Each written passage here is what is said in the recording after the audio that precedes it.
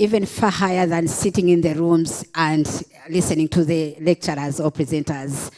The second thing that attracted me or worried me is the unemployment rate, and mostly for the young ones, for the youth, which I kept thinking about myself, and I was like, what could probably our pension entities could do to try and probably do something that can interest, would I say, people to love or to be interested to go for early pension so that we can leave the space for the young ones. That was my takeaway, and I was like, should we take time and discuss about this? Thank you so much. Thank you very much.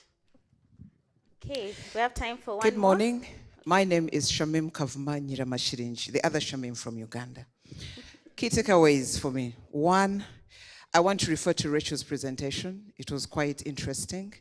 And having been an HR for some time, the only thing I was missing as she was presenting is connecting the dots on how I connect people. And then the other is the fact that I'm no longer afraid of the math. So now when I was having a conversation, key takeaway, which was very impactful immediately for me yesterday, is that I was looking at budget. So I was speaking to my CFO yesterday, and he was wondering what happened. I was not just speaking numbers. I was speaking impact. He was like, let's put the video on. Let me see where you are. I'm like, Mukulu, where I am, it's impact, not just numbers. So that was a key takeaway for me. And I think also the other thing that I also really hope hit home for many of us in the room is the fact that as human resource people, we must continue to elevate ourselves. And I think this stood out for me with the presentation from the president of CIPD Nigeria. The fact, if we do not continue to elevate ourselves, this is what I have seen. I'm a trainer, but this is what I have seen, and usually I train older people who look at me like a young one. Older people, in my local language, we say, you do not want to elevate yourselves. And because you don't want to do that, you keeping the young ones behind. That's why they are a threat, because for them, they have been intentional. So I really hope that also hit home for all of us, that we must elevate ourselves. It's the only way we can thrive in this space. Thank you. Thank you so much. A round of applause for all of you. So as I conclude, together, we can ensure that HR remains at the forefront of Africa's journey towards sustainable development and shared prosperity. Thank you very much, and I look forward to continuing that journey with you, even till the next Africa HR Summit. Thank you.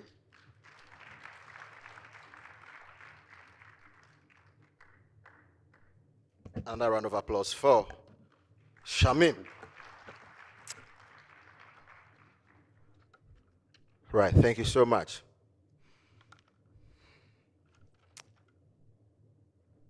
I think I left.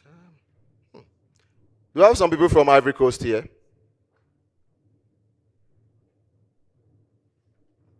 Okay. Oh, wow. Let's appreciate our team from Ivory Coast. Thank you so much.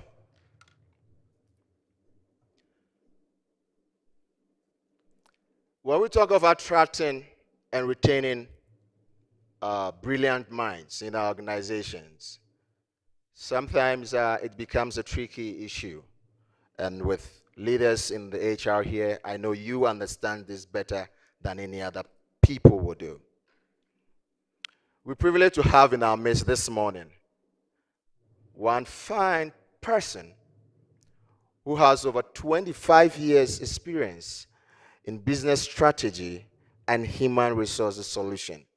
So whichever dimension you want to pass in relation to investing in human capital, you will not miss this name. And if you are from the eastern part of Africa and you've not come across this name, then I'm not sure you are aware of what is actually happening around you.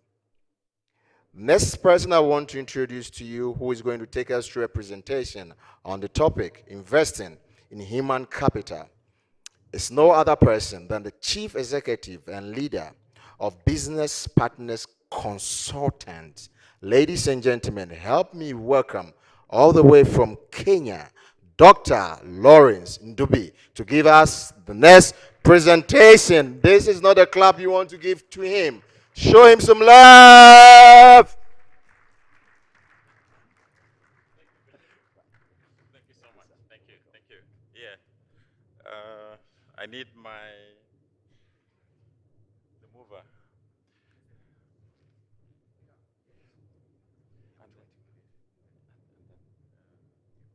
Am I able to move around? Okay. Right. Good morning.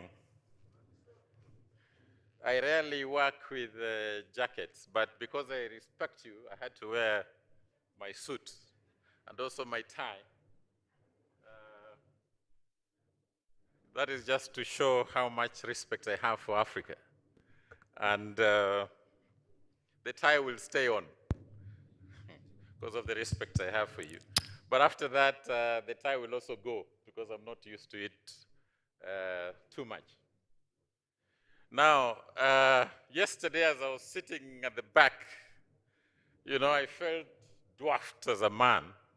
So I want to start by saying, hey, man, men in the room, how are you? How are you, man? Yesterday, everybody coming out here was women, women, women. And you know, guys, us as men, if we are not careful, we're going off. Dr. Lawrence, you've taken off your suit already. Absolutely. All right. I've taken off the, yeah? So I'll move around just like my other colleagues yesterday. Now, so really I want to appreciate men. And for the ladies, you know you are the one who gives birth to us. So it's obvious. So thank you too. Now, the second thing as I start this, the pepe, the whatever from Nigeria, the land of gold from Ghana, mention it. So we are very excited. I had an opportunity to work for Unilever, and I was the vice president for Africa and Middle East. So I was fortunate to go to each and every country. So I know Africa. Now this topic, while the slides are there, with 33 years of experience in business, what do you expect? You don't expect me to just follow the slides. I think it's more of my experience. So we have standards that at the end of the day, HR profession must use. We have now enacted 36 standards in Kenya. And I think there should be a topic one time where we're just talking standards. Now, looking at this subject, let me just get my direction. This is on. It's not moving. And yet it's on. Can I get some help? It's not moving. Oh, now it has moved. It's taking very long. Or where I need to point somewhere. Okay. Okay, guys. I just want to summarize this subject of attracting and retaining talent. And I'm not going to talk about just bodies of people. I'm going to talk about skills, I'm going to talk about competencies, and I'm going to talk about experience and knowledge, if you like. Now, the focus for any organization, and when we talk Africa, for me, I'm going to summarize our need. I'm going to summarize it in one chart, which was about even the HR transformation. And by the way, going back to the aspirations for Africa, Madam Representative of the Africa region, there's an aspiration number 6, which again is actually talking about people-driven, and we are talking about women, youth, and what? Children. Please include men. I was forgetting to say that point before, I can move on. Now, so when I look at this area, any business is there to grow. Any business is created to make sure that it is growing in its impact. So anybody who comes into a business, I am of the firm belief that this person must be able to have what I normally call analytical skills. This is what creates a growth vision. This person must be able to drive that growth. This is what I call business motivation. This person must be able to build commitment to that growth, hence the people skills. There's no business or there's no organization that does not think about tomorrow, that does not have that purpose. So, let me just find out any HR person who is here and they have no purpose for HR as a function. I'll be very surprised if I see the hands up. My summary is why we exist and what Africa must do as far as human capital is concerned. You guys know that HR, we have shifted from, I just want to move this quickly because I'm going to have limited time. HR has moved from a pyramid to a diamond. And what do I mean by that? I simply mean that we have reorganized human resources to make sure that we are focusing on adding value. The space where we are, we must add value. And what is this value? It's about organization performance. It's about individual performance. Hence, this transformation. Now, if you look at the pyramid side, you know, we were full of transactions and administration. Performance was little in the middle there. Strategy was little there. Now we have pushed our HR transformation, and I'm glad I was part of the global team. We were 7 from Africa who really took time to make sure that we evolve HR in the right way that it should be. So if you look at this, it is about performance management. Can you see how performance management block comes out? A 40% from a 25% before. Strategy moves from a 5 to 20. Transactions and admin, this collapses from a total of nearly 70 to just a 40. We're saying every area is important, but where is our focus? Performance. And guys, you talk everything about HR in your organization. You are there to ensure performance takes place. That is the focus. Whatever else you do around strategy, whatever else you do around transactions and admin, it's about achieving the organization objectives. So Africa, don't say too many stories. It is about our productivity in Africa. If it's about productivity in Africa, then what are the initiatives we need to be taking to ensure that our skills, our competencies, everything else is up there? I mean, I've traveled around the world, and sometimes I go to a Chinese factory, and I'm just shocked, even at the way, the dexterity, the way, you know, the human skill is moving things around. And in Africa, you find it's taking 5 minutes to move an item. This is about productivity. So let's not kid ourselves. This is the essence of human capital management. Let me just show you a brief clip and tell me when Africa will ever come to that stage. Let's have the first clip, please.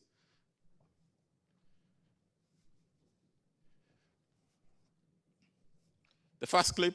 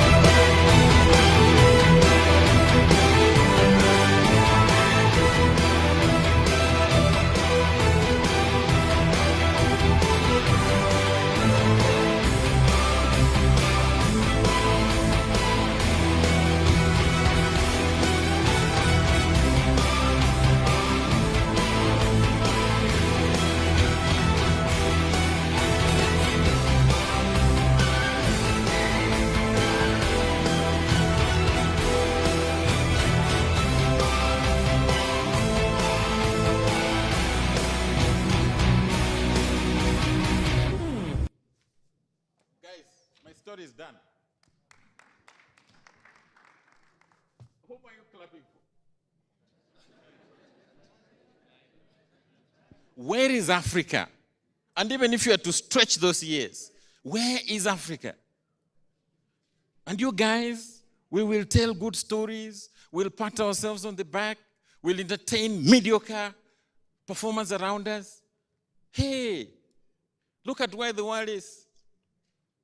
Then, oh, you guys from South Africa will come and say, wow, we have the gold, we have the minerals, we have everything.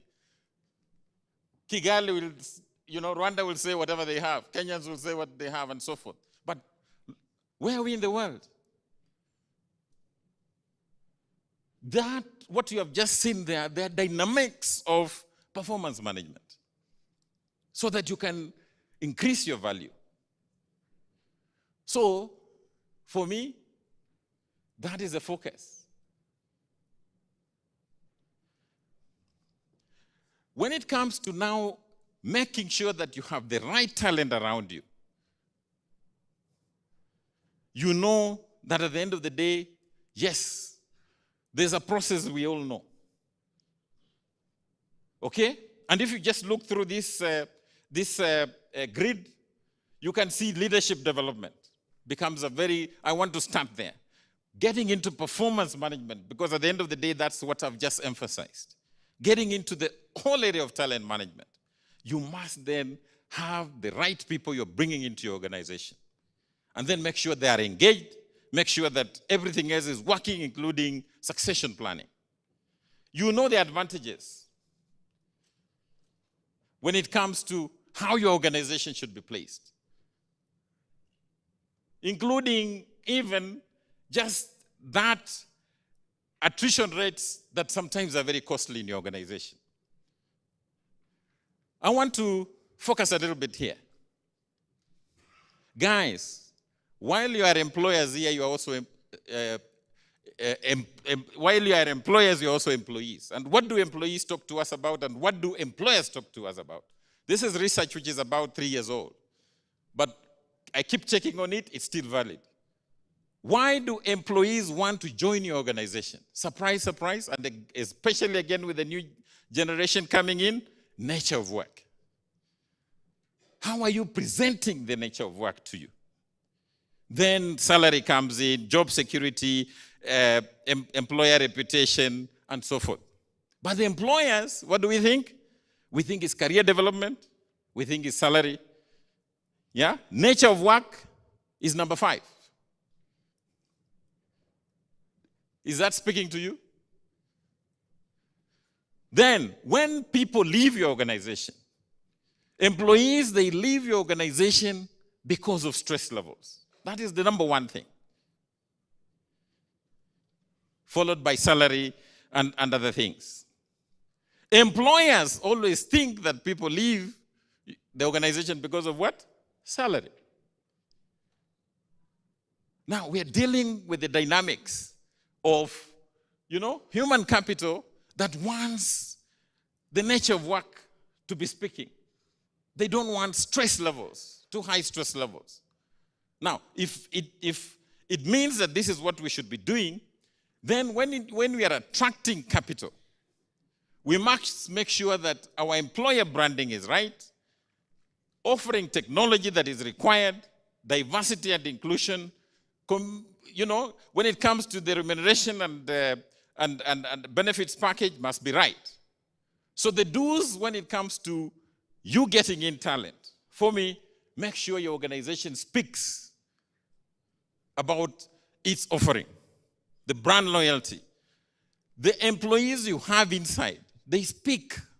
Word of mouth is important. How they feel, how they are seen, the inside out. And for heaven's sake, you can't do everything. You guys in the current generation, there are so many human resource consultants and partners that you can partner with to do a good job. Now, we fail again a lot of times in induction and orientation. People leave just because there was a poor induction. There was a poor orientation. Coaching and mentorship, we touched on it yesterday. Very, very important as a promise when it comes to people coming in. But guys, while we are now in the space of the traditional attraction, hey, interesting. The open talent economy has landed. And it's happening. Parts of South Africa, parts of Kenya. The developed world, this is already happening in terms of the talent open, the open talent economy. Now, what is now happening is that access to talent is more important than owning that talent. And don't be surprised if today you have an employee who is going to work with 2-3 organizations. Access to talent, not ownership of that talent. So, if this is going to happen, I just want you guys very quickly, and I want to focus on the fourth platform for talent. The fourth platform for talent, you have the normal things, which the internal side, the partnerships that you can create. But I want to talk about freelance, crowdsourcing, swaps also you can swap. Now, on your phones, just quickly check what is freelance.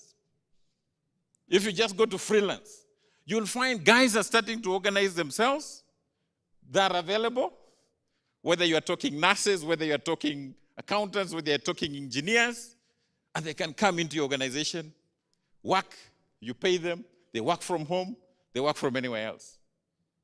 Access to talent, not ownership of talent. And some of you guys out here, when it comes to some of your strategies and so forth, you're building big offices right now.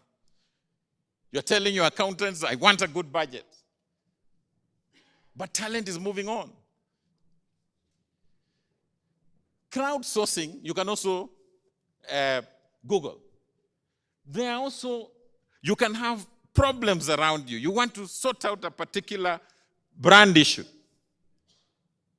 You don't bring in an individual. There's a group organized where you take your problem to, with the confidentiality is required and so forth.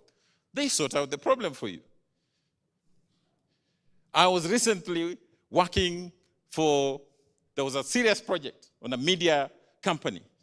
Media industry is really suffering today. But some of the things we did, we didn't need to bring people, employ people, sit there. No, we went into freelance. We got people who came and sorted out certain things. We went into crowdsourcing, took some problems there. They worked, and it's interesting how they form focus groups, they discussed your issue, they research for you, they come back and give you a solution. So, the open talent economy is seriously hitting the marketplace. And that is why, with what Rachel said, I just want to add on a few things as leaders that we must really, really make sure that we are driving. Authenticity, you saw it. In the middle is what? Purpose. Authenticity, Rachel talked about it. Resilience. How hard are we at it? Because we have this purpose to achieve. How are we making sure we marshal everybody around us? We are aligning everybody around us. How are we making sure? And in my organization, sometimes I ask guys to come for a meeting at 6 o'clock in the morning because of resilience. We want to sort out the matter. Anybody telling me I'm used to coming at 8 o'clock, then too bad for me. Or too bad for that person. Adaptability, it is the order of the day. The world is moving. Systems thinking, connecting the dots. We must know what are the insights and what more must we be doing. And of course, results, which is all about performance. Now, so when I'm attracting my talent, and eventually I want to keep it, a lot of you guys are wasting your time with a talent that is down there. Low performer, inconsistent performer, the 1, 2, 3. And some of you guys, I come to your organizations and I wonder, The talent you must focus on is the talent that is achieving for you. The number 5, the reliable guys, and then you go all the way, to the 7, 8, 9. These are the guys in the 4 and the 6. Yes, you can work on them to see how they can improve on the scale that is weak. So, talent, when it comes to the people you see in your organization, you must differentiate them. And that means performance. The area I emphasize, performance management, performance enhancement, all the time. And then there's a system of making sure that this is done. And in your organization, for heaven's sake, don't come and tell me that everybody is performing. Even when people are performing, you can rank them if you have a robust performance management system. So only 5% in the very top, 5 to 10% in the 7, 5% in the 8. These other group, the number 1, 2, 3, the faster they move out of your organization, they give you oxygen. The more they're staying in your organization, they're blocking oxygen for the organization. I'm telling you for a fact. And these organizations we are in, they're not marketplaces. There's a purpose for these organizations. But when we delay in making decisions through the right process, through the whatever, then it is us who are destroying value. Now, so some of the things when it comes to retaining talent is concerned is that we must have meaningful work. That nature of work is very, very key. Career development, continuous learning that we talked about yesterday. Positive work culture that we talked about yesterday. I've worked with Unilever. I've had my experiences in AMREF, in Aga Khan, Evercare now, BPC. I will not forget great people I had relationships with. And I will not forget the results we created. But hey, if you ask me how much I was being paid, I will not remember. I was happy because of relationships I had and the positive results we were creating. So this business of, again, wasting your time that you want to create everything and everything around so that people are happy. Sometimes, the HR people come to me and they are creating a whole list of things they want to do. I tell them, go back. These are the only 2 things I want to see. Invest in relationships that are positive and the results for your organization. You will be happy.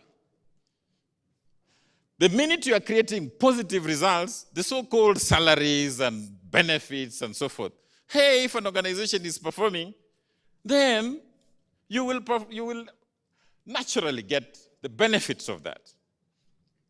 Now, leadership, we talked about it in terms of the leadership culture. Let me not go again too much into that. You have the charts. Yeah? Building the pipeline for leadership, very, very key. And that is why the chart I showed you there in terms of talent pooling, especially identifying high potential employees, succession planning, very, very key. So, if I go to the do's, if you are retaining talent in your organization, the world has moved on. We're talking digitalization, we're talking everything else. Provide technology. Everybody, even the baby boomers, they are all work is around technology.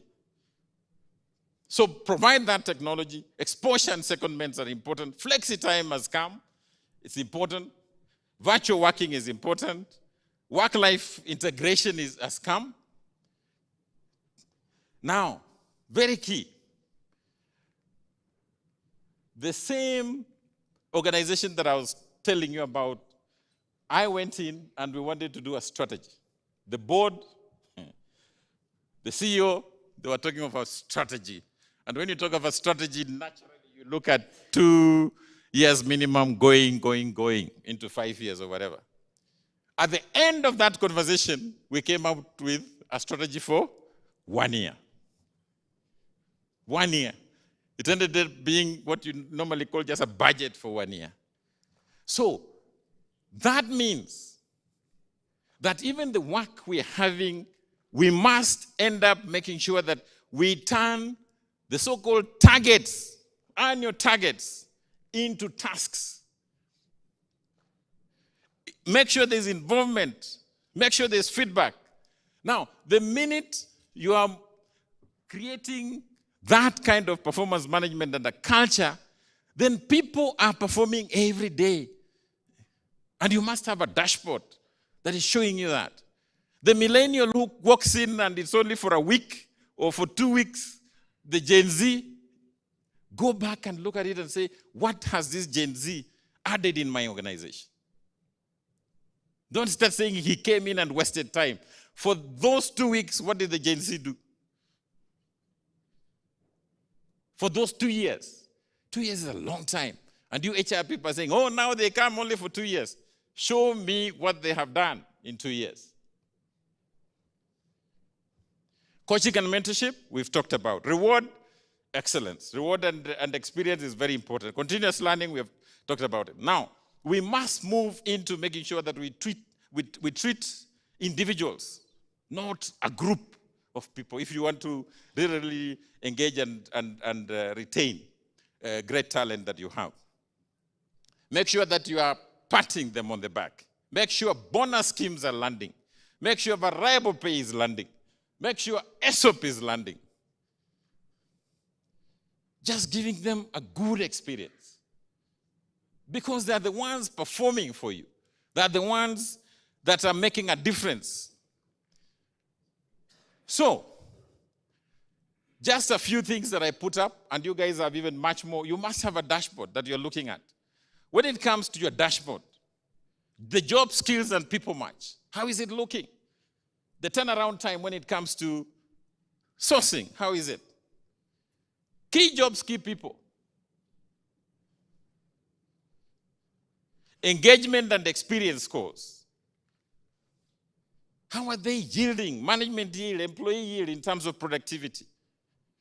NPS score, very important. Can they recommend your organization to somebody else? Regretted lost turnover. People you wouldn't wish to go, they have gone. Why? That is the conversation you should be having. Not everybody else who has gone. Succession covers. How are you making sure, that for key jobs, you have a succession cover? Now, when it comes to key jobs, key people, create all the experience that is necessary to retain those individuals. And I just want, especially when you know your people, I just want to show you, even it's not far, key people who are holding key organizations in one of my organizations that I lead. We took as good as an Asia tour. And let me just please play the second clip so that we can see. Oh my God. Wow. Wow. And what's that? That's just the cloth. You should tell us. Is it coming from the Dead Sea?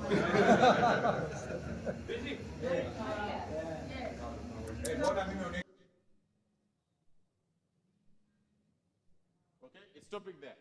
But that's fine. Guys, you'll ask me, what happened? How did you take out all your key people on a trip?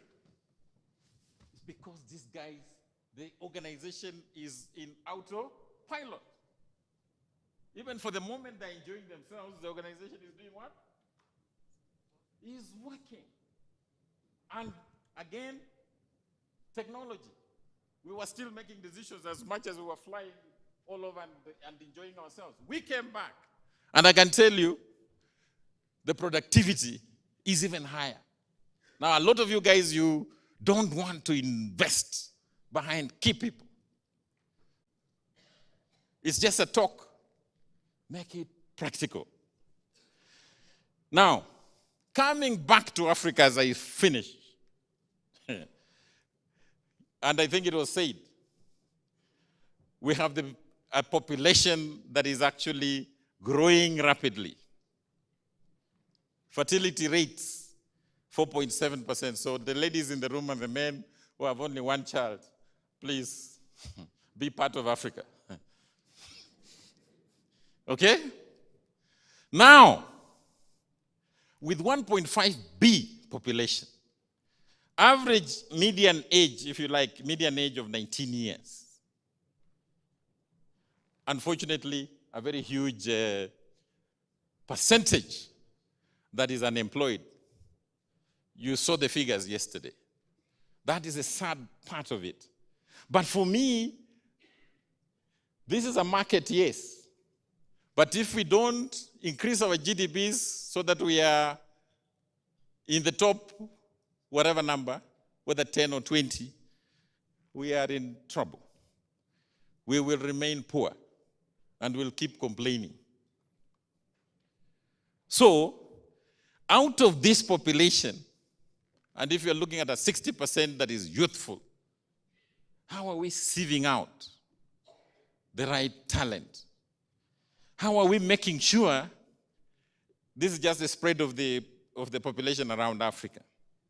By the way, West Africa, I thought you guys were more than the East Africans. We beat you, eh?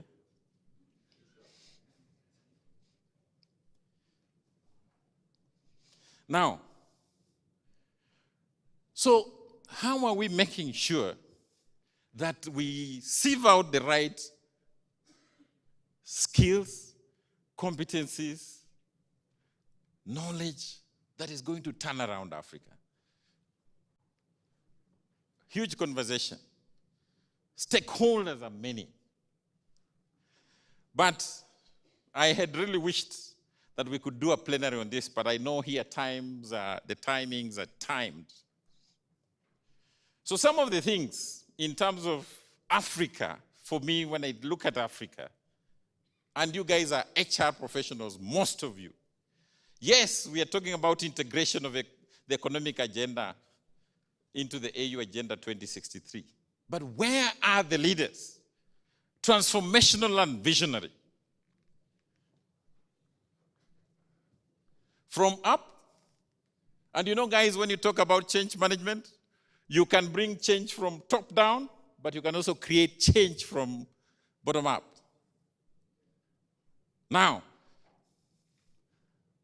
if you guys are going to be living here and you say, you know my president, you know the cabinet, you know, and some of you hold very, very, very big positions. Now, there was a minister here yesterday, the Rwandese. Have you guys even talked to this minister to say, please tell Kagame, you guys, we are going to come in, we want to give you an induction of people management, and we are going to make sure that, you know, you are part of us. You are very close to your minister. In Kenya, the bodyguards will be too many around the minister, you will not even talk to him. Now, some of the things we need to do is bring HR to these presidents, to their cabinets.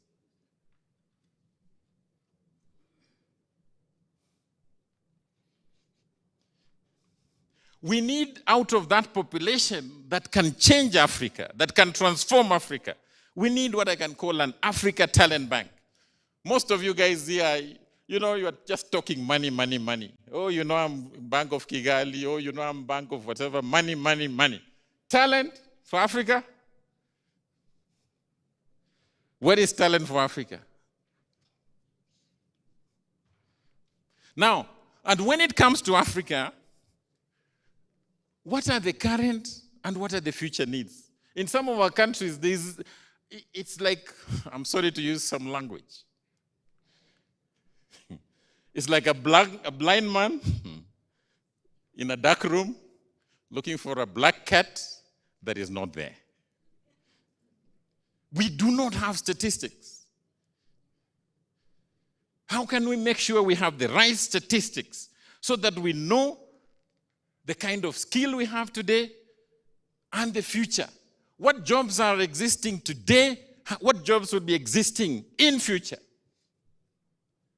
Then Africa, if we go to this level, now I know that if I went around here and I talked about every country that is represented here. You guys are very proud of the so-called, what do you call the people in abroad? Diaspora. You know, hey, Kenyans in the diaspora. Hey, you know, Rwandese in diaspora. Oh, you know, Nigerians in diaspora. Cote d'Ivoire, people in diaspora. Guys, stop using that language. Countries that have planned their human capital properly, they have created a scheme, and they have accepted it, and they know whom they're channeling out there, and they know whom they're using. If you go to India today, there's a scheme called NRI. It's a travel company. You want your employees to be safe and saving the time to come to work. Please partner with them. They have really beautiful cars, car rentals. Shout out to Dagote Group from Nigeria. When I say that name, you should be knowing what I'm saying. The biggest in Nigeria. Thank you, Mr. President. Biggest in Africa. Yes, point corrected. So you want to connect with him and all people around them, then you will know what money means. Shout out to CIPM of Nigeria. I feel like Nigeria is owning Africa. What went wrong? What's up? Yes. Oh, shout out to Styles by GK from Kigali. They do watches, beautiful watches. Also, for your information, most of these are out there in exhibition, so you can check them out, see their products, have their contacts. I mean, learn, sharing is caring. Last but not the least, our beautiful host, Kigali Convention Bureau. Shout out to them. They make sure everything is on point. Did you like Kigali, those first-time people who came in Rwanda? Did you see the cleanness? Beautiful smiles? Beautiful people? You're yet to see them. So we have beautiful smiles, beautiful people, beautiful mountains. Literally everything is on point. So, and we have free visas. So in case you're not okay with your country, please come. Please, please. You don't have to be not okay with your country. You just need to love us. We're open. I mean, Rwanda is open. One HR, one Africa. One Africa. One Africa. Okay, so the last announcement, I'm going to pass it to my colleague Amina. That will be the last announcement. Then we break out for coffee break out there for 30 minutes. Then we come back. We have an amazing day. Trust me. You want to know, oh my God, I can't tell you the people we have on the panel for the next session. They're amazing. And I can see them here in the room. You're going to be amused. Amina, do you have the mic?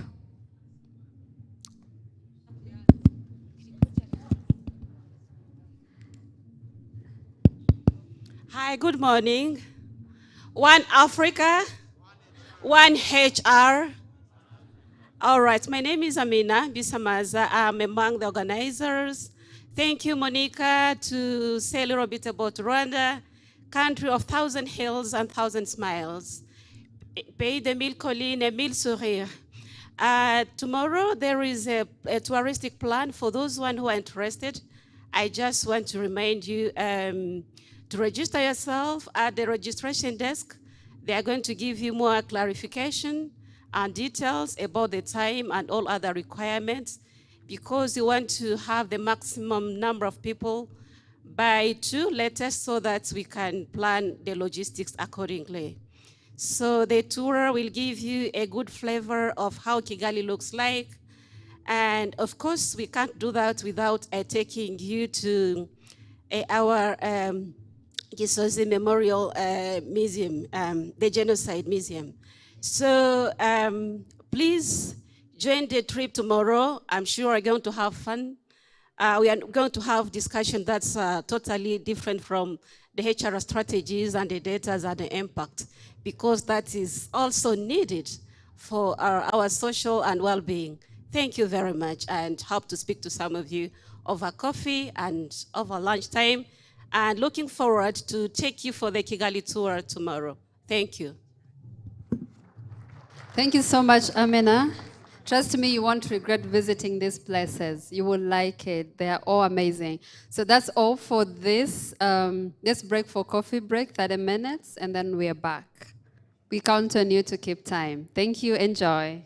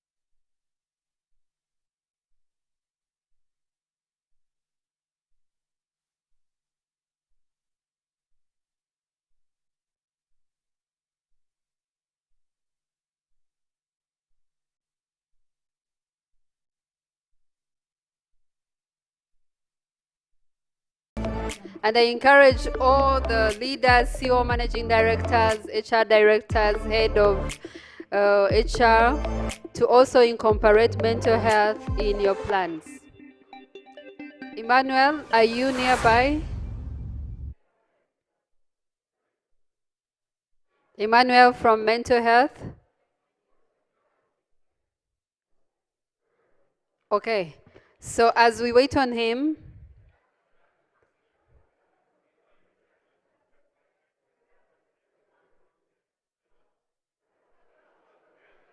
Mr. Osegun, are you ready?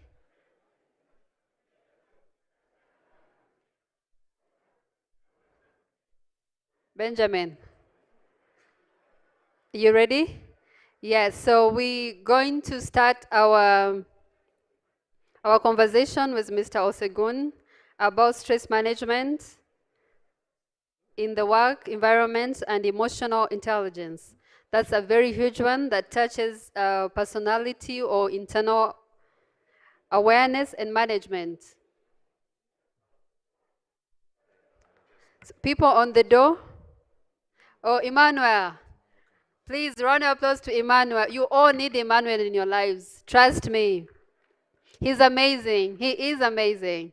And they have yoga classes every Wednesday. Mental Health Hub. That is free information if you're only here to hear. Round of applause to Emmanuel. You will like him as you did yesterday. Oh, I need another mic for him. So you will respect him and kindly follow his instructions. And this exercise would directly take us into the presentation. Another mic, please.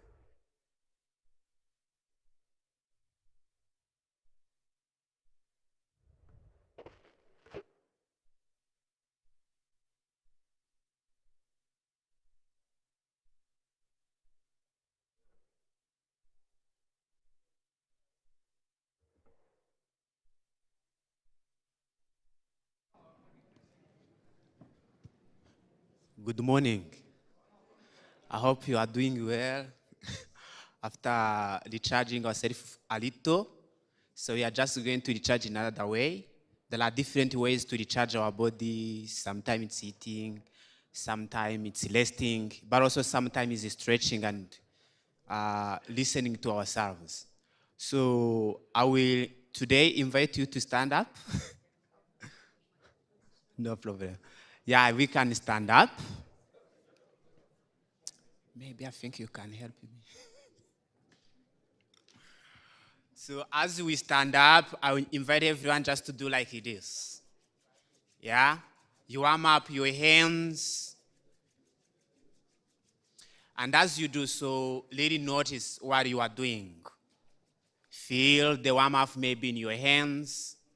Maybe you are starting to feel tired, but we didn't do much. So be aware and notice just what is happening. Then separate your fingers like this. Squeeze your fist. Separate your fingers. Make your fist. Separate. Make your fist. So then we breathe in, we stretch. As we breathe out, we contract. As you breathe in, you stretch. As you breathe out, you contract. One more, you breathe in, stretch. Exhale, you contract. Then you rotate in your list, slowly and gently.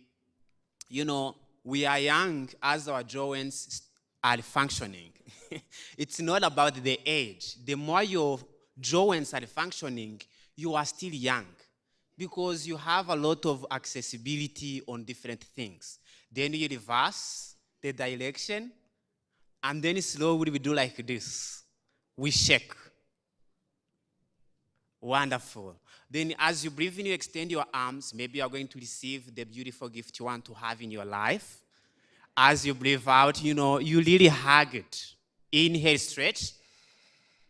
Exhale, contract.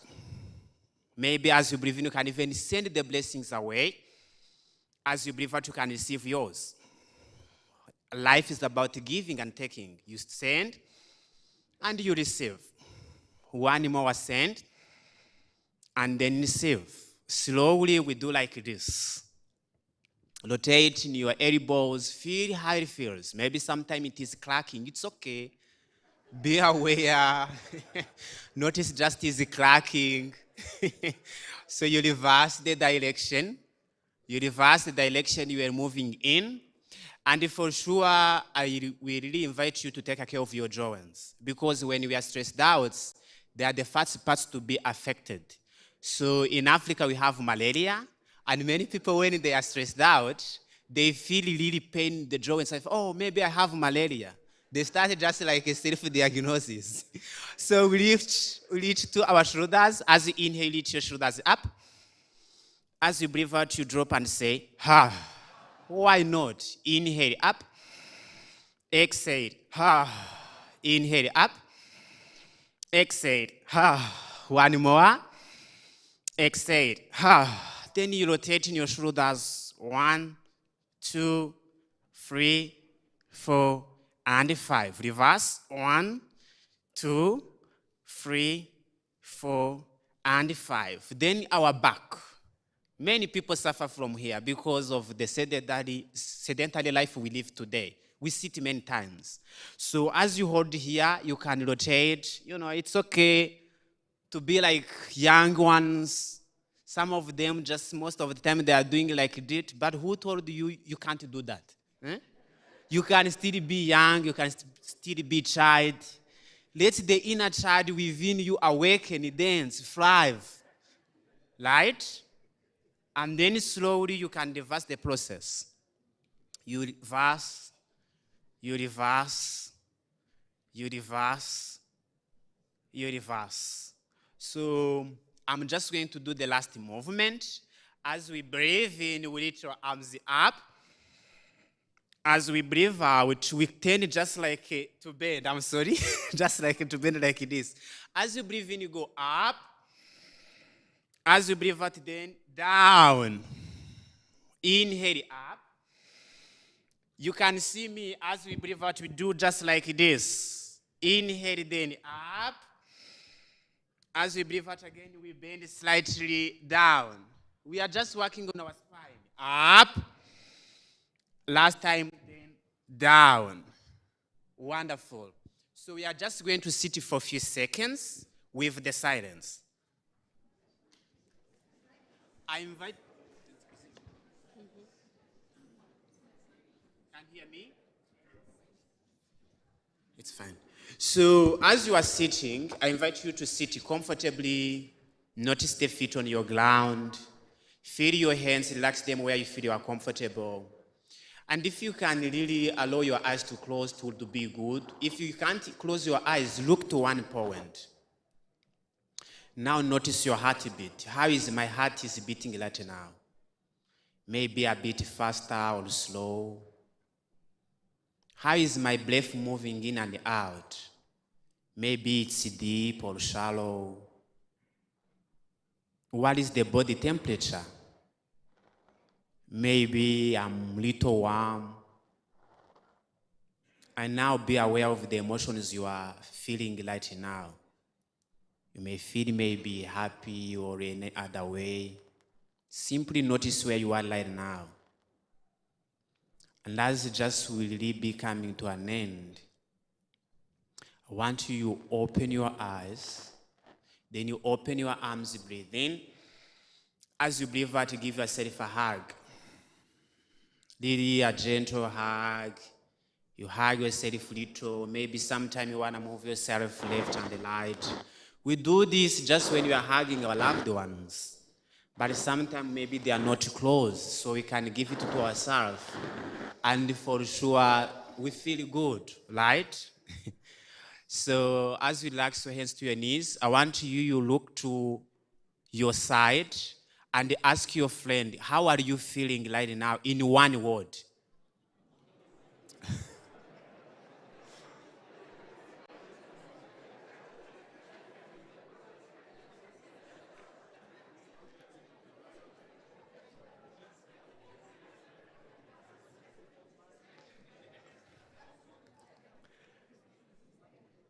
So as we are then coming to an end, I want you to give a high five to your friends for, taking care of themselves. High five. Thank you so much. Thank you so much. A high five to Emmanuel. You all need Emmanuel in your lives. And some people, it's really hard to close their eyes. And some are really hard to hug themselves. You're single, hug yourself. You're in a relationship, hug yourself. Yes, let me pass it to Benjamin and welcome our speaker of... Hi, can you hear your heartbeat? Are you sure? Good. All right, so people in Kigali or Rwanda, I want to take this opportunity so that everyone here give them a round of applause for me. Now, I drove past town. I got to a zebra crossing. Now, before the person moved over the zebra crossing, every vehicle stopped. Can this mic come on?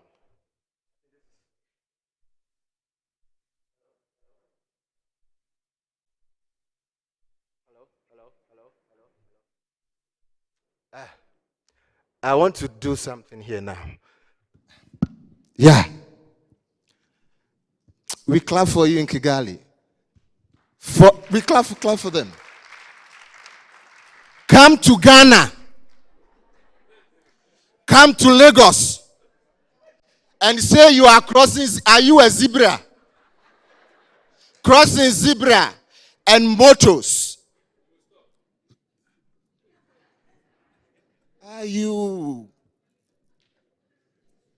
And I saw that and I was so happy. I saw Emmanuel doing, breathing out. Lagos. Wasting time. Breathe in. Breathe out. Okay?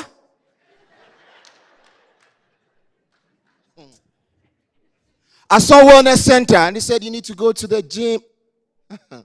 We are climbing the bars whilst it is moving. And isn't that more than gym? I love you people here. I love people in Kigali. I love people in East Africa. You're very, very health conscious. I love your weather. Back in Accra, by this time, the sun is waiting for me. So I'm taking all the cold weather to Accra. So Rwanda, if you don't feel your cold weather again, I'm the culprit. There isn't any person here better to do this next presentation than this man I'm going to introduce to you. When you come from the western part of Africa, one of the words or phrases you want to understand, or you really understand because it becomes part of you, is stress. Hello? Are my people here? We from the West, we understand this so well. So if you're going to have somebody coming all the way from the West to take you through this topic, I think you need to give it all the seriousness you need to, because he's from it and he's coming to share with you what it is. This next person I want to introduce to you, I want to bring to the podium to give us the next presentation. Way back in 1994, he did a wonderful thing by co-founding an organization with a wife. Not that alone, he is also a fellow of the Chartered Institute of Personal Management of Nigeria. This wonderful person I'm going to introduce now is that person who takes a no for an answer. This next person I'm going to introduce to you is that person who has actually reinvented the cartoon world into real life, such that when he meets a wall, he's able to create a door, and you go through it. He has bulldozed his way through the work field.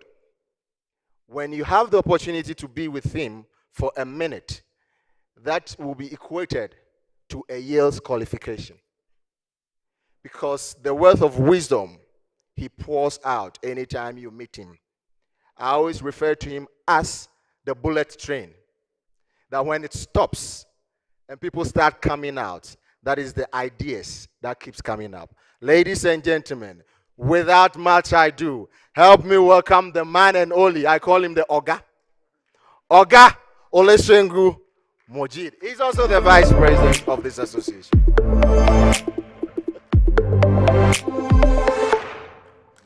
Well done. Thank you very much. And this is still morning hour. Good morning, everyone. I need the prompter, ladies and gentlemen. I need to move my slide. Thank you very much. Okay, let's look at this. Thank you. Yeah. We do this a lot. And this morning I was still talking to the president of AHR, said that protocol is something our profession we take seriously. I know that a lot of people think that Nigerians will stress you when we come around. It's only, we don't stress you, it's the way we were brought up. So I want to greet our president in AHRC, Mr. Raj. I'm glad to be your vice any day. Your good vice, yeah. And of course, the chairman of the Rwanda HR Management Organization, my dear friend, Steve. Steve was in Nigeria in 2023. During our conference, that was huge. Now, having greeted, I am the immediate past president of CIPM Nigeria, so I have my boss seated right here. That is protocol. The current president is the man in charge. Ahmed Ladan Gobri, my dear good friend, you're welcome. Incidentally, we've known ourselves almost 40 years back, practicing HR. So for him to take over from me is just natural. So the rest of us, I want to say thank you, President of National Associations. I can see another IPP seated there, and the rest of us. And my brother, Dr. Lawrence, who spoke earlier this morning, I greet you. You have made my job easy because I'm going to skip some things from my slide and see if I can do this in 30 minutes, and then we'll bring in the next set of people. Yeah, let me quickly say this. Let me say this. I love doing this up front. It's called vulnerability. I'm not here because I know more than any one of you. I just want to share some things you may have forgotten along the line. So just to bring it back in you, of course. It may not be as interactive as possible because of timing, but you can see me. I'm here till the end of this program. You can pull my shirt. Maybe you disagree with me on anything, and we'll talk about it. And lastly, ladies and gentlemen, when I finish, you have your say. That is the power of the mic, the one who handles the microphone. Okay. Once again, I want to say thank you, AHRC, and I want to tell all of you that please tell your nations, because we have a lot of countries represented in this room. Tell the HR people in your country that this is the only one recognized HR body in Africa. Let us, the door is open. It's not a one-man show. Please let them come on. And then there's SoundView there. I have 2 video clips in my presentation. It's courtesy of our partners in the US. SoundView Executive Book Summary. I'm supposed to cover all this. Don't bother yourself. We'll see what we can do about that. However, why am I standing before you? Number 1, understanding stress and its impact. Number 2, to recognize the importance of emotional intelligence. I know some of you call it EI, but where I come from, we call it EQ, just like you have IQ. Develop effective stress management strategies. Number 4, enhance emotional regulation skill. That is very key. It's a skill. It's one of the skills of emotional intelligence, self-regulation. Number 5, foster supportive work environment, because we are HR people. As we go back, please apply knowledge through practical exercises, and of course, we commit to continuous improvement.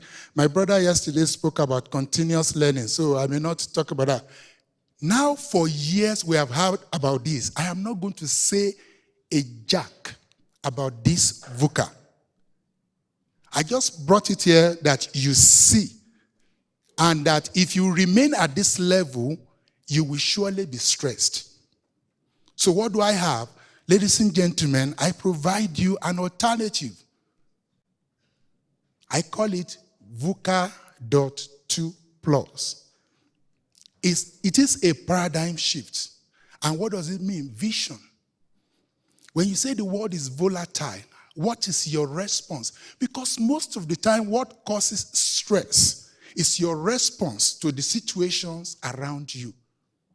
You respond. Have you not heard that people perish because of vision, because of knowledge? Even somebody said, the vision should be made as clear as possible. And this morning, somebody spoke about purpose. When we talk about that, and for you, what do you have? Understanding. Spend time to understand the situation. Some of us, we've traveled 4.5 hours to get here, or more. What were you doing while you are in the plane? Life has become so easy. A lot of books these days, they come in 4-page summary, 8-page summary, and so on and so forth. Understand the situation we are in, whatever the situation may be, because there is no problem without solution. And of course, how do you see, instead of complexity, let's bring clarity to situations. Do not speak in jargons. Make it very clear, make it very plain to your team members. Somebody said, if you cannot explain it in a language I understand, it means you don't know it. And of course, how do I respond? To the A in VUCA is agility. And under agility comes resilience, responsiveness, comes responsibility. For those of us who have breweries around us, there is this saying, drink responsibly. I have added mine to it, enjoy responsibly. Travel responsibly. Speak responsibly. As HR practitioners, I have done this by the grace of God for close to 40 years. We are the epistle that people read. We should lead by example wherever we are found. And of course, agility has to do with responsiveness and so on and so forth. Let me move on quickly, ladies and gentlemen. So I'm sure the slides will be given. I'm not going to go too much into this. All this we've been talking about since yesterday: technology, multi-generational work environment. I think we are about 5 now.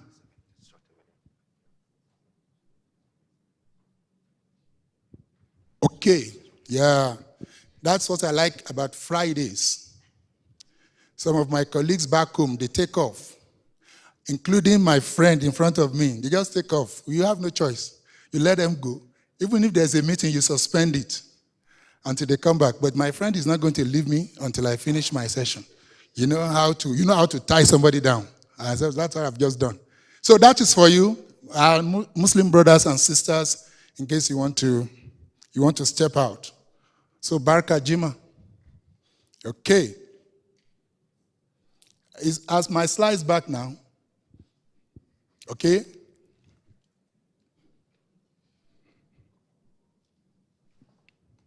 Okay, thank you. So we've been talking about this since yesterday, multi-generational workforce, and the CIPM president said yesterday we are Gen B. It's okay.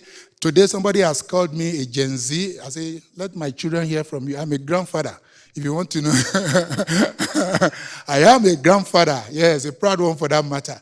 And of course, we've been speaking about all this. Yes, when you get the slide, you go on with that. Of course, we all know there is good stress and there's bad stress. I'm moving into the session proper now. The good stress, again, is another word for it is eustress. I don't know how many of us have heard that before. And of course, you can Google that definition. That's why I love this session. That is the WHO definition of stress, a state of worry or mental tension caused by a difficult situation. It explains the natural human response that prompts us to address challenges and threats in our life. In other words, before you know it, stress is good. It is when it gets to the extreme that it becomes bad. I'll be shocked. Anyway, with the kind of thing we've been seeing on the streets of Kigali, I do not think people around there are stressed at all. In fact, you call Coach Emmanuel to come up. He's coming to do exercise for us. It's like the guy is walking backward. Just to show you how unstressed he is. He's walking. In Nigeria, they will say, Shebi, you are a very, very fit person. Oh, God, please jump up here. Okay, ladies and gentlemen, how do we manage stress? Everyone experiences stress. Do not forget that. To some degree, the way we respond to stress, I said this earlier on, makes a big difference to our overall well-being. The overall goal is a relatively positive change in managing our stress. That is why I'm here. I'm not a medical doctor, but I have had to do this. I'm sharing experience. I was telling my table this morning that I'm being stressed already. I told them the reason. Optimal balance between stress and emotion, that's why I'm here. Yeah, 2024 World Health Day summary. Number one, mental health and work are closely linked. We can no longer ignore it.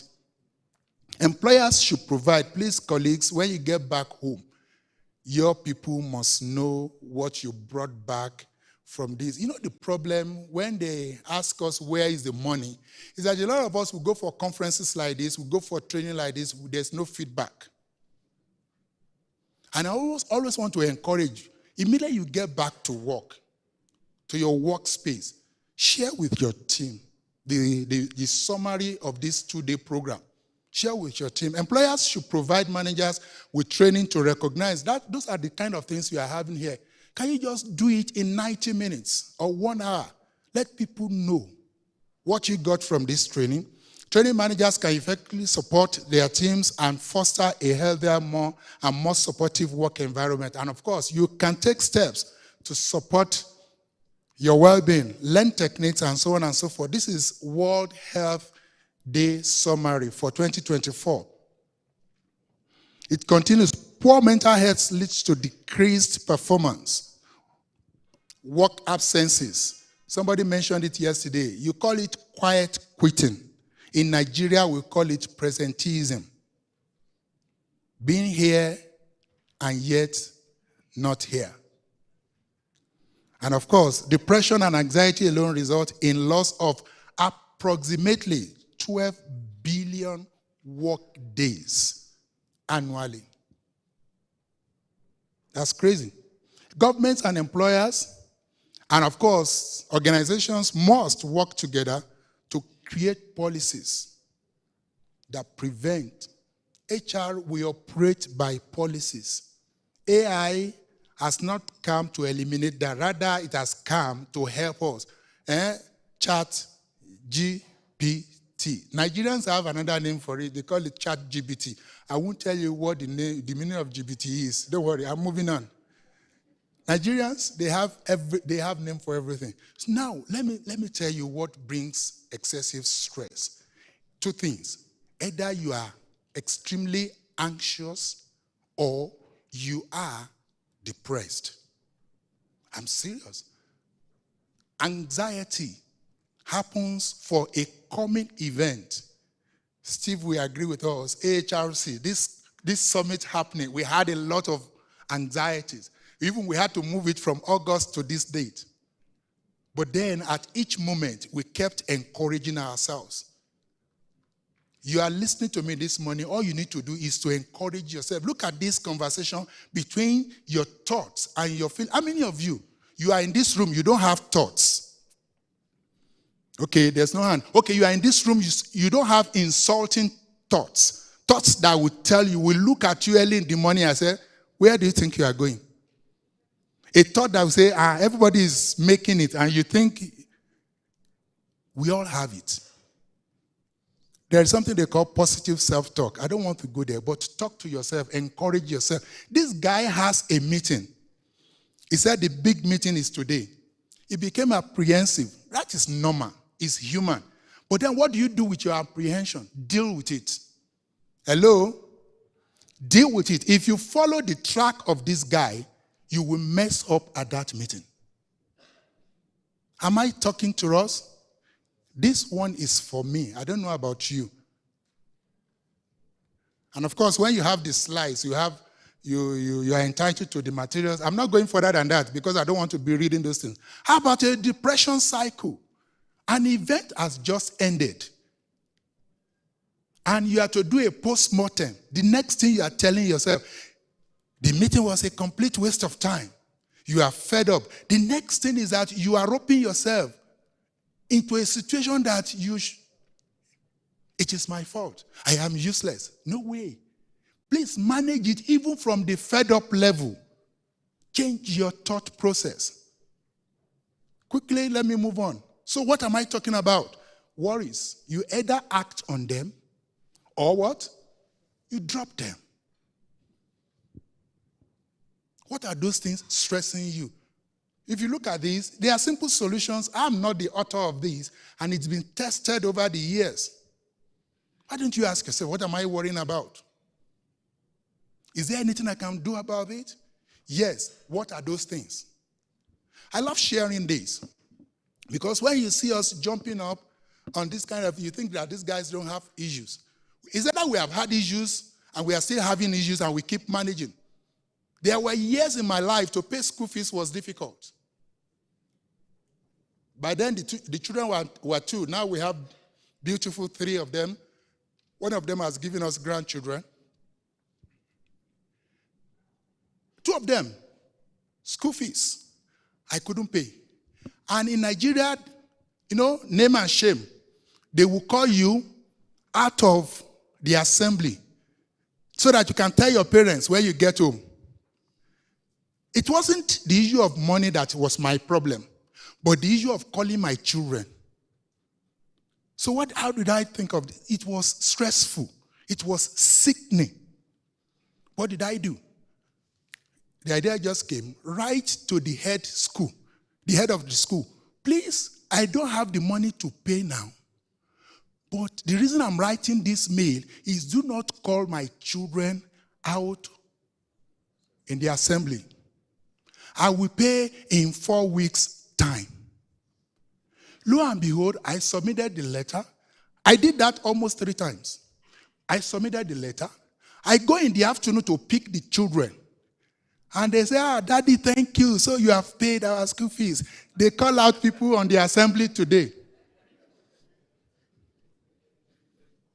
That was my aim, that they will not, that was my stress point, to call them out. So please, I don't know what your stress points are. Everything has a solution. Those people who couldn't pay, for you to know, those people who couldn't even pay those small naira amount for years ago, they ended up schooling abroad. with now thousands of dollars as tuition. Are you listening to me? Don't overstress yourself. Don't worry about this. We are linking it with productivity and what could cause stress, the nature of work, the workforce, and the workplace itself. Employee well-being, mental health awareness, and care are now being infused in shaping the employee experience. Everyone reacts differently to situations. Don't put all of us in a box. Please Google this. I'm not talking about it. We move on quickly. My first video is coming up. Yusuf, you're with me. You did excellently yesterday, responding to emotions in the workplace.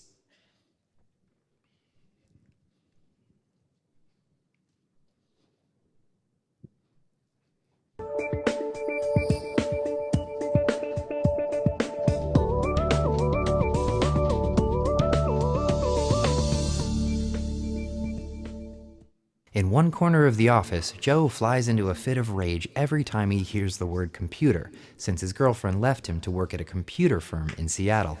On the other side of the office, Marie breaks into tears every time she looks at photos of her recently deceased cat.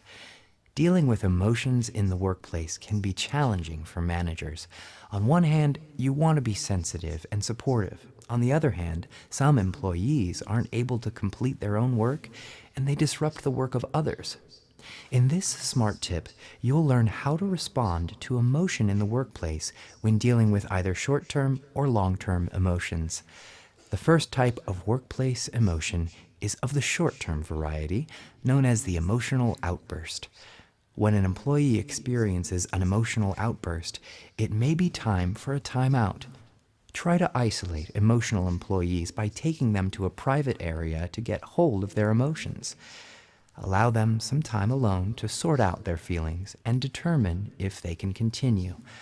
If they're too upset to work, allow them to leave immediately and address potential repercussions with them privately at a later time.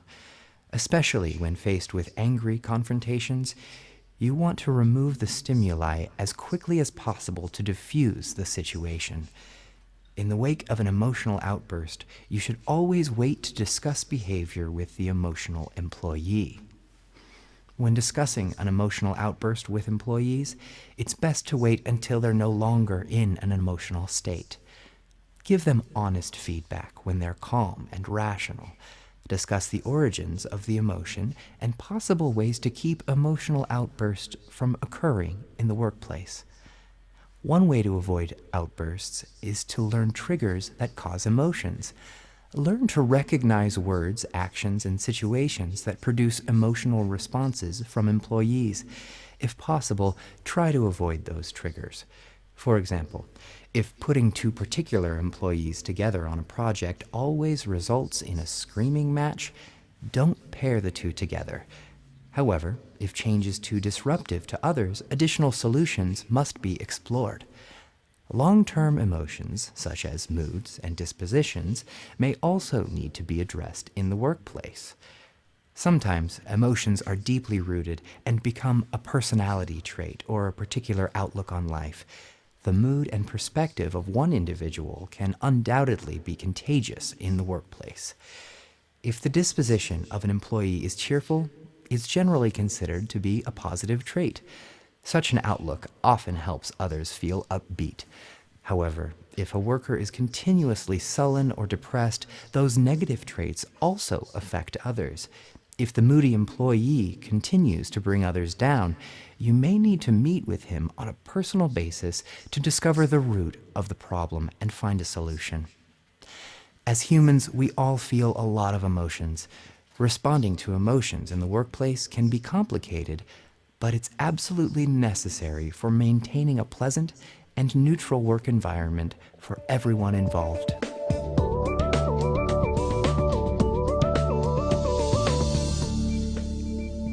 Okay, quickly let's do this. Also, you could Google this. We all know about this. This is one of the most hot topics these days. Bring back my slide, emotional intelligence, 5 key skills. But In the last few years, we've added one more to that, which is vulnerability. Nobody is asking you, hear me, to be a James Bond. Nobody is saying that you should be able to do everything. Know when you want to raise up your hand and say, guys, I need help. It's called being vulnerable. So I'm not going to go into that, but there is what we call low emotional intelligence and high emotional intelligence. When you see people demonstrating these things, I'm sure they got this. Yes, my team got that from the internet. You can search for it. Tips: understanding self and managing emotions. One, self-regulation is the ability to own your own thought. I don't know how many of you have come across this Stanford University experiment of marshmallow. Those young children that were put in a room with the temptation of a marshmallow. Yes, a lot of them failed it. But those who passed it, even in their later life, in 14 years later, when they were checked upon, they discovered that those who passed it, even at that young age, are doing better than those who didn't pass it. In other words, it's in us. We need to look inward. Some of these things are in us. We need to dig deep and bring them out. That's for me, that's it. And of course, self-awareness is important. Do you know who you are? Do you know what you are capable of and what you are not capable of? Is very important. Seek to develop stronger internal locus control. Leverage your support system. You see, the way we were brought up in the continent of Africa is family. Family. In fact, there are sayings in the southwest of Nigeria that only one eye give birth to a child, but thousands of eyes raise such children. Who are the people you can talk to? Who are the people, if I mention his name, that I'm going to report you to this person, you will repent. You will behave. But some of us, we don't even have people we talk to again. These days, even husband and wife, the gadgets we carry has, put a demarcation before us. You want to manage stress? You want to manage emotions? Let's talk to ourselves small. Let's talk to ourselves small. Let's abandon the phones, especially when we get back into our various families. It's very important. No, the reason I brought this here, I asked my team to add this because there are some things we have known from the beginning, but we thought they are gone. No, the Yohari window is still very important. It helps you to manage yourself. Don't bother. These are the people who are these two guys who they are still there for you to look inward. And of course, you listen to feedback without being stigmatized. Let me move on quickly. Those are things I know you know before. Tough skills in managing stress and emotion. Relationship management, again, that is it. My friend said it this morning. I was just laughing. I said, this man, I will wrap up my own session, half of the time given to me. Emotional intelligence, we've spoken about that. Agility and adaptability, you need it. Effective communication, innovation, resilience, and of course, candor, compassion, and self-leading and coaching abilities. I'll move on quickly. Now, acres, I call this acres of diamond. Things that are lying within us and by us that we are ignoring. Self-leading. How dare you? You've not been able to lead yourself. You want to lead somebody else. You want to tell me, do as I say. Huh? No, it's not going to happen. Like I said earlier, we are the epistles people read. And of course, self-love. Coach Emmanuel, and thank you once again. As we were doing this, I was just reminding me that I'm going to mention it. Love yourself. It is not against the law for you at times to put yourself first. We've said a lot of things. Leaders put people first until the leader drops dead. Take care of yourself. Exercise. Manage your stress. Eat good. Eat well. Attitude of humility. Arrogance is anti-God. Let's learn to be humble. And if you don't motivate yourself, I don't know if anybody's coming to motivate you. One size does not fit all, ladies and gentlemen. I'm soon going to leave you with my last clip. Now, what do I have? Most of the time, I don't blame government. I'm not in the habit of blaming government. I just, like that president in the US said, think of what you can do for your country and not what your country for. I'm not in the habit of blaming government. However, I have recommendations for governments and organizations. These are the few ones. Leaders, we exist to create value, to give value, to deliver value. Leaders either add values or get out of the way for those who will. It's as simple as that. It's as simple as that. And I know we are seated in this room. We should not forget that. Of course, lastly there, value is judged by the receiver, not us, the giver. At times people will say HR is a thankless job. Yes. We can't be praising ourselves. We keep looking for best way to do things. And of course, a lot of us will think of strategy. No. Strategy and structures, they become worthless when your employees are not productive, when you don't put things in place. It is recommended that organizations and government recognize the changes in the ecosystem, among others. E.g., employee assistance programs. How many of us? It's not a fad. They are as far back as the turn of the century when telecoms came to Nigeria. Thank you, some South Africans. I say thank you. They opened our eyes in Nigeria to employee assistance program.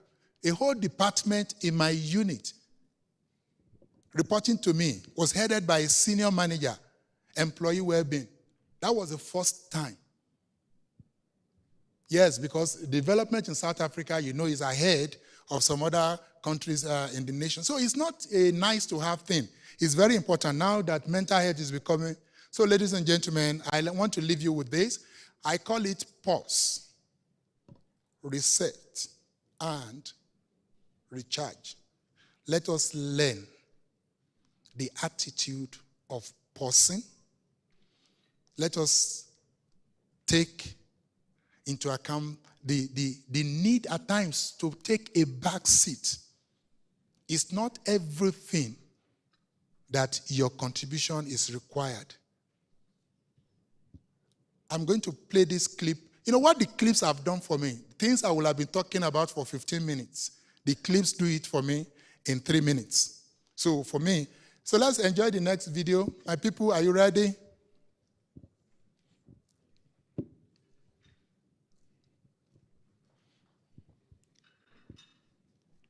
Yusuf knew that I've been on his case because of these videos. If you see me standing up and going there, that's what I've been doing. Can we have the volume, please?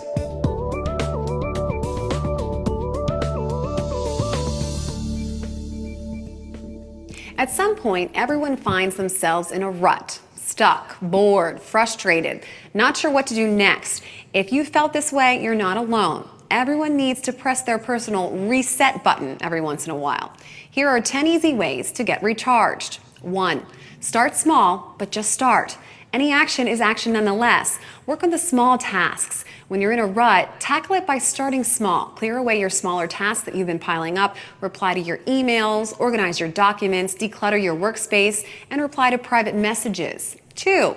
Clean up your environment. In most cases, the home and workstation of someone in a rut are in a mess.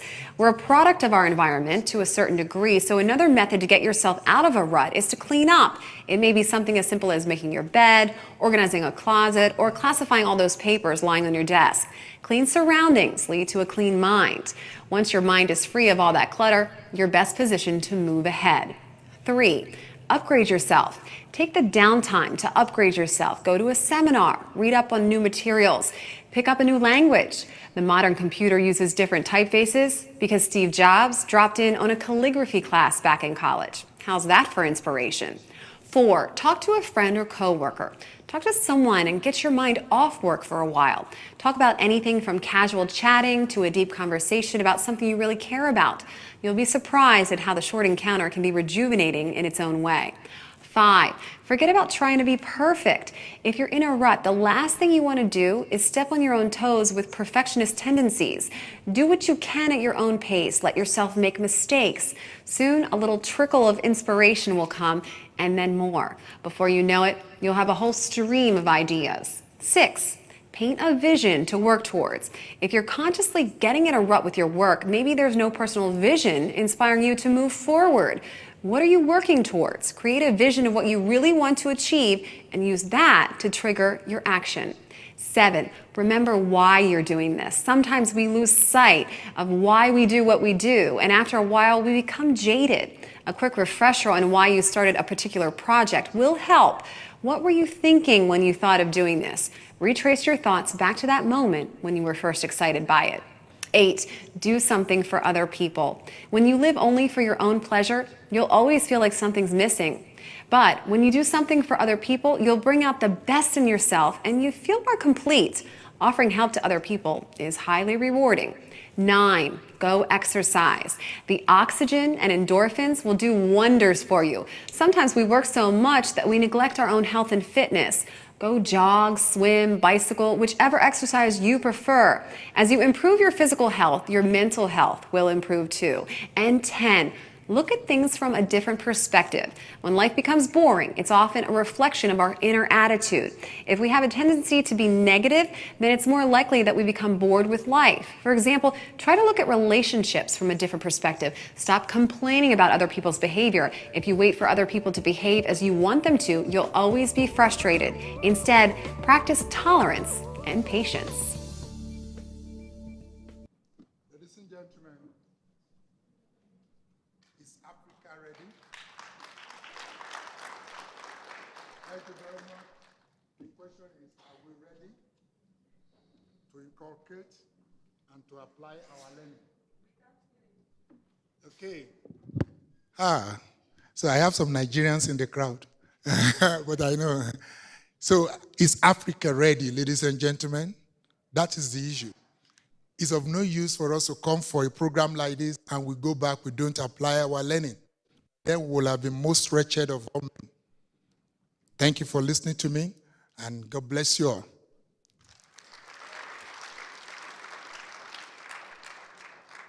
Okay. That's your microphone. Thank you. A round of applause for him. I call him the Oga. Oga. Oga Shegu. Thank you so much. Thank you. You always feel the energy in the house when you get Oga on stage. So I have these 3 people. One person from Kenya, one person from South Africa, and the last person from Nigeria. They were being asked to solve a mathematics question. And the question was x plus y equals to 5. The question was find x. Now the person from Kenya stood up, went to the board, started the work. And he started explaining. When he got his answer, he started explaining. According to Sir Gosgojan's law, you have to do change of subject. Push this there, divided by that, and you arrive at this answer. And the teacher said, perfect, let's give him a round of applause. They applauded him. Went to the South African man. He came straight away and he said, this is just a simple example of change of subject. So I just change it, and that's my answer. Now, go to the Nigerian man. And he was standing there. He had never moved to the board. And the teacher said, what are you standing there doing? He said, I got the question again. And he said, the question is that find x. He said, bros, now x is there. I said, what? He said, I should find x. X is staring at you. Why should I find x? X is there. So if you want to find x, pick x from that equation. We have a simple life. Friends from Nigeria, we have a simple life. Nigeria over the carry last. Thank you. I'm my Nigerian brothers and sisters here. Upon all I did for you, that's what you can say. I feel the energy now. My brother, we don't penetrate Kigali.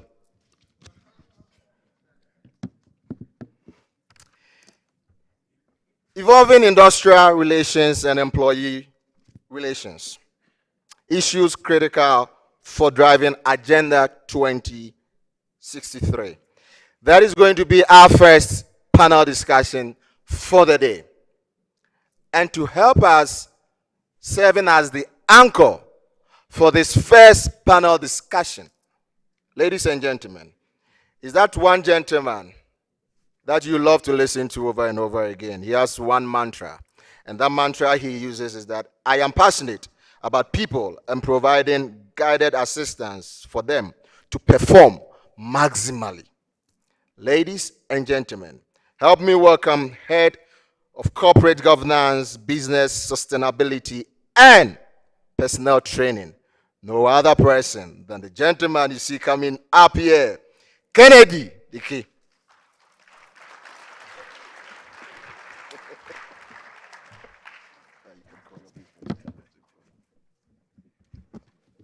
Okay. Mr. President, the Vice President, and all other protocols duly observed. And thank you to my Oga, Mr. Chegu Mujid, for talking about stress and payment of school fees. How many of you resonate with that? How many of you resonate with school fees, eh? For those of you who have survived paying of school fees, clap for yourself. So one day, my kids come back and say the school say they won't come to school the next Monday if I don't pay the fees complete. I say nobody can put stress on me. All right, sit down there on the television. You like watching TV? They say yes. Oh, watch the Cartoon Network, okay? Enjoy yourself. And I took my bag and went to the office.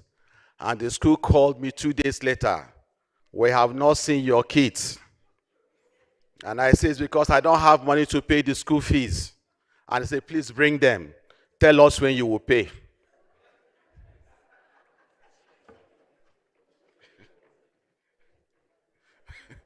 Yeah. So I'm here to talk about one Africa, one Africa, one HR. Put your hands together for yourself, people. Wonderful, wonderful. Kigali, I've been moving around with motorbikes. I'm a Nigerian, so I had to go to the toughest places in Kigali. And I say, I must go around with motorbike. And I've really enjoyed touring the city of Kigali with bikes. We're talking about evolving industrial relations and employee relations, issues that are critical for driving Agenda 2063.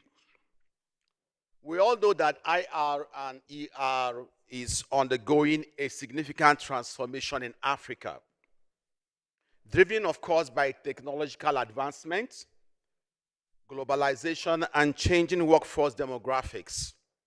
As Africa strives to achieve the ambitious goals of Agenda 2063, a progressive and adaptable IR and ER framework is essential. One critical issue is the increasing prevalence of remote and hybrid work models. This shift requires organizations to rethink traditional HR practices and establish clear policies for managing remote employees, ensuring, of course, fair treatment and maintaining employee engagement. Additionally, the rise of the gig economy and the increasing use of contract workers pose new challenges for IR as a traditional employment model. The role of social dialogue and collective bargaining in shaping IR and ER practices remains crucial. So we're going to discuss about evolving a strong social dialogue between employees and workers, employers and workers, and governments, which of course is a tripod, and in a way to contribute to the development of fair labor practices industrial peace, and of course, sustainable economic growth. And to help us deal on that topic and ensure that we really get what we need to know concerning this topic, please join me as we welcome Mr. Dennis Derua. Is here, Mr. Dennis Derua? Please, can you quickly come? Please, a round of applause. He's coming up, my very good friend from Tanzania. Let's put it up. Join me as I also invite Kaliza Jackie. She is the head of performance, talent, and change for Rwanda Social Security Board. Please just make yourself comfortable. Just sit, but make sure you give preference to the lady. Yeah. You know what they did to us yesterday, the men.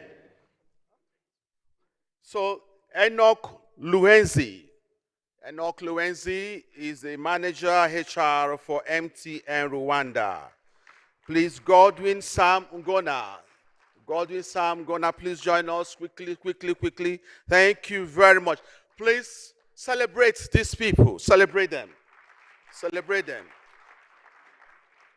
Boy, you don't take, this is my chair. So where should we sit? Just after this one, you can sit anywhere you like. Near to the lady. Near to the, why would you prefer to sit near to the lady? All right, thank you very much. Can I have my microphone, please? Okay, so it's here. Thank you.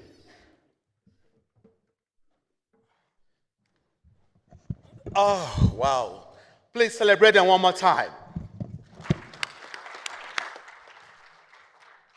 So, evolving industrial relations, employee relations, issues critical for driving Agenda 2063.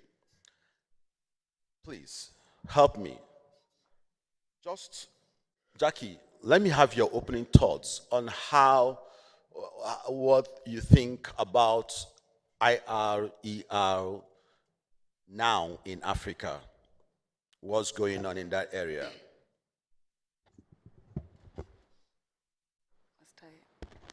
Hello, everyone. First of all, thank you so much for this opportunity.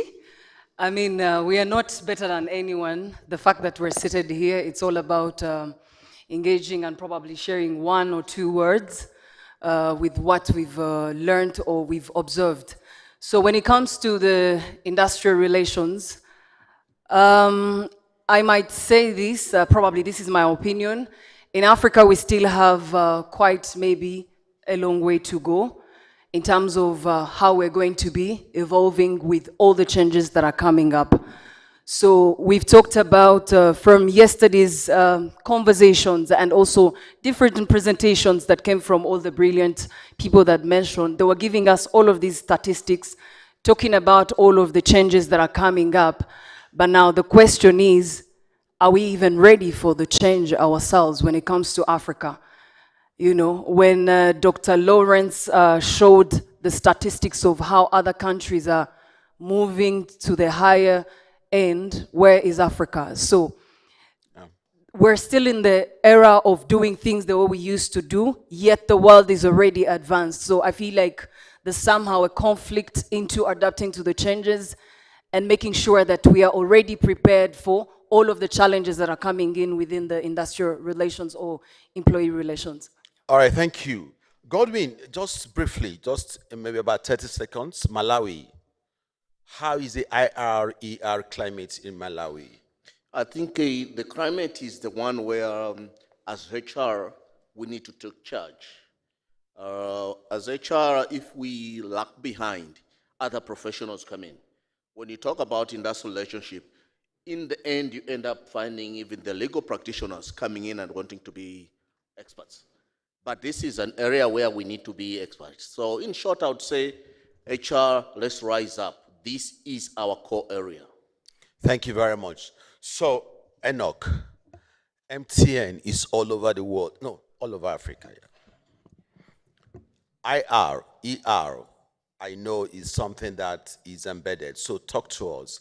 How, in just about 30 seconds, how is IRER in MTN, and how do you manage that space, especially being the general manager HR here in Rwanda? Thank you so much. In MTN, as a global organization, employee relations is something very important, very key. And I think as a global organization, it's something that we don't take for granted. But for MTN Rwanda, we've taken a lead to ensure that employee relations is something that we keep at the forefront, to ensure that we indicate the value of our people. If you don't have that passion of putting it right, then you're doing a lot of injustice to your people. So today, we are saying it is one of our key elements that keeps us moving forward as an organization. All right, thank you. Dennis, Tanzania, just tell us, just in about 20 seconds, and the climate, how is it there in Tanzania? Thank you. When we are talking about the ER employment relation, we are talking about the future of HR perspective. So even in Tanzania, we are the same in the way of path to make the things better for the performance and intending to make people to be better for the future development. All right, thank you. So Jackie, I need to just quickly come back to you, and I say, how can African countries balance the need for flexible labor markets with the protection of workers' rights and social securities? Thank you. So I think it will go back to something that Enoch just mentioned in terms of what MTN is doing, making it right. So the first question that now goes to the HR professionals is, how are we contributing when it comes to sharing adaptive measures in terms of the labor laws that we currently have in our country? We kept on touching on, it's not a one-size-fits-all, everyone when they're giving them remarks. So now we need to keep this in mind in terms of the regulations or the labor laws that we have in place. How are they going to be able to support all of the changes that are coming in?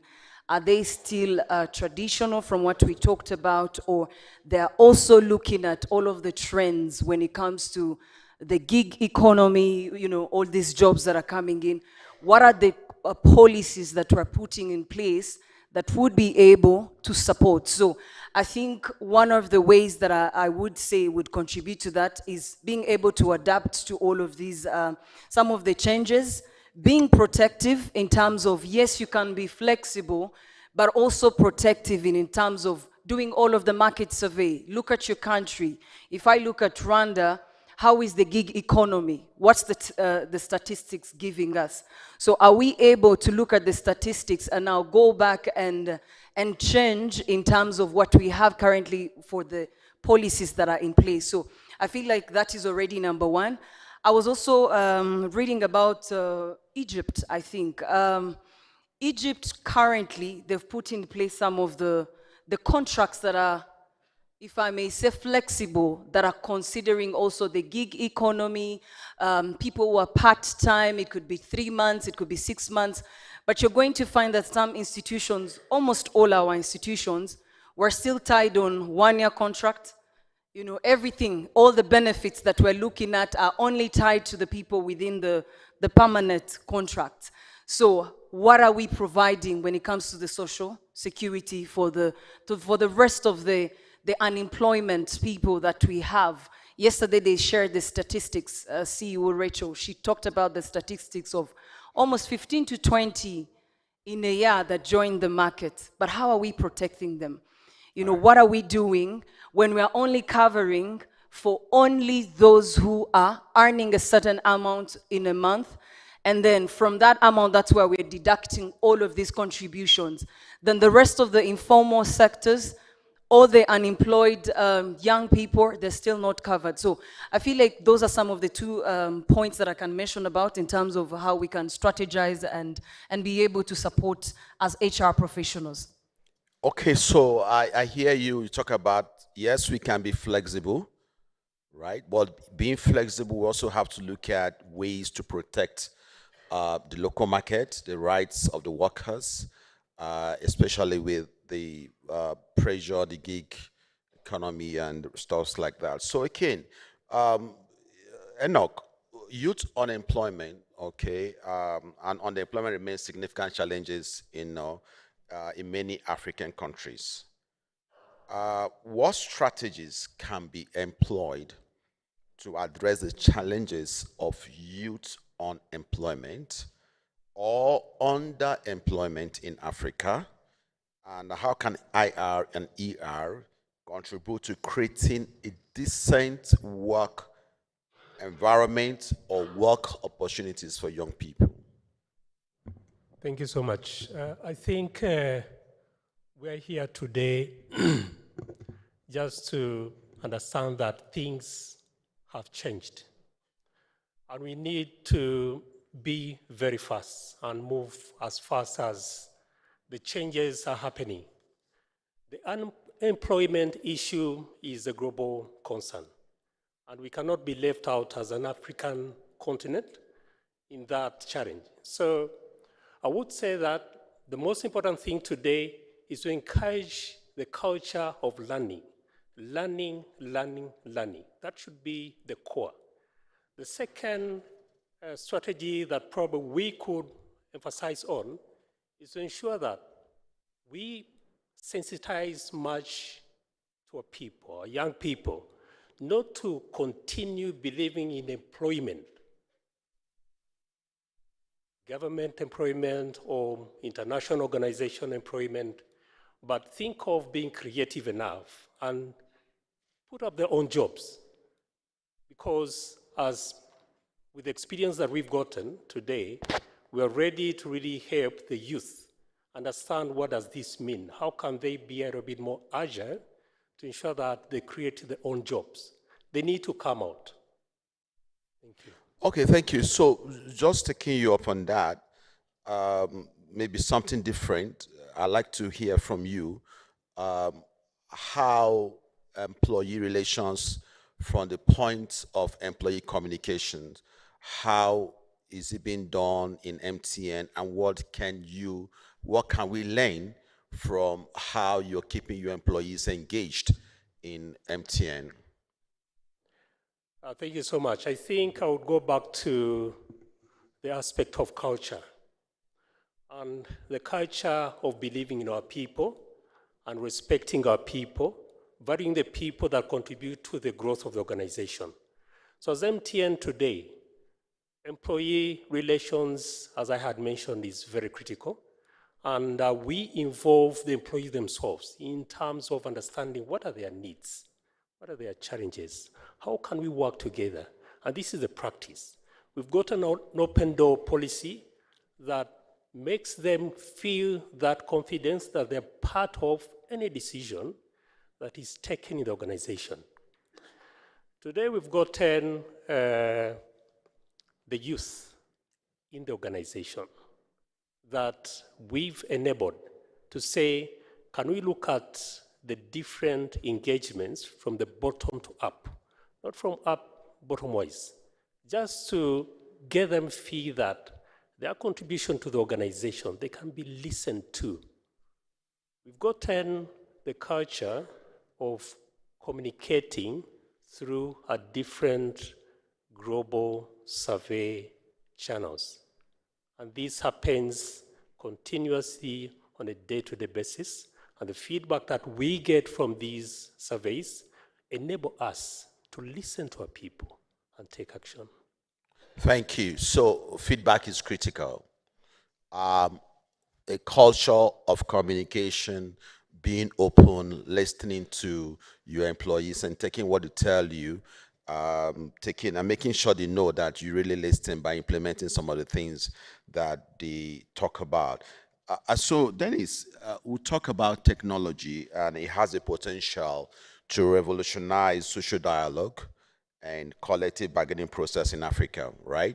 And for African countries to create a more efficient, effective, and of course, inclusive social dialogue and collective bargaining process, there needs to harness the power of digital tools, social media, etc.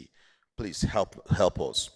How can we use technology, and how can technology be leveraged to enhance social dialogue and also collective bargaining process? I really want to emphasize on that. How can we use technology, social media, to improve on the collective bargaining process in terms of even peer review mechanisms and stuff like that? Thank you. For example, previous you are talking about the communication. Communication is among of, I can say, tactic or tools used to determine the employee engagement process, also the certification of the employee. And that case is helped to improve the performance. So if so, the technology is among of the source now on in the industry, which help us the part of engagement between communication channel inside the organization or outside the organization. That's why we come up with the issue of public relation. You know, there is a public relation, also there is a public industrial relation. They are similar but are different, parallel working together. When we use technology, it simplifies ways of conducting the feedback of the communication, the interaction, the performance on how we intend to solve some issues and to getting the source of information. You know, most of the part of we support operation and administration. On all parties, we intend to make the action. The action which we intend to make from the digital ways performance now on is easy because it's depending on technology revolution.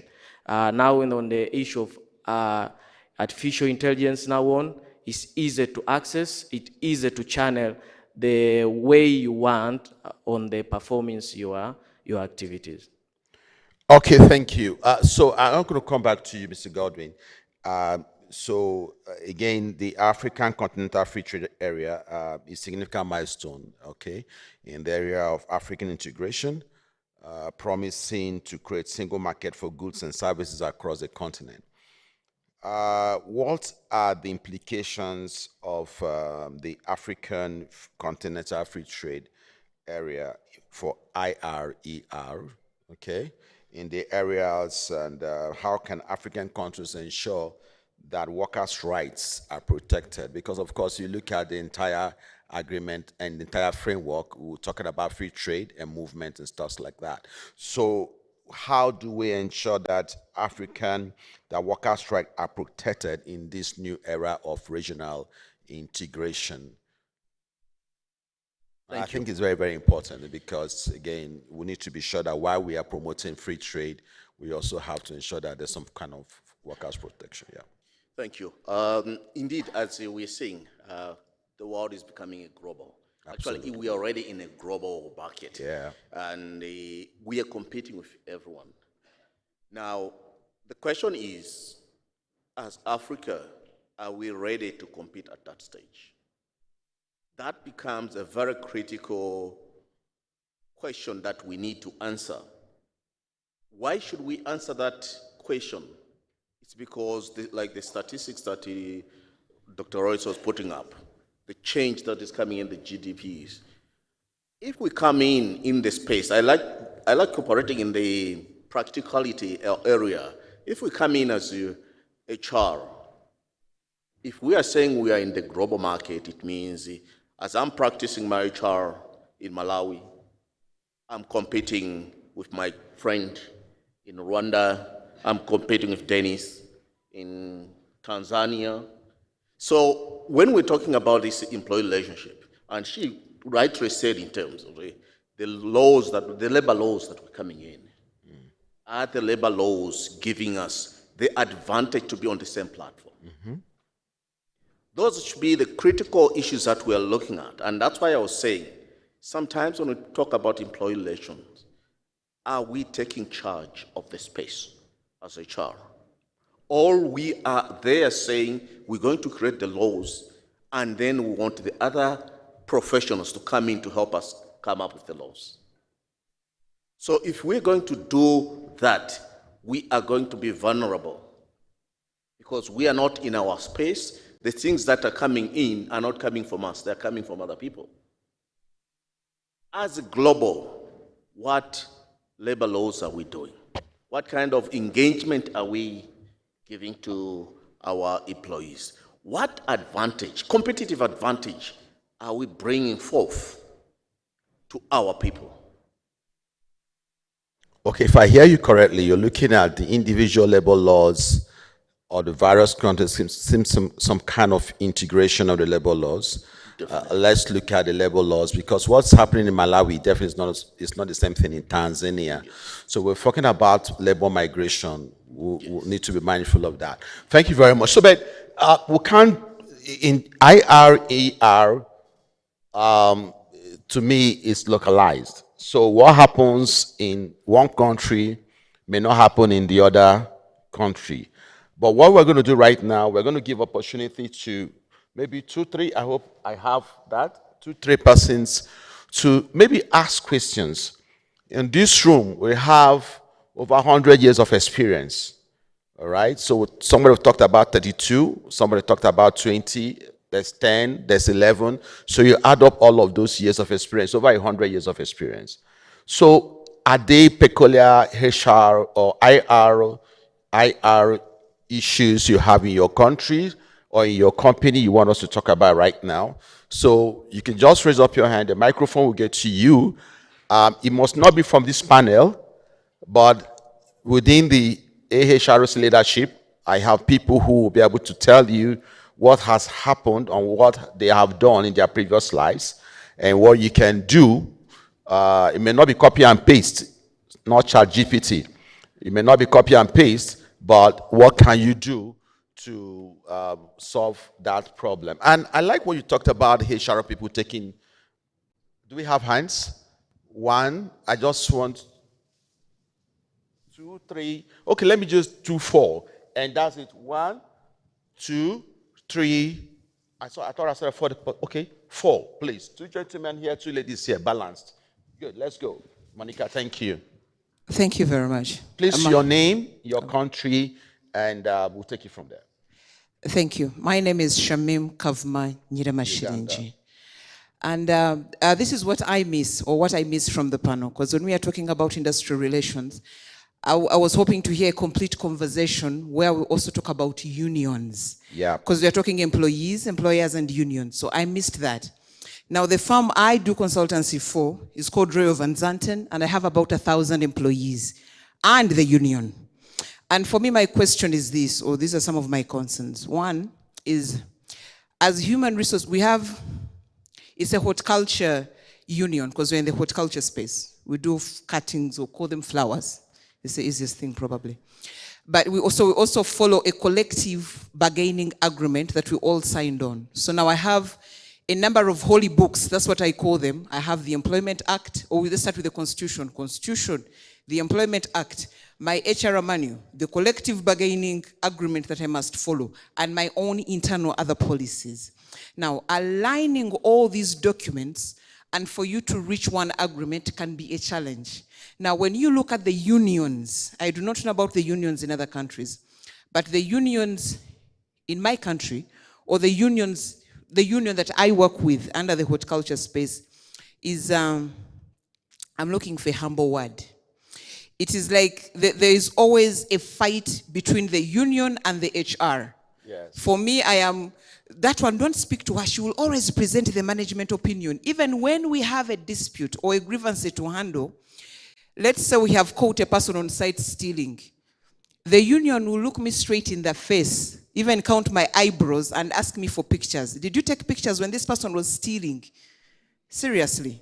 Now, for me, my question is this. As an HR fraternity, how can we directly have impact on these collective bargaining agreements.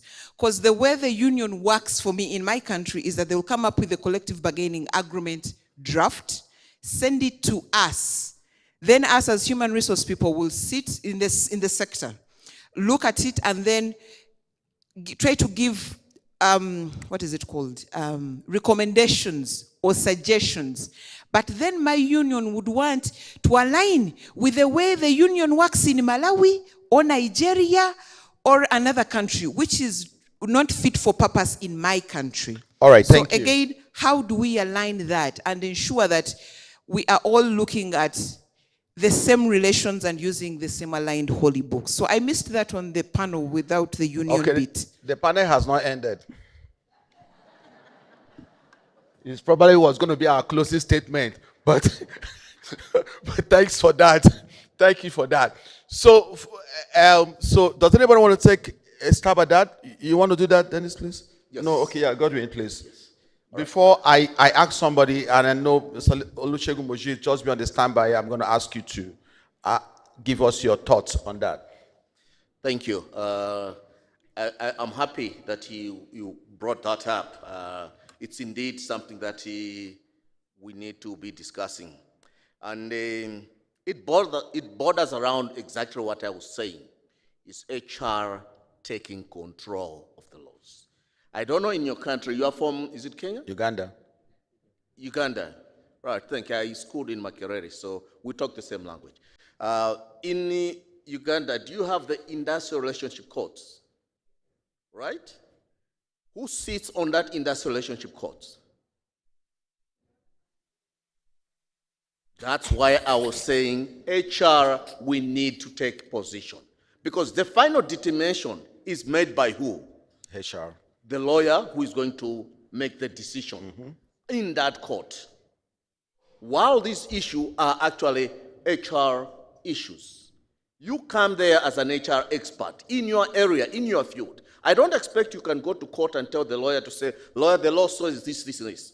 The lawyer will tell you, you don't know anything about law. You're not a lane demand. In a country, lawyers were called the lane demand. They have gone to school. So this is what is happening. When we have these issues, they end up in other people making decisions for us. And that's why I'm insisting to say, HR, let's take charge of our area. Okay. Let's get these lawyers out of the way. They should understand we are making the laws and we're following how laws are supposed to be made and we can determine it. The union are not supposed to be against us. Remember, the unions deal with people and we deal with people, isn't it? We are employees as well as employers. We are representing both. They are also representing employers. We need to get into the situation where we get them to understand that the HR and union work in one field. All of us are working for the betterment of our employees, our people. So we should not be having this confrontation. Where I work for a bottler in the beverage industry. I work for Coca-Cola. Where we come from, we like unifying the practices for different countries.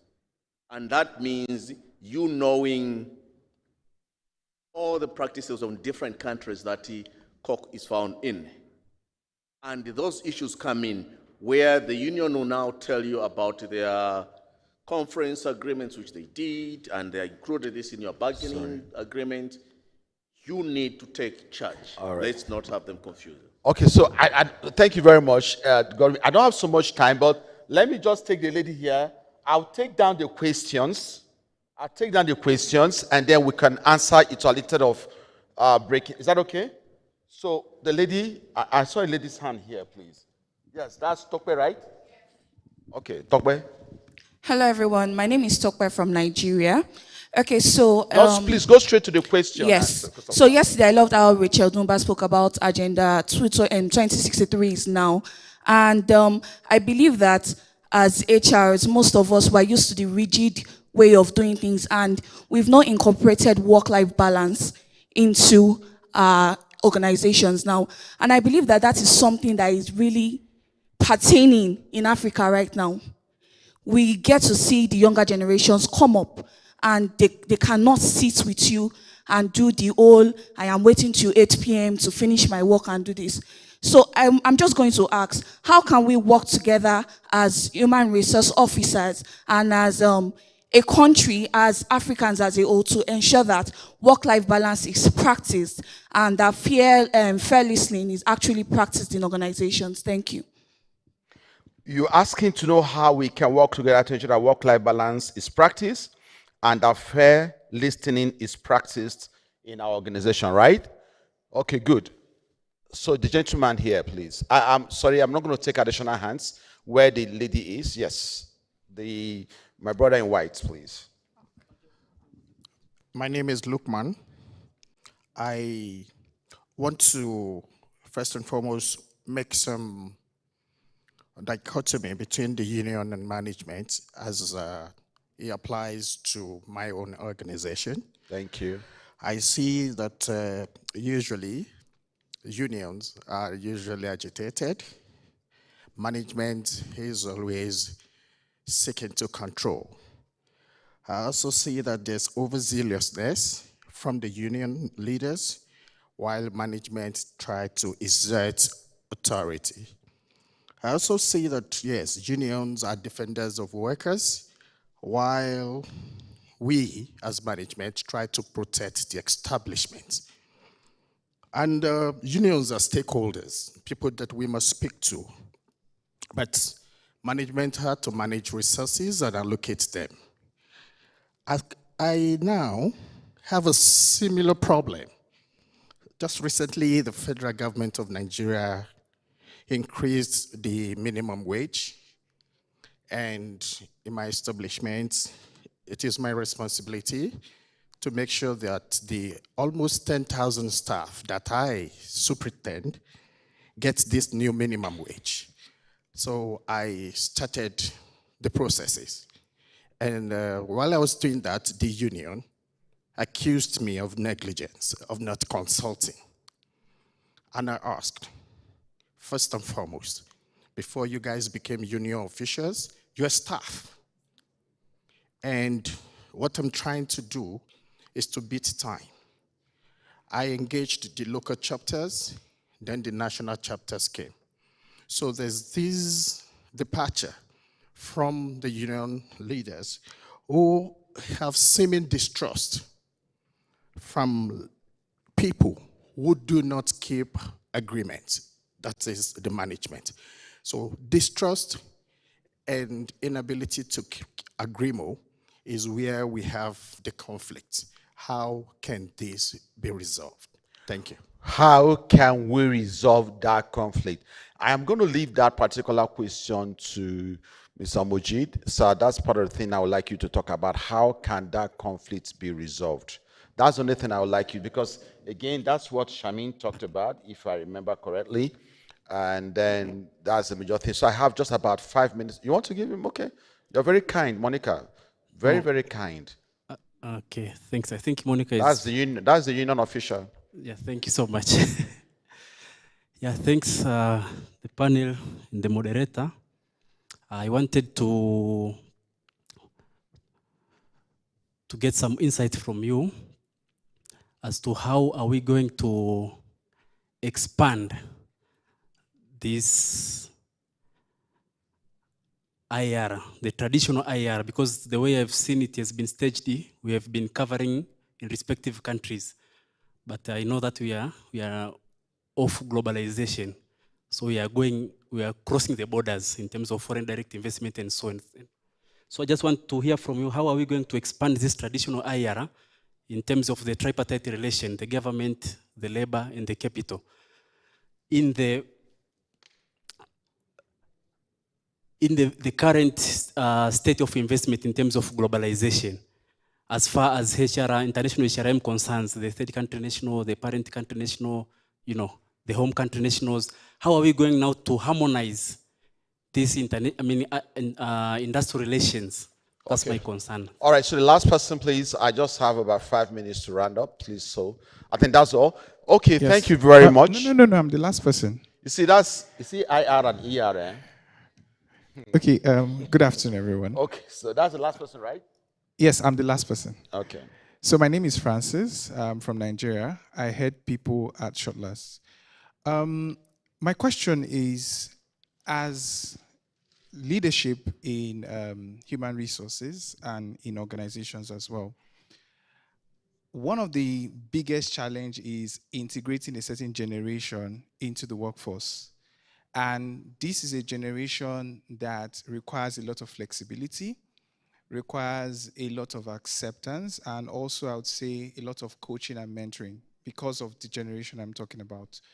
How do you recommend that as HR professionals, we integrate them, give them the environment for them to thrive because they are significantly different from the existing generation in the workplace?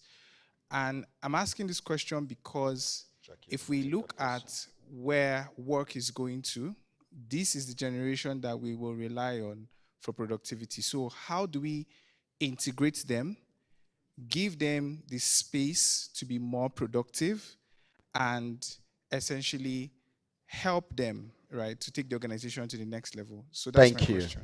Thank you very much. So Jackie, please quickly, that's that question. I'd like you to take a stab on that and relate it to what Tokwe asked, which has to do how can we work together to ensure that work-life balance is practiced and fair hearing is practiced. I think about integration of the generations into the workplace. Okay, I think I'll start with the last question, which Yeah. was about leadership and also how we can bring it in, basing on the different generations. Now, as HR practitioners, there's where we are having a conflict, actually. Shamim talked about it. She was like, the way we are right now, how we have been doing things is affecting the way we are welcoming the new generation. And that is what is putting a block into being flexible leaders in terms of understanding that when you join the HR world at the age of 23 and now you're 40, 45, things are not supposed to be done the way they were supposed to be done. So my recommendation and answering his question would be, we need to be flexible as leaders. We need to understand that how we used to do things is not the way we are supposed to be doing things. Leadership is about evolving ourselves, is about understanding the trends within the market, within the world, and how do you strategize or give the right recommendation to management. Nowadays, we get to sit on the boards, we get to sit with all of the ExCo members. Are we recommending the things we used to do before, or we're looking at the trend of the Gen Zs and how they want work to be done? They're productive, that is one thing we need to accept. They're also contributing to the performance of the institution, you know? So, when we were hit by COVID, we all accepted that we can work from home. Isn't that right? And all of us, my HR people, we all know, everyone was saying, if I don't see you in the office, there's a way we stand somewhere so that you monitor everyone who is coming in the office. So we need to be flexible as leaders to be able to support on the question that was asked. And going back to the question that Tope asked, it goes back to how COVID challenged us. We noticed that we cannot work from the office. We noticed that we can actually be flexible when it comes to the working hours. Now, work-life balance is not supposed to stop in conversation. It goes hand in hand with all of these wellness programs. We saw Dr. Emmanuel, I think, yes. Dr. Emmanuel was here and taught us how to breathe in, breathe out. Work-life balance is knowing that as leaders, we're not going to hold our people into performing certain hours for us to be very sure that actually they can deliver. You know, sometimes you give something. Leaders will require for performance. Everything is performance-based. And now we're forgetting that the people who are performing are actually our people. So for work-life balance, we need to implement wellness programs whereby they switch us from all of this work focusing, and then we sometimes initiate all of these programs. And these programs are supposed to be put in place by us, by the HR professionals, the ones that when you go back to your country, when you go back to your institution, the question is, are we always asking our employees to deliver, or sometimes we're flexible to also remember some of the wellness activities, you know, mental health? When do we put a break? When do we bring in all of these initiatives to ensure that our employees are well catered for? So it's upon us to balance. It's upon us to know what are the programs to put in place and how can we leverage that. Thank you. Okay, so I hear you, as HR, we need to be at the forefront of recommending those policies, practices, and things that can encourage open communication, open things that will address mental health issues, wellness programs in the organization, and we should also be the ones talking about and practicing open communication. And as HR people, is your office truly open? And can people approach you and tell you their issues? So finally, because of our time, I'm just going to give just 2 minutes to Mr. Olusegun Mojid, and some of you will be asking why. But when we talk about industrial relations in Nigeria, he's one person that has seen it all. So, Mr. Mojid, just talk to us briefly, and just about 2 minutes, maximum 3. I am the one that has a microphone, sir. So, just talk to us briefly. How can HR practitioners, microphone please, how can we balance and resolve the issue of management-union relationship in order to be productive as employees and as an organization? Thank you. Yeah, thank you, Kennedy. By the way, you need to know that that is one of my stressors back home. So, but then a quick one. What we have done, especially in industrial relations, I wouldn't want to know if I want to use the word balance, because the sweet part of industrial relations is that kind of, the conflict is part of life. There's nothing wrong in conflict. The beauty of it is that we resolve the conflict. But what we keep doing and what we do in Nigeria is education, union education. You see, there's no way you want to go and be quoting Zambia laws, Malawi laws, and me and you, we are here in Nigeria. Yes, I know that there are ILO conventions, so that has been ratified by each country. So fantastic. Once your country has ratified it, I can assure you that your industrial court will use it even to judge your cases in the country. So both the HR practitioner and the union people must consistently and constantly be educated about this. Somebody said, I think that was Lukman, that he told the union people, before you are unionist, you are first and foremost an employee. And we have, please, HR, don't forget to tell your union people that. Yes. Because we have a business to run, we must come to the table and continue to negotiate. It's part of the education. The era of banging the table is gone. I'm telling you, I can tell you that one from Nigeria. Yes, union, you still have the instrument of strike, but the employer has the instrument of lockout. So if you're talking of balancing, that's some things we continue to emphasize. And HR, do not shy away from sending your union members to training. When it is ILO time, find money, send them to Geneva. I'm serious. Those things pay off one way or the other. They become enlightened, and of course, you know, in the olden days, I have friends in this auditorium. You know, there's once a union member is getting stubborn, you promote him beyond this level of whatever, that kind of thing. But no, now we can sit down, we can talk, we can discuss. Because I don't know how the industrial court in your country operates, but the one in Nigeria is actually pro-workers. So the HR guy needs to be to be well educated too, to know some of this. Once your country signs to an ILO convention, that convention, the court will use it to judge any case that comes before them. So please, dialogue. That is the main thing. Let us keep talking. Do not shut your union men out. Please don't lock them out. Welcome them into a meeting of equals and let us continue to talk. If that's the only question you are giving me, I'm super happy. Thank you. I just want to raise the issue of generational advantages. Yes. I have heard people in this audience talking about how do we carry these people along. In my family, for instance, we have Gen Z, and the last one is, we have millennials, two of them millennial, the medical doctor, and then the last one is a Gen Z who keeps telling us, I'm not a millennial. So even in my family, we have issues of, however, we have been here before. Ladies and gentlemen, there is nothing new about that.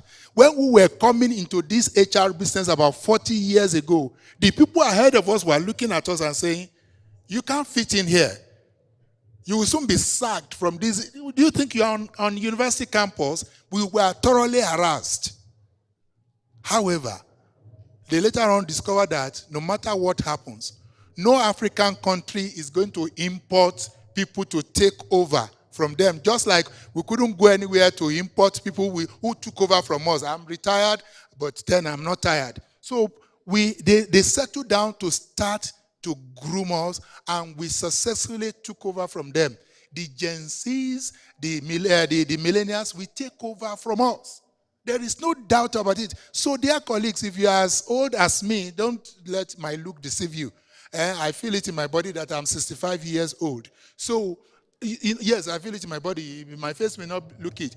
Settle down and get these people properly groomed. I am pleading with you. Be patient with them. Pour in every good thing in you into them. Thank you very much. Thank you, sir. God bless you. You know I'm one of your stressors, so I have to stress you to stop. Okay. All right, thank you very much. Finally, Enoch, just 1 second. What is it you want to tell us to take back to our countries? Thank you so much. 1 second gone. What I would wish everyone take back to his country is to say things have globally changed. And we need to be flexible, understand, listen to our people, and then solve their concerns. Thank you. Dennis? Shortly, I can say now when we move, we need to shape our future.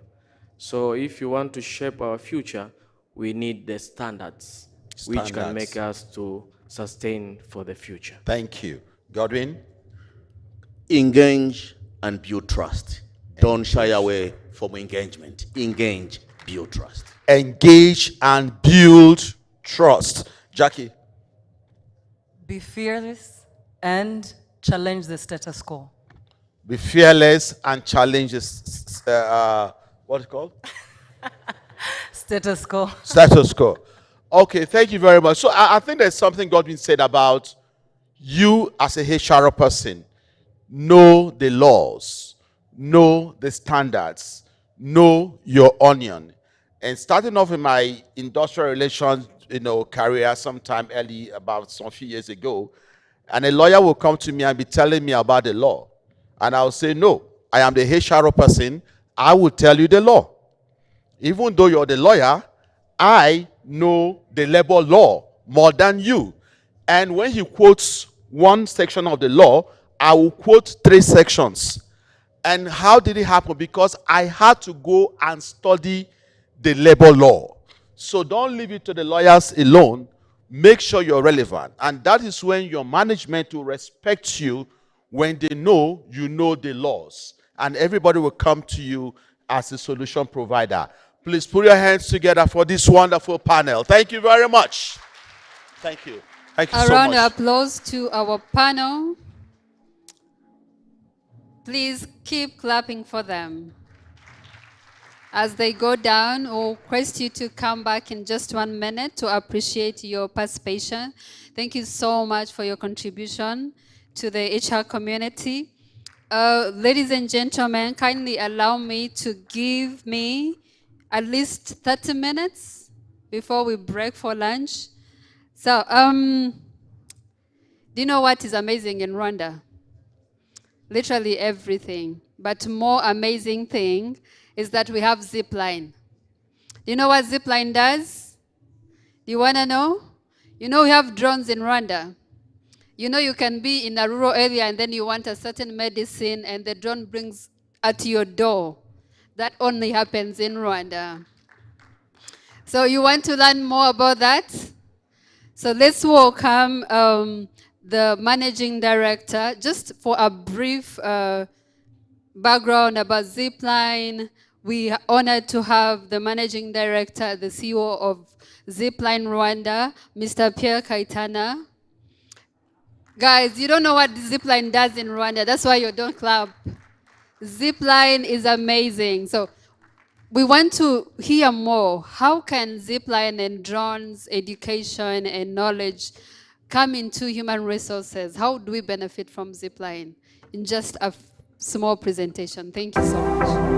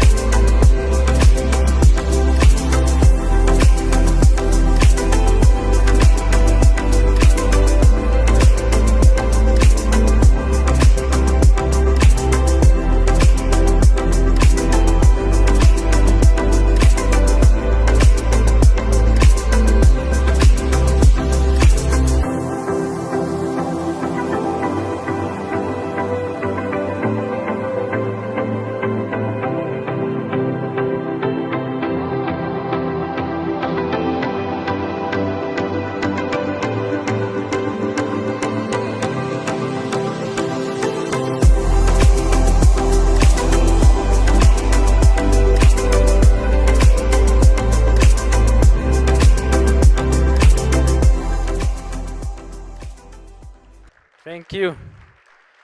Thank you very much. Good afternoon, everyone. I'm Pierre Kaitana. I'm the CEO of Zipline. I'm part of the Gen Z CEO, the new generation of Gen Z CEO leading technology companies.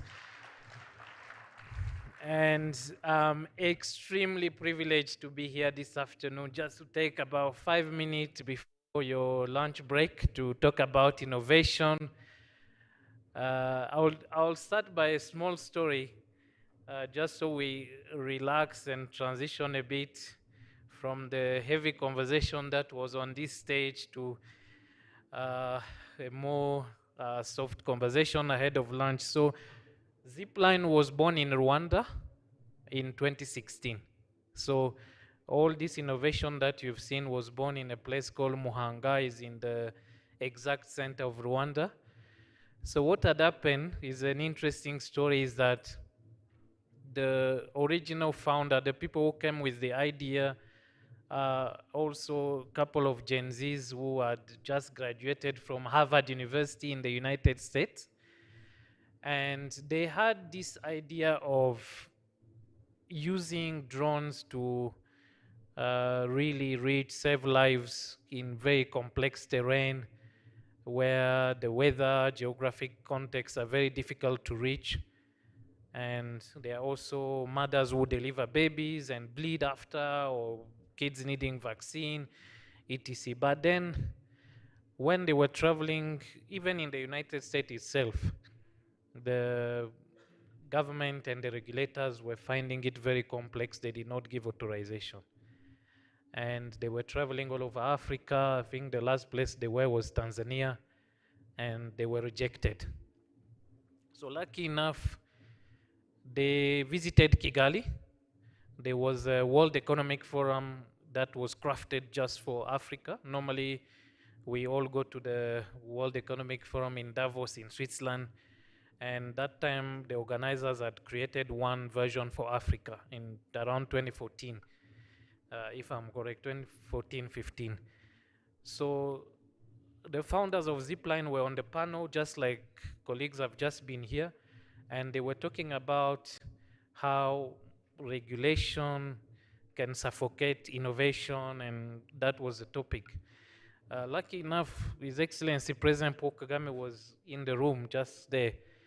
And again, interesting enough, he was seated to our former Minister of Health, and he was saying to her while the gentleman was speaking, he was saying to her, why can't we bring them to Rwanda? And, you know, we have issues of healthcare logistics. And then she was like, you see the story they are talking about going to Tanzania and being, they had come here before and we chased them first.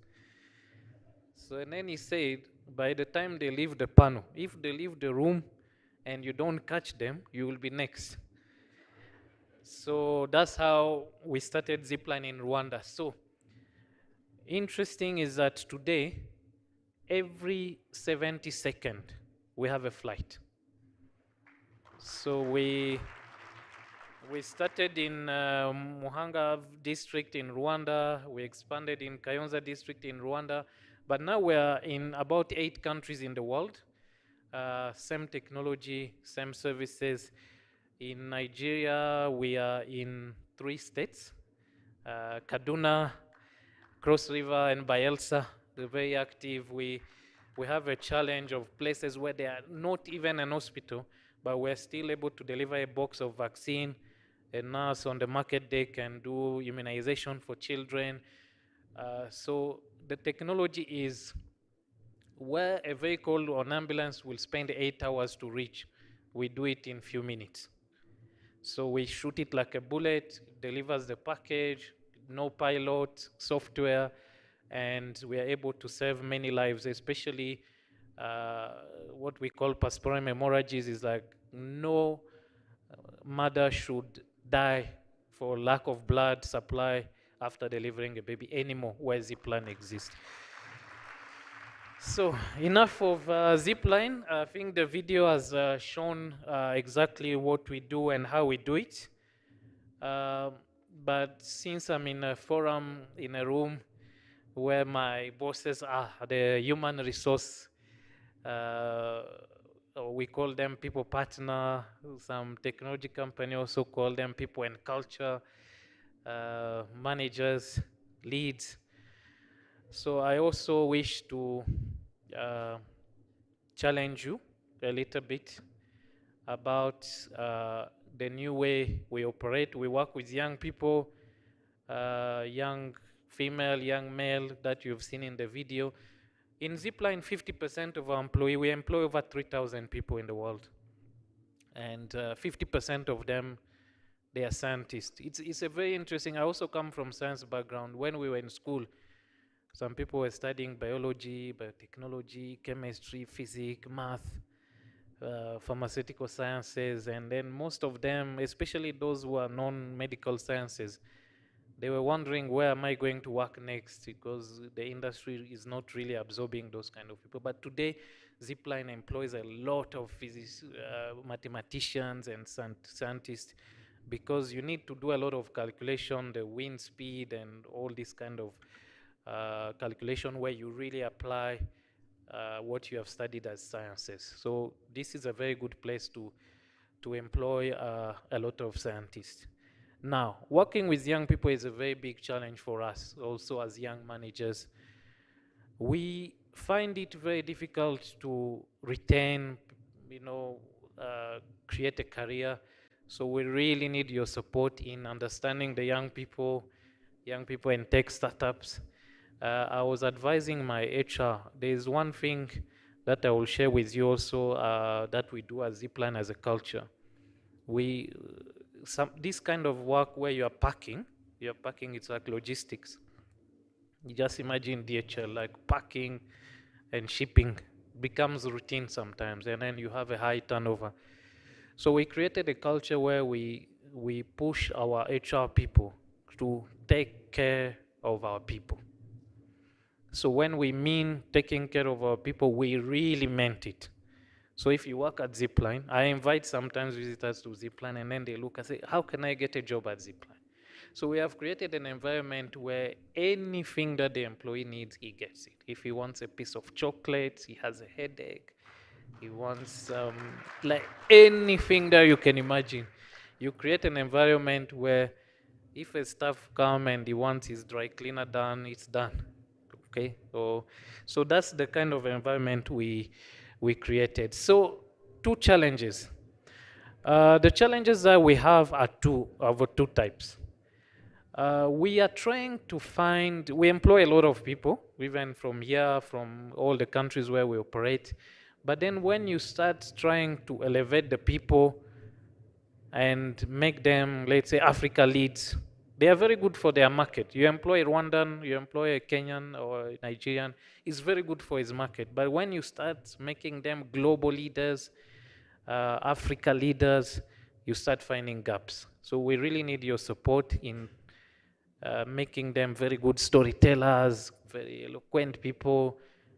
Leadership is something that we really like around the thousands of people that we employ, taking them to the next level. You can be very good for the Rwanda market, but are you very good for the African market?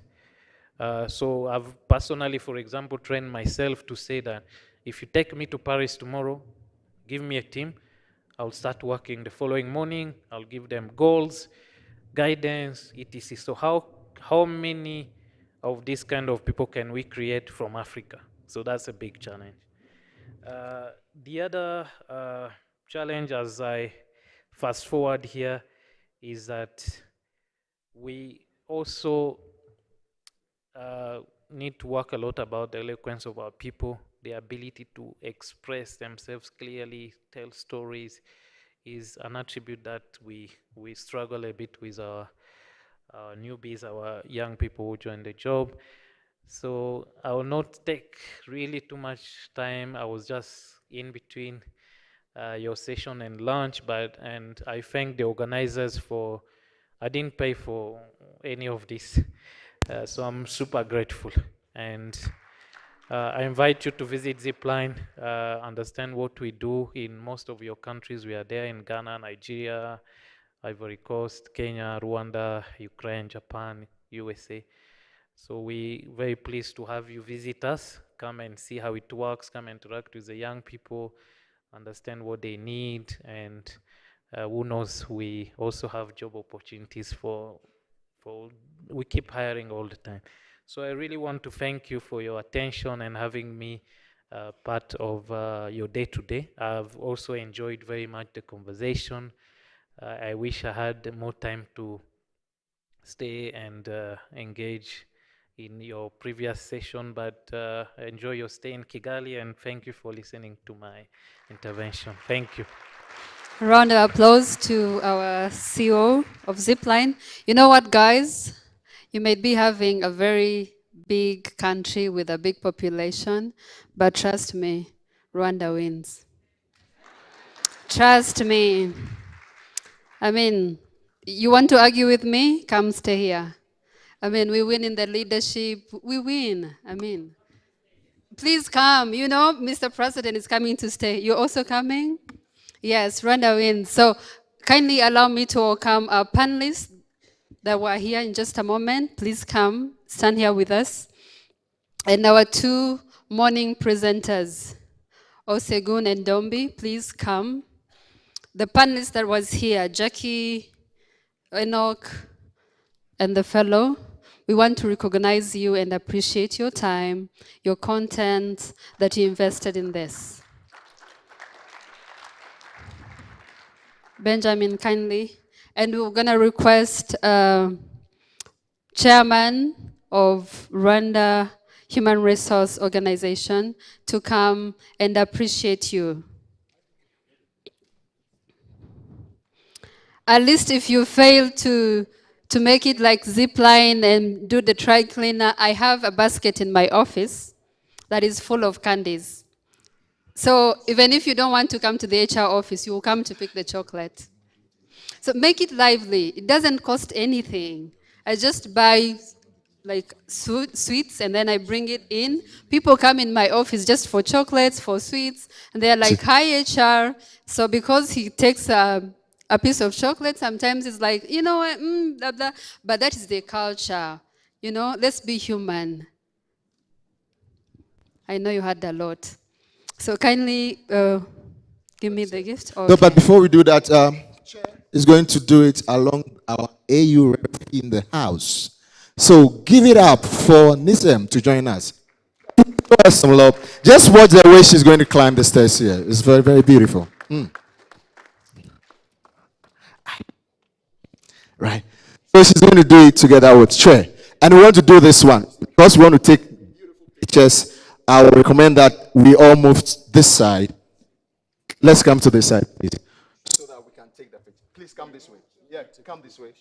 I want to have you here so that we leave the middle space for the picture. Because these are so please come this way for me. And the two of you there who present it. Oh, I see. Yeah. Because I want that international feel. Right. So was the first one ready? And then we'll give it out. If the lunch is delaying, please blame them, not me. The first one is Mr. Dens. Yes.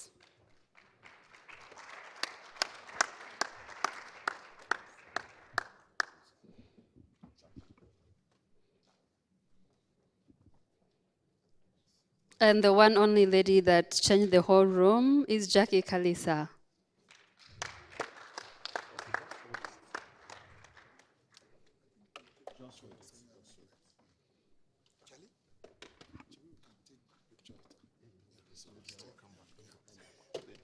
Our general manager, Enoch Duyenzi from MTN. Don't be stingy.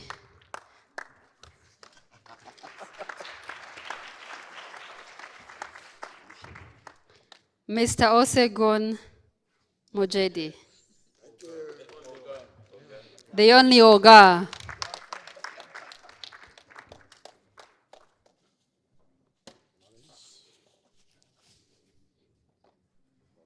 Mr. Lawrence Dombi. Thank you. Thank you for the good content.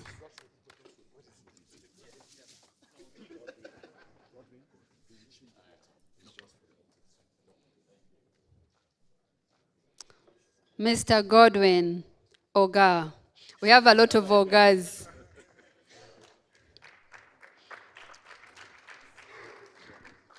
I'm wondering if you ever tell your employees if they look nice in the morning. You look good, I like your shirt. But you ask them, why are you late instead?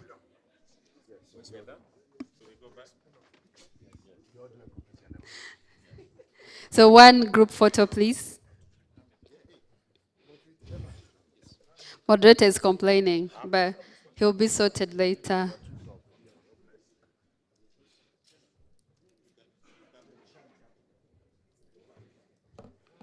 Some people need reports at work because they attended HR Summit. This is the first report. A picture. In Rwanda, we say, na fotona chabai. Nigerians, did you hear that? Na fotona chabai. Repeat. Do you know what it means? You're going to be taken. It means without a picture, there's nothing that happened. Yes. Thank you so much. We appreciate your contribution. We're going to break for lunch. And we count you to keep time, please. Please. So I hope everyone got their their lunch ticket. And after our lunch, we're going to have the CO roundtables. So all unanswered questions are going to be answered in our roundtable with the CO. So different CEOs from different organizations are going to be taking, like driving us on decision making, empathy, leadership styles, and different more topics. So please, let's go for lunch, and we should be here by 2:30. Sharp, we'll be kicking off. So if you're not here 2:30, and then you'll find us maybe somewhere else. Thank you so much. Bon appétit.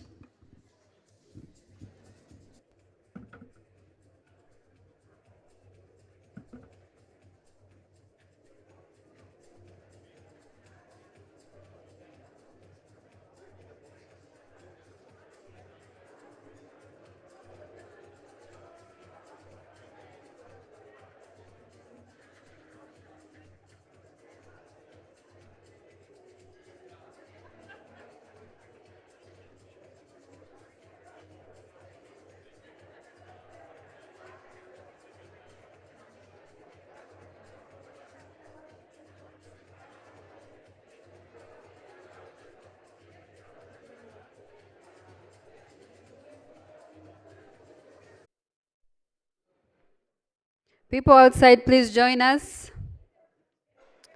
We need to end our day in style and in good vibes. So I should tell you there's a traditional dance after all this session, and you can't miss that.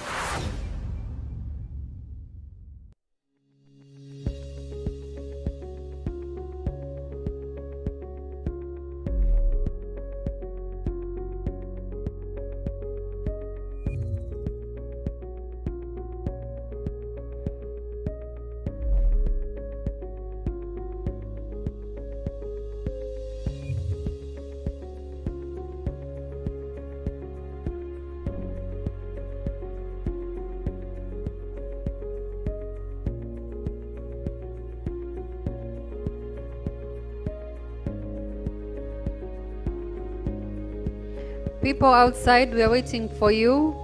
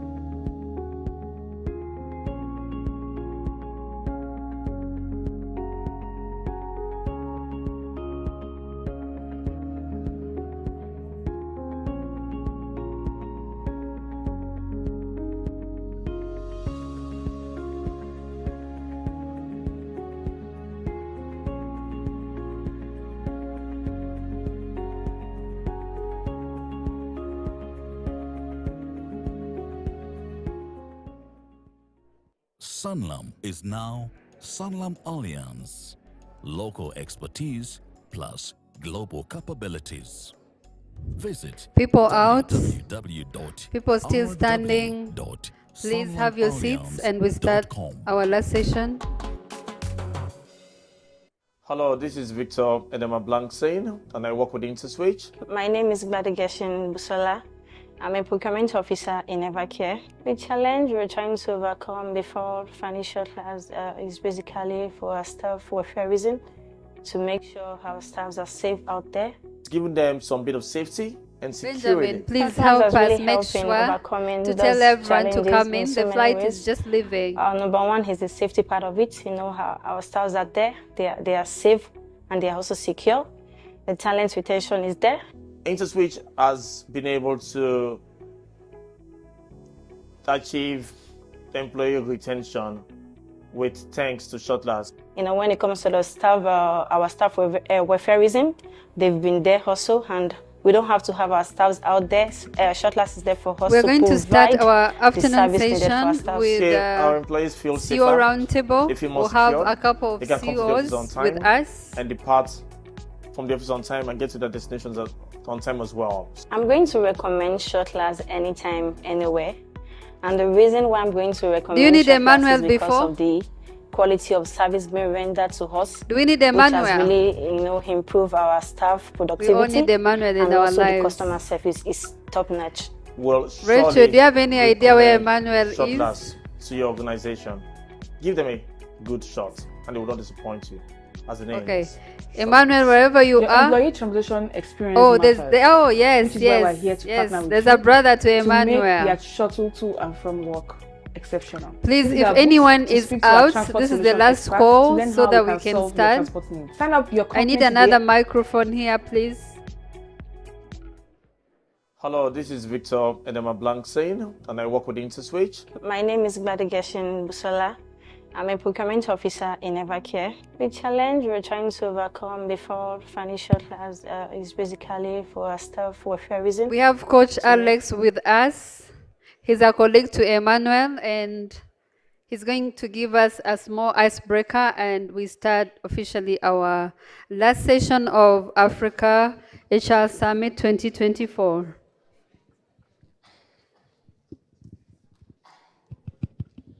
Hello, everyone. Are you good? How was the lunch? Okay, after the lunch, we are going to do also the practice of awareness. So it's awareness after awareness after awareness after awareness.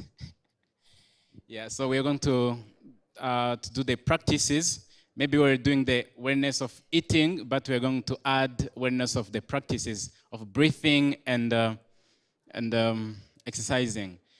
So, yeah. Are we all together? Please, we need your kind attention. If you're in here, please, let's be together. Don't be at work. Be at the HR Summit. Don't be at home, because you never know what is at home. Don't be on the way going back. Don't be at the message you haven't replied. Don't be in the emails. Let's be here together. Okay? It's just few hours remaining, and then we call it a day. So thank you for your kind attention. So I invite you to drop the phones down if possible, or to cross the laptops if possible for you in this time. And let's be aware of this time, of this moment, and be here. So I invite you to feel your feet. You can start to feel your feet, your toes, just your toes doing like this, like I'm using my hands. Just like scratching your toes into your shoes. And also I invite you to rub your hands, your fingers together, just to feel your fingers. Rub your fingers together and be aware of your breath as you breathe naturally in and out. How is it going in and out? And I invite you to bring your hands together and touching your hands together just gently and smooth. It's going gently and smooth. Just I'm feeling my hands and my fingers. Maybe it's your first time or your first time today to feel or to remember your fingers. Just how are they? And now I invite you to breathe in and open your fingers and open your hands. And breathe out, make your fist strong. Breathe in, open your hands. Exhale, cross your fist. Inhale, open. Exhale. One more time in. You can even choose to breathe out like blowing the candle. Now you can rotate your wrist. How is my wrist? Maybe I feel comfortable, maybe I feel a little pain, maybe I feel more ease. Just I invite you to engage your elbows. Remember to breathe as you do this. Remember this time, this moment, just right now, I'm doing this exercise. I'm stretching my arms. I'm feeling my arms. I'm taking care of myself. And just we're going to rotate into the other direction. And now this time, we're going to lift the shoulders up and breathe in and let them down like inhale up. Inhale up. Shoulders to the ears. One more time in. So I invite you to write number 8 with your shoulders. Just number 8. Rotating, alternating, feeling your chest, feeling your chest, maybe the center of your emotions. In the few minutes ago, a couple of hours ago, we were learning about the emotions. So our chest, we can feel our chest. And now, bring your shoulders forward, moving them forward. But feeling your shoulders, maybe your back and your chest. And this time I invite you to shake your shoulders, just like a little kid. Very often I see the kids doing this. And you can add like,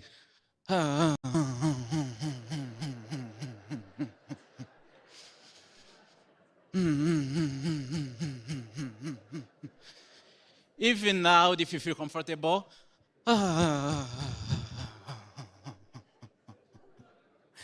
nice. Shaking your arms and your fingers just like this. And now I invite you to release down. And now I invite you to turn to the right side and turn behind. Breathe in. Breathe out when you look back behind. Breathe in, looking forward. Breathe out, looking behind. Breathe in, looking forward. And turning to the right side or left side, depends to where you started. Breathe in and breathe out. Now we're going to look up. Inhale. Exhale, looking down, forward, stretching your neck. Inhale, one more time. Exhale. And we're going to use the right hand or left hand, depends to where you want to start. And just bend your neck and switch. Inhale. Exhale to the other side. Just feel your neck. How am I feeling in my neck? Inhale, the other side. Exhale. Just one more time. Inhale. Exhale. And now make a rotation with your neck. Moving your neck around. Noticing how you feel. Noticing how you feel. And switch the direction of your head. You turn to the other side. And now we are going to open the arms, opening your chest, opening. You breathe in and breathe out. Bring your arms forward, forward. Just as you feel comfortable, you can just hug yourself. and open, open, open. Exhale, rounding your back. One more time, inhale, opening. Exhale. And now, relax your arms and let's do the legs. Just a few, just 1 minute of the legs. I invite you to bring your legs forward. Just make the space for your legs forward and point your toes forward. You breathe in. Bring your back feet, your feet back. Breathe in, pointing forward. Breathe out, flex your feet. Breathe in, point forward. And flex your feet. And now make a rotation with your feet. Noticing how you feel. How am I feeling in my feet and my legs? And switch the direction of your feet. And this time, shake your feet just like you are you have the feet in your water, maybe in the pool or to the river, enjoying your life. Cool. So I invite you to relax your feet down. And now, just be still for 1 minute. And I invite you to keep your eyes closed. Notice how you feel after all. How is my breath? How am I feeling in my body? Starting from my feet, just going up to my head. How am I feeling my emotions right now in this moment? Maybe I feel happy. Maybe I feel comfortable, peaceful. Maybe a little nervous. Maybe just what you feel in your emotions. And feel that person inside. Not necessarily your name, not necessarily your title, not necessarily the position or how many numbers of people depending on you. Just you as a person. Just me as a person. How am I feel? How am I feeling? And now, this time I invite you to take your breath in and breathe out, blowing the candle. Breathe in. Breathe out. One more time, breathe in. And breathe out. And now this time I invite you to open your eyes and just look around you. And you can see the people around you. And you can say hi, and you can say maybe good afternoon or just whatever, and smile and just wish the good. And I thank you very much. Thank you very much. Thank you so much. There are some people who never do this exercise no matter what. Generational gaps. We all need to breathe in and out. Thank you so much. We are going to have our last session of HR Africa Summit 2024, concluding our wonderful 2-day session with amazing discussions, meaningful conversations.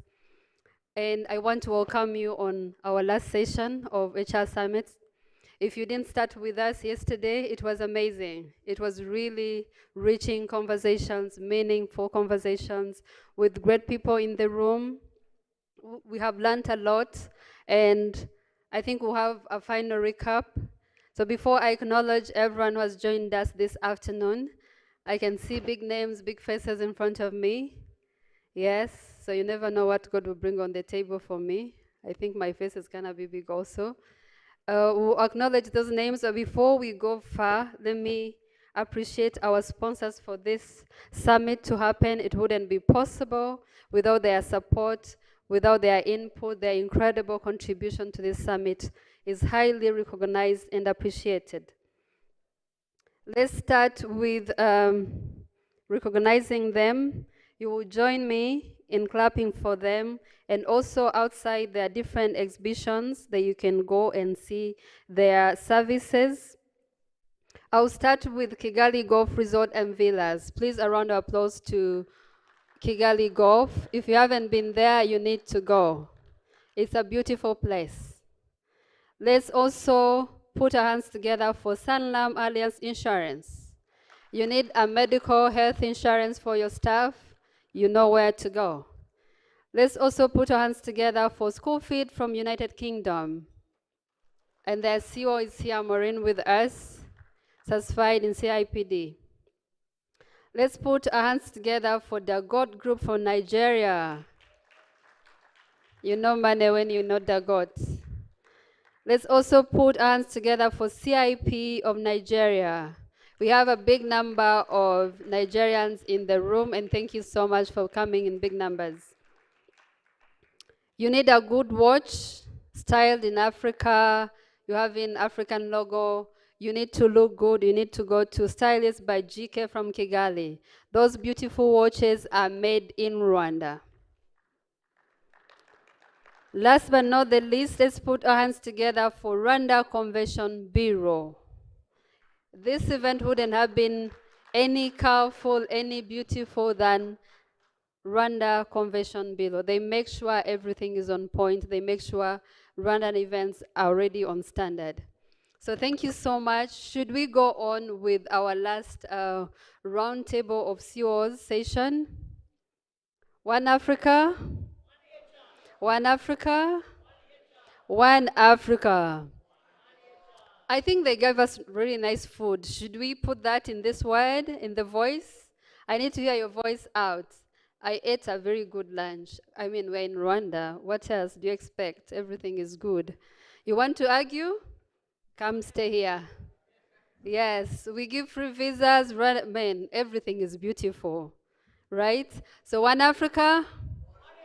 One Africa. As I told you, you may be big in sizes and population, but Rwanda is big. Yeah, it's really big. It starts with the leadership. Anyway, so that was a free information in case you want somewhere good and safe, come to us. So we're going to start our panel of this afternoon with amazing CEOs who are leading the big companies in Rwanda and in Africa and around the globe, and who are doing great impact in lives of people, from juniors to senior management. They're really impacting people in different ways. And we can't wait to hear from those different managing directors to learn from them. What have they been doing since? There are some I grew up looking up to. There are some I grew up seeing their names. So we want to hear from them and learn and exchange. It will be a conversation. It won't be a dialogue. It will be a conversation. We exchange ideas, we exchange good practices. So we can't wait to have those discussions with them. Allow me to welcome them. I hope they have got at least a bottle of water. I hope they are ready. And I'm going to welcome them. You allow me to put a round of applause. I'll start with Mukundwa Diana, CEO of Sonarwa. Please clap for her. I will tell her not to come, and you will miss a lot if she doesn't come. She's amazing. Clap for her until she comes here, please.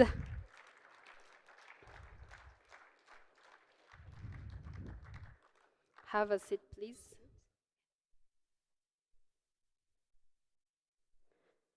Let's put our hands together for CEO and co-founder of Shuttles, Damilola Olokesu. A big round of applause to her. And you're gonna know how the conversation is when it starts with the women. I know how to be a woman, but I don't know how to be a CEO woman. So I wanna learn more. Yes, Let's welcome Jack Bryan, General Manager at Kigali Golf Resort and Villas, Kigali, Rwanda. General Manager Brian Jack of Golf. He's not here yet, it's okay. Let's welcome CEO AGL Rogers Mubito. You're welcome. Last but not the least, let's welcome Mr. Dennis Kadeda, Managing Director of Gold Investment. I grew up seeing this gentleman is great in power and in knowledge. You should be clapping for him.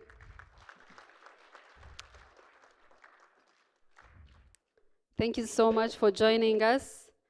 Allow me to have a seat. I'm going to be moderating CEO panel. I'm not the CEO, but I think life will happen. But it's already happening. So allow me to have a seat, please.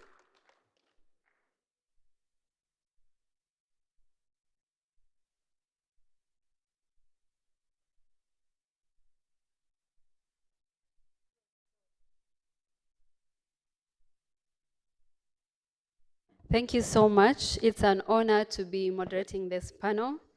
It's a privilege. I don't have anything special. It's just sharing ideas. Yes. So we're here to learn from you and to hear from you how you have been doing this leadership style. Which styles have you been doing?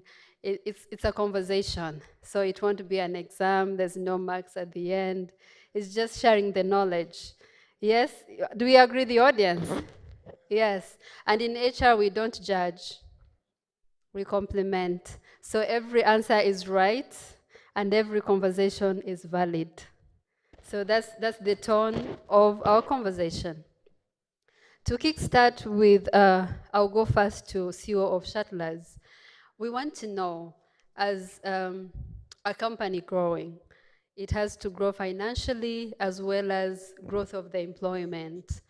As we are in this world of really demanding, how do you balance the growth of financial growth versus employee growth? Because we know when you want to grow employee, that goes to training, that goes to money, but we also want to set the standards of the company. We want the capital, the revenues. How do you balance the two?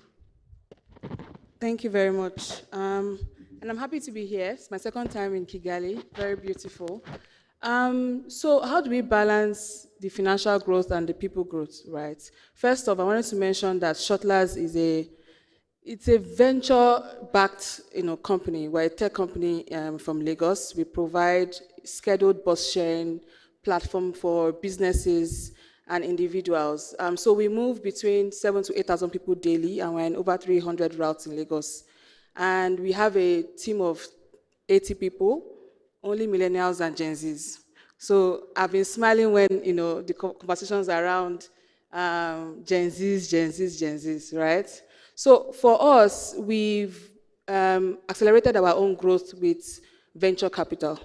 And so if you check the use of our funds, over 50% of that fund is going to people costs. And whenever we're checking our P&L and checking, okay, are we breaking even? Are we getting profitable? Our head of people is here. We're always looking at the people, the head of people. How do we ensure that we're balancing, the people and, the cost of running the business? One thing that we've seen is that we have to be innovative around how we acquire talent and how we retain talent. Since I've said that majority of the funds is going to people costs.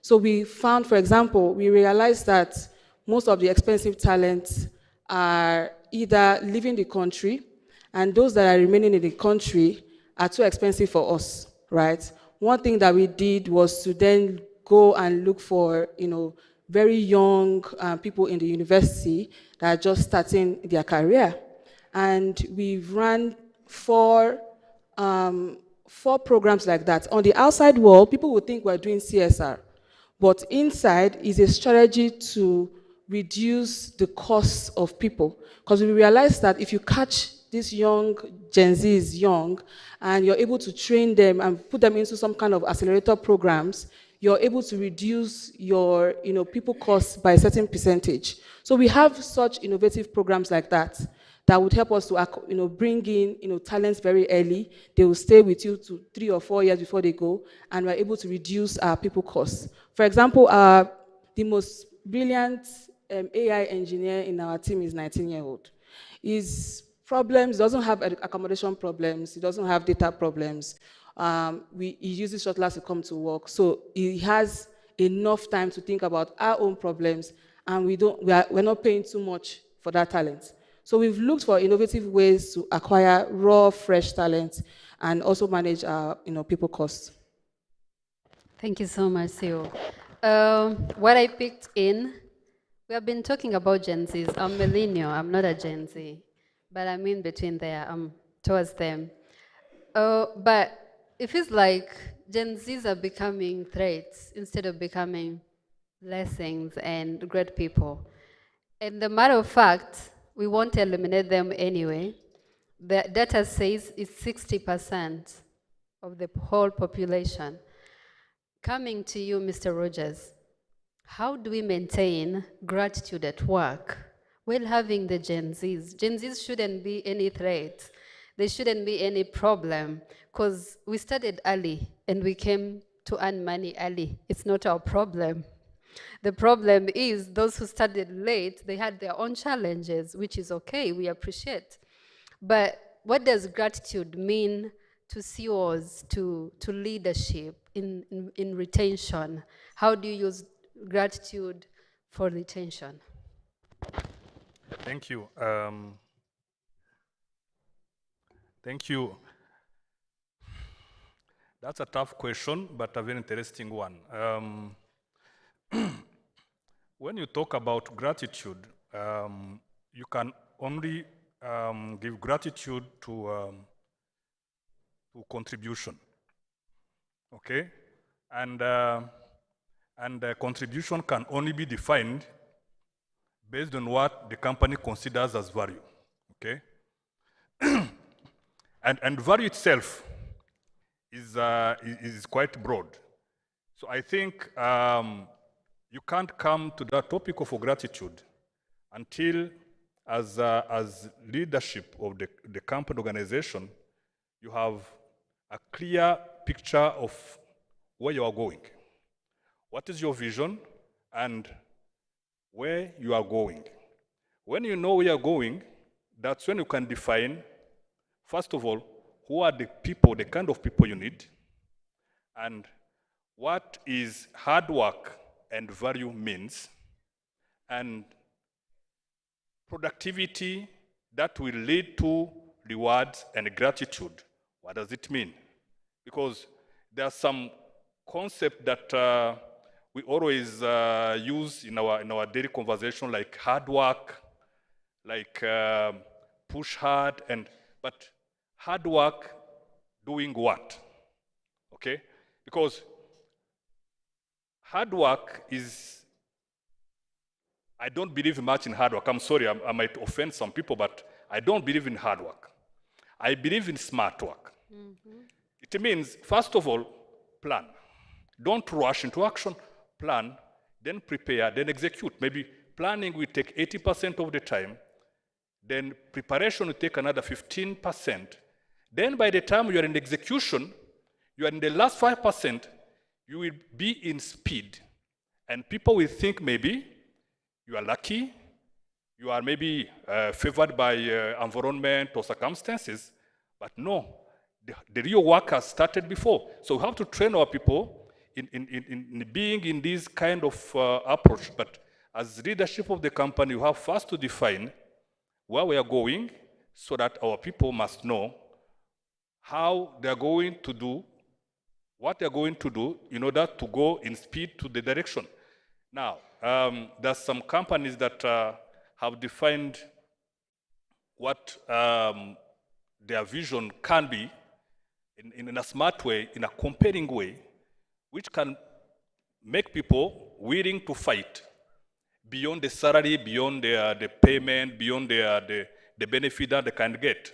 You know, companies like, I remember Steve Jobs, one day he was asked, a few questions.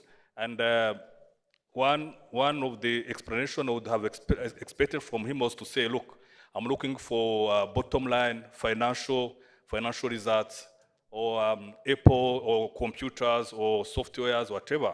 But he answered, I'm looking to make people's life easier. And he wanted his people to have this vision, and whoever could feel into that vision could be rewarded, and the gratitude comes as a result of the productivity. So I think you can't isolate gratitude from all these things. And it's important because companies don't pay for the work. Companies pay for the value created. And when you get the payment or the benefit or the recognition from an organization, it's not commensurate to the job or to the work we have done, but to the contribution and the value you have created for the company. Thank you so much. Are you learning as I am? Yeah, so if I try to understand, if I was an employee of AGR, I would work towards the goal and the mission of the company, but also not just working, but putting in the work to accomplish that mission, like to be result-oriented. Okay, so employees, we shouldn't be just working, but we should see the value. I like that. We shouldn't work hard, but we should work smart. At least that's one. Yes. Thank you so much for sharing. That takes me and think about leadership styles. Different leaders have different styles that really work for them and for the people they serve. So, but this time we took, and you feel free to take us through, Mrs. Diana. What is empathetic leadership style versus taking tough decisions? I mean, you need to take these tough decisions, maybe some managers underperforming, but still you don't need to dehumanize them. How do you combine the two and have the results of the people that you want? Yes, good afternoon, everyone. I thought you have some energy after that good lunch. Yes, so thank you, Monica, for that good question. So it is us as CEOs, of course, we have to lead empathetically, and I know at least for women, we are very good with that. But I also know we have very great leaders in men that have actually been very exemplary on that as well. So if I come to the question, how do the leadership style of empathetic leadership? So to me, I mix the two because you want to be empathetic, but you also have to have the hard side. Not in a bad way, but we are all, some of us are parents here. You know, at home, if you are always only showing your child or whoever that you live with only the good side, then you will never actually bring out that giantess or the giant in them. So to me, I would say this kind of nature of work should be quite simple, but visionary, like one of the CEOs said. When the team members know where they're heading, when the team members know the purpose and the impact they need to create, one, it will keep the Gen Zs who are always looking out for excitement and very nice opportunities, but it will also keep the older ones. How do you do it? It shouldn't be work, work, work all the time, but have activities that empower this stuff. One, I would say, like what we have done at the company that I lead, is that we are a life assurance company, Sonargwa Life, and one of the things we've started as an institution, not only at my level actually, is to know that a staff's well-being at work is more important than just the work they give you. Now, when we talk about staff well-being, it's vast. One, there's financial stability, where the company has come up with a package where we actually pay for staff benefits to, give them that peace of mind when you're working. In that sense, you know that when you have an issue at work, maybe you get sick, chronic diseases that are very, very common these days, you know that you're not going to struggle because the company has a portion that it's covering for you, not only you, but your spouse and your children. So that is just going beyond seeing what these people offer on the table for you, for the bottom line, for performance, but going all the way to think about their well-being. So that's one empathetic way that goes all the way from board decision to the CEO and to the executors. Two is that we need to create a rewarding space for staff that are really shining. So there's a way we have the A-star staff and we have staff that are also learning. So each employee to me has a very good strength and a weakness that should be improved. So empathetically, as leaders, you don't have to only focus on the weakest side of this person. Like I said, every staff has strength and weakness.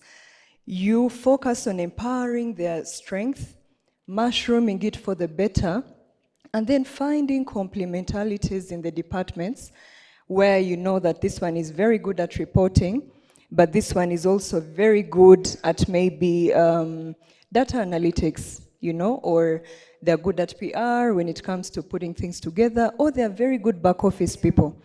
So as leaders, you empathetically look in the eyes of your staff, ask the right questions after them knowing the purpose of the institution, then try to empower them. And that is where training also comes. Because oftentimes we want to train things beyond, but probably one thing that your salesperson wants is to learn how to sell. And learning how to sell is not only just, the usual work we do, but probably they need to be mapped with a mentor or someone who is doing it very well. They go together to the market and see how it goes. So to me, that's number two. Number three is also finding ways to celebrate your staff through birthdays. HRs here that don't do monthly birthdays for your staff, it's just one cake for all children born in that month. How much is that? 50,000 max, But that thing really gives that joy. These staff spend like 70% of their time at work. So if you're not doing it, it's okay. Maybe you're doing something else that it's better, but it's just an example of putting them together and trying to celebrate the small things, the bigger wins and the smaller wins all together. And coming back to the second, which was not mainly on the empathetic side, is to see how do you also bring out the hard work, but not in a bad way. So to me is that what I do is that first of all we need to understand where we want to be. Now, when it's basically a principle in the 7 Habits of Highly Effective People, to people who like reading, Stephen Covey. You start with an end in mind. So our teams have targets in place at the beginning of, let me say, a year or something that the period we are working towards. So the thing is, we know we want to reach this target. Now, we start with that target and walk backwards. What do we need to achieve this? So the people that actually have to achieve that will tell you, oh, I'll need cars, or I'll need 2 more salespeople, or I'll need, your support as the CEO to unlock. Some companies, we have to go there. I will need you for this and this. When we are aligned and the teams know what to do as KPIs or targets or the end goal, then in that way, you're going to track them to do it. Sometimes we even go all the way to weekly to see how we are looking. You can wait for a quarter and you actually realize the way you are looking at yourself in the mirror is not how you actually look.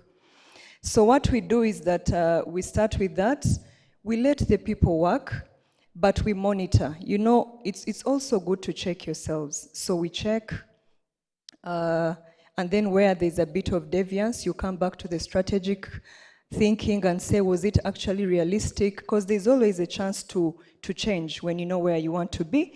but still achieve what you want to achieve. So when you don't achieve that, or when you're not able to do that, then there are other tasks that are done, not the hard way, but in a sense of finding out what went wrong, what can we do better, what can we improve, what are some of those things that we can instill for the team to actually achieve. Should we map some other people? Should we add you maybe someone to boost what you have to do? And when all that doesn't work, because I know HRs know better, then you'll have sessions where you want to talk to this person. You know, sometimes it's just beyond sitting in the office. Maybe this person has issues at home that are affecting their working performance. Maybe they have issues beyond, and that's where you are such important people in the HR fraternity, because they're usually open to talk to you. But like myself, in my leadership style, I have time to talk to my heads. I'll even ask, oh, you weren't feeling well, how are you doing, how are you better now, and all that. So to me, I would say that yes, you can lead empathetically, but where you have to take measures and actions, you take them as a leader. Thank you. Please clap for her, please. Yeah, I feel like I want to request a job in Sonora Life, but they're not recruiting. So I have picked a couple of things, but what really caught my attention is having the balance in between, the tough and the soft, and also celebrating the small and the big wins. HR people who don't celebrate employees' birthdays, where are you keeping those cakes? Like, God won't ask the cakes in heaven, so you better give it to them. So that takes me to another question, which goes to Mr. Dens. I grew up looking at your work, what you do, and that made me think when I got an opportunity of moderating the panel that you're on, it made me bring the question that I have been wanting to ask you. I know you sit on a couple of different boards. How does leadership of a certain company or managing director or the leadership team manage the inactiveness of board members? So we have a board member that is not really active. How does it affect the entire leadership of a certain company? And how can those be addressed in a polite and respectful manner to the board members?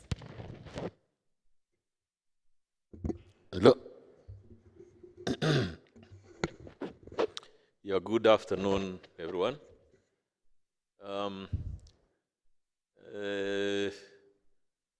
struggling to find the best way to answer her question, because it's just a tip of so many things I wanted to discuss with you.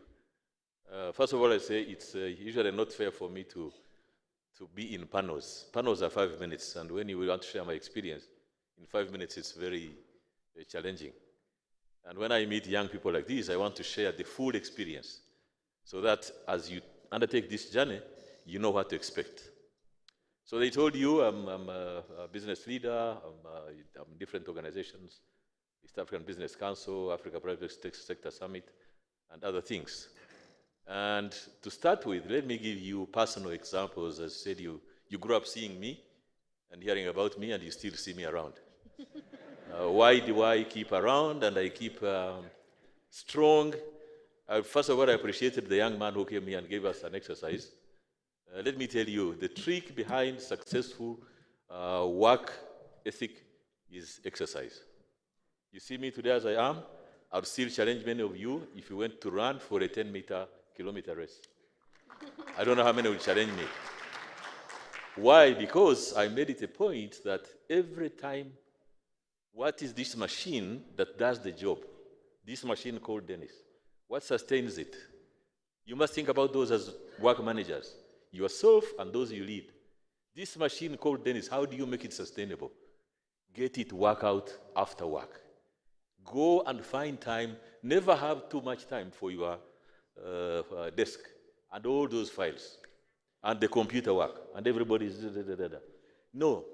Have time. Tell yourself that at a certain point X, I must stop this and I must go work out because this machine called Diana needs to be in this job tomorrow, and tomorrow, and tomorrow. So get this machine, change from the machine work to working out. It is the trick, it works, believe me. That's an important one. Now, back to the actual thing. I'll give you a personal, again, experience that it should inspire most of you. In the past, I have a military background, then a police background, then a business leader. You can imagine what I combine. And when I heard you listening HR, I was thinking, would this work for the military? Supposing one of you was posted as a permanent secretary, Ministry of Defense. You don't have to be a soldier to be a permanent secretary. But as a PS, as you're signing checks and accounting officer for soldiers, would you understand what actually you are signing for? Would you understand what kind of people you are, signing these checks for? What they go through? So I have that experience, but it would take a whole day to share it with you. But one day I'm in the military and I'm called upon, after a war here, if you were born or not yet born or something.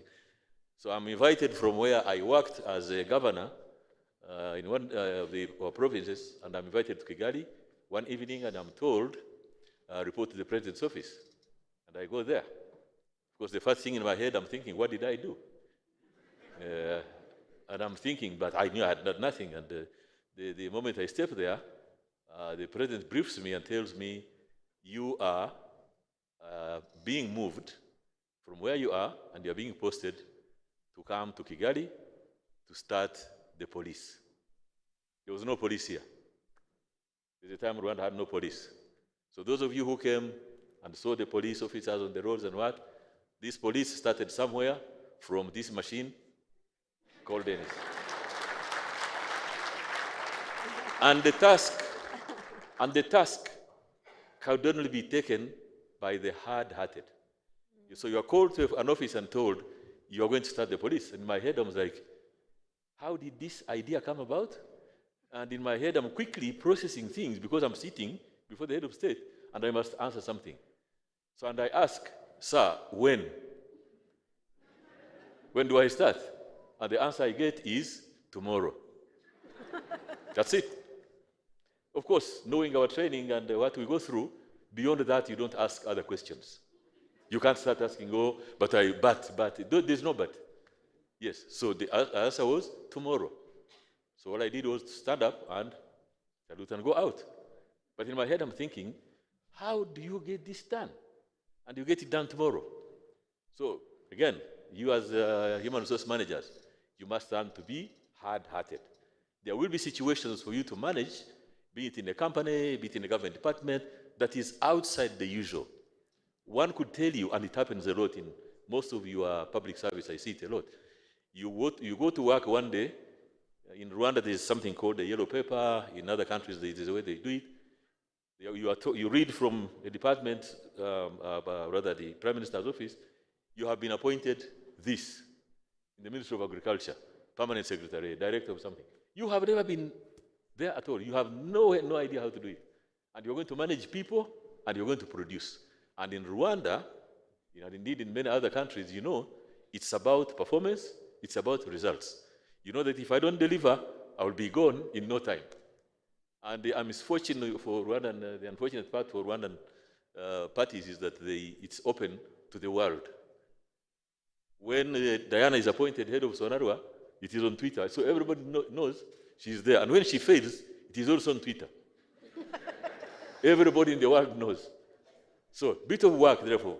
So what happened when I'm assigned that job and I'm requested to start tomorrow, quickly in my head, as I walk down the staircase, I'm thinking, if this job doesn't take me to permanent prison, it will take me to a better place up there in the future. I don't know which of the two, because I then later retired, but I think I retired well. So the one reason is that whoever saw me fit for the job, fit for purpose machine, called me to say, start tomorrow, must have identified something in me all along. It couldn't have been that night. It must have been track record.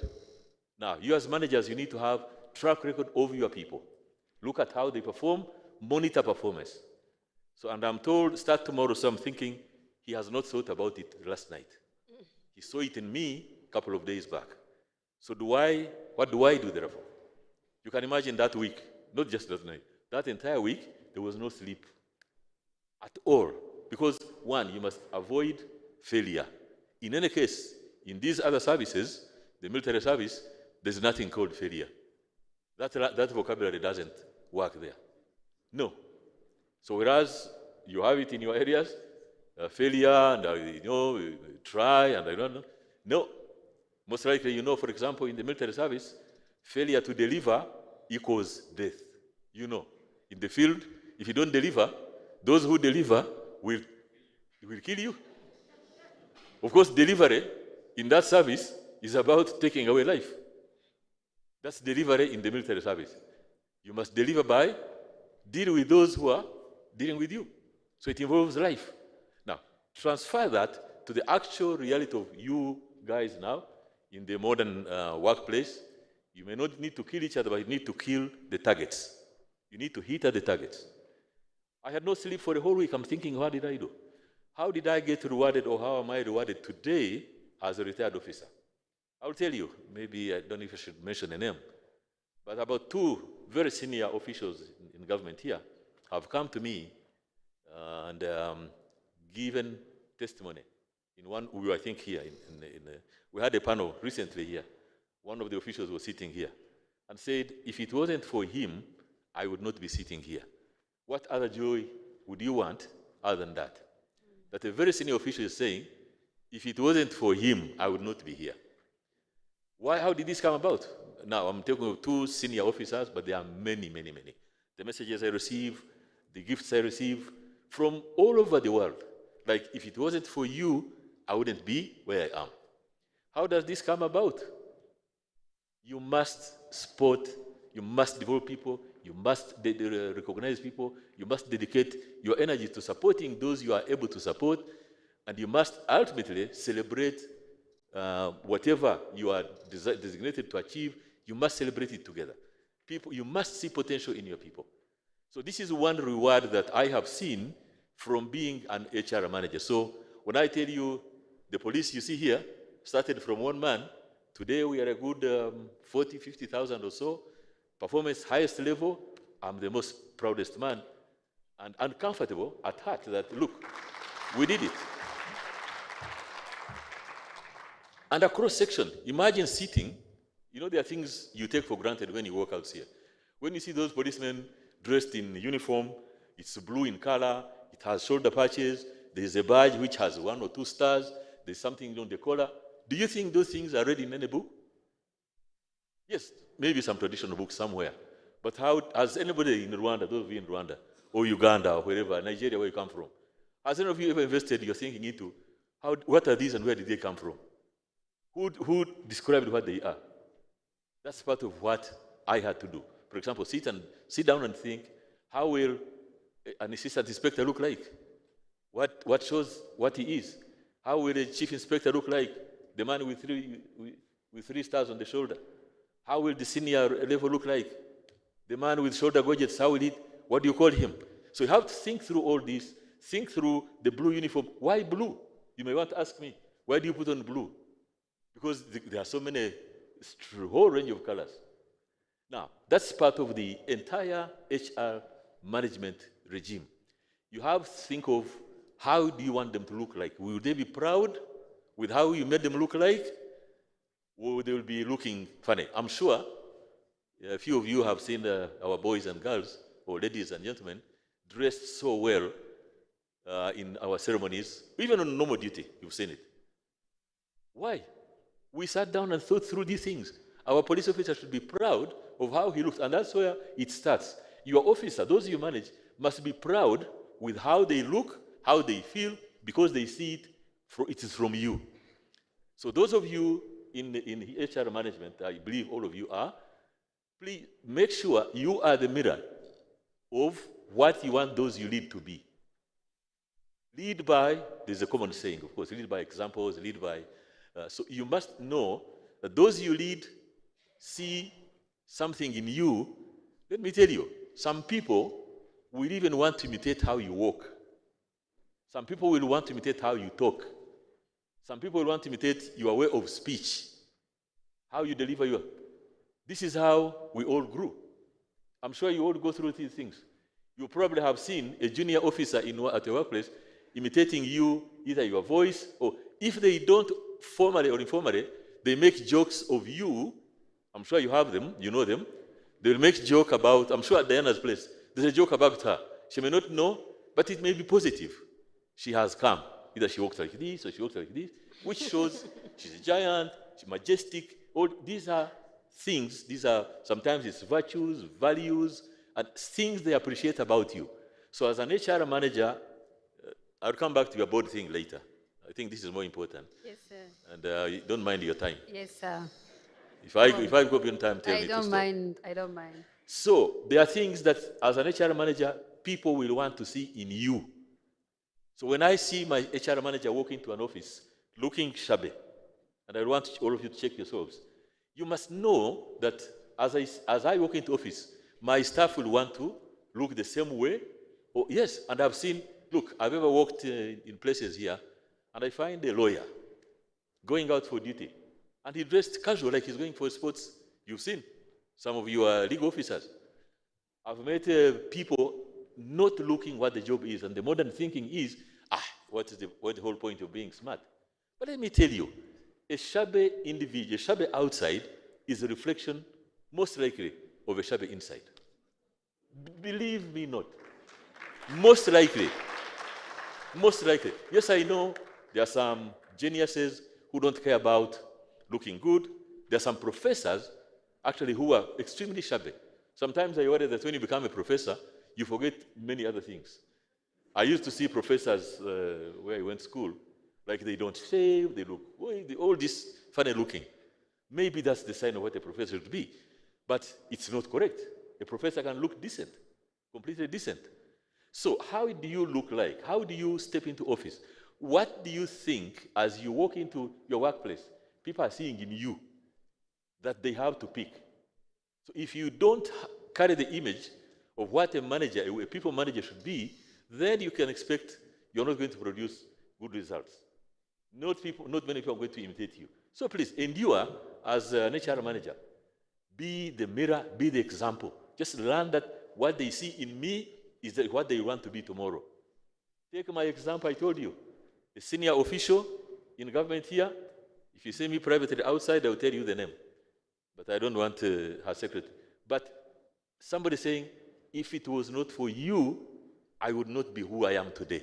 And it is testimony to many other people. So, you need to understand your role as it's not just job for the sake of it. I wanted to come this point. Some people take the HR manager as a job, just as job. Because I normally speak to different people, and you will hear, what do you do? I'm HR so-and-so. Then there's an organization. What do they do? Oh, they are looking for HR. Oh, then I became HR in a job. Sometimes you wonder, did this person train to look after people? Because for me, I told you, when I was given that job in 1995, December 94, I did the first bit of the job for 4 years, 5 years, and then I told my president I wanted to go and become a professional. Because I've done my best, but now I want to completely become a professional. And so I went to train in Europe and trained properly to become a proper professional. You know what I'm doing. Now that I will explain to you. But initially I wanted to start at you as the HR manager. Before those you lead make comments about you, do you see that in yourself? Do you feel it? Do you actually find yourself fitting in that? If you do, super, very good. If you don't, then there's a problem. If you are doubting, they may not be seeing this in me. Please, take a reflection, go back and say, no, I need to be a mirror of what my staff should look like. So, we can now go to the actual things of how the boards, you said, but before I get there, let me also comment on something important. That what do we want to see in our people? I put down a few things that that we do at the workplace as the employers. I think either Diana or somebody mentioned it, identifying key people and appreciating what they do. Again, I'll keep giving you the example of the military service and police and all that. Of course, when you see people out there, my young lady, you'll see inspectors and so and so.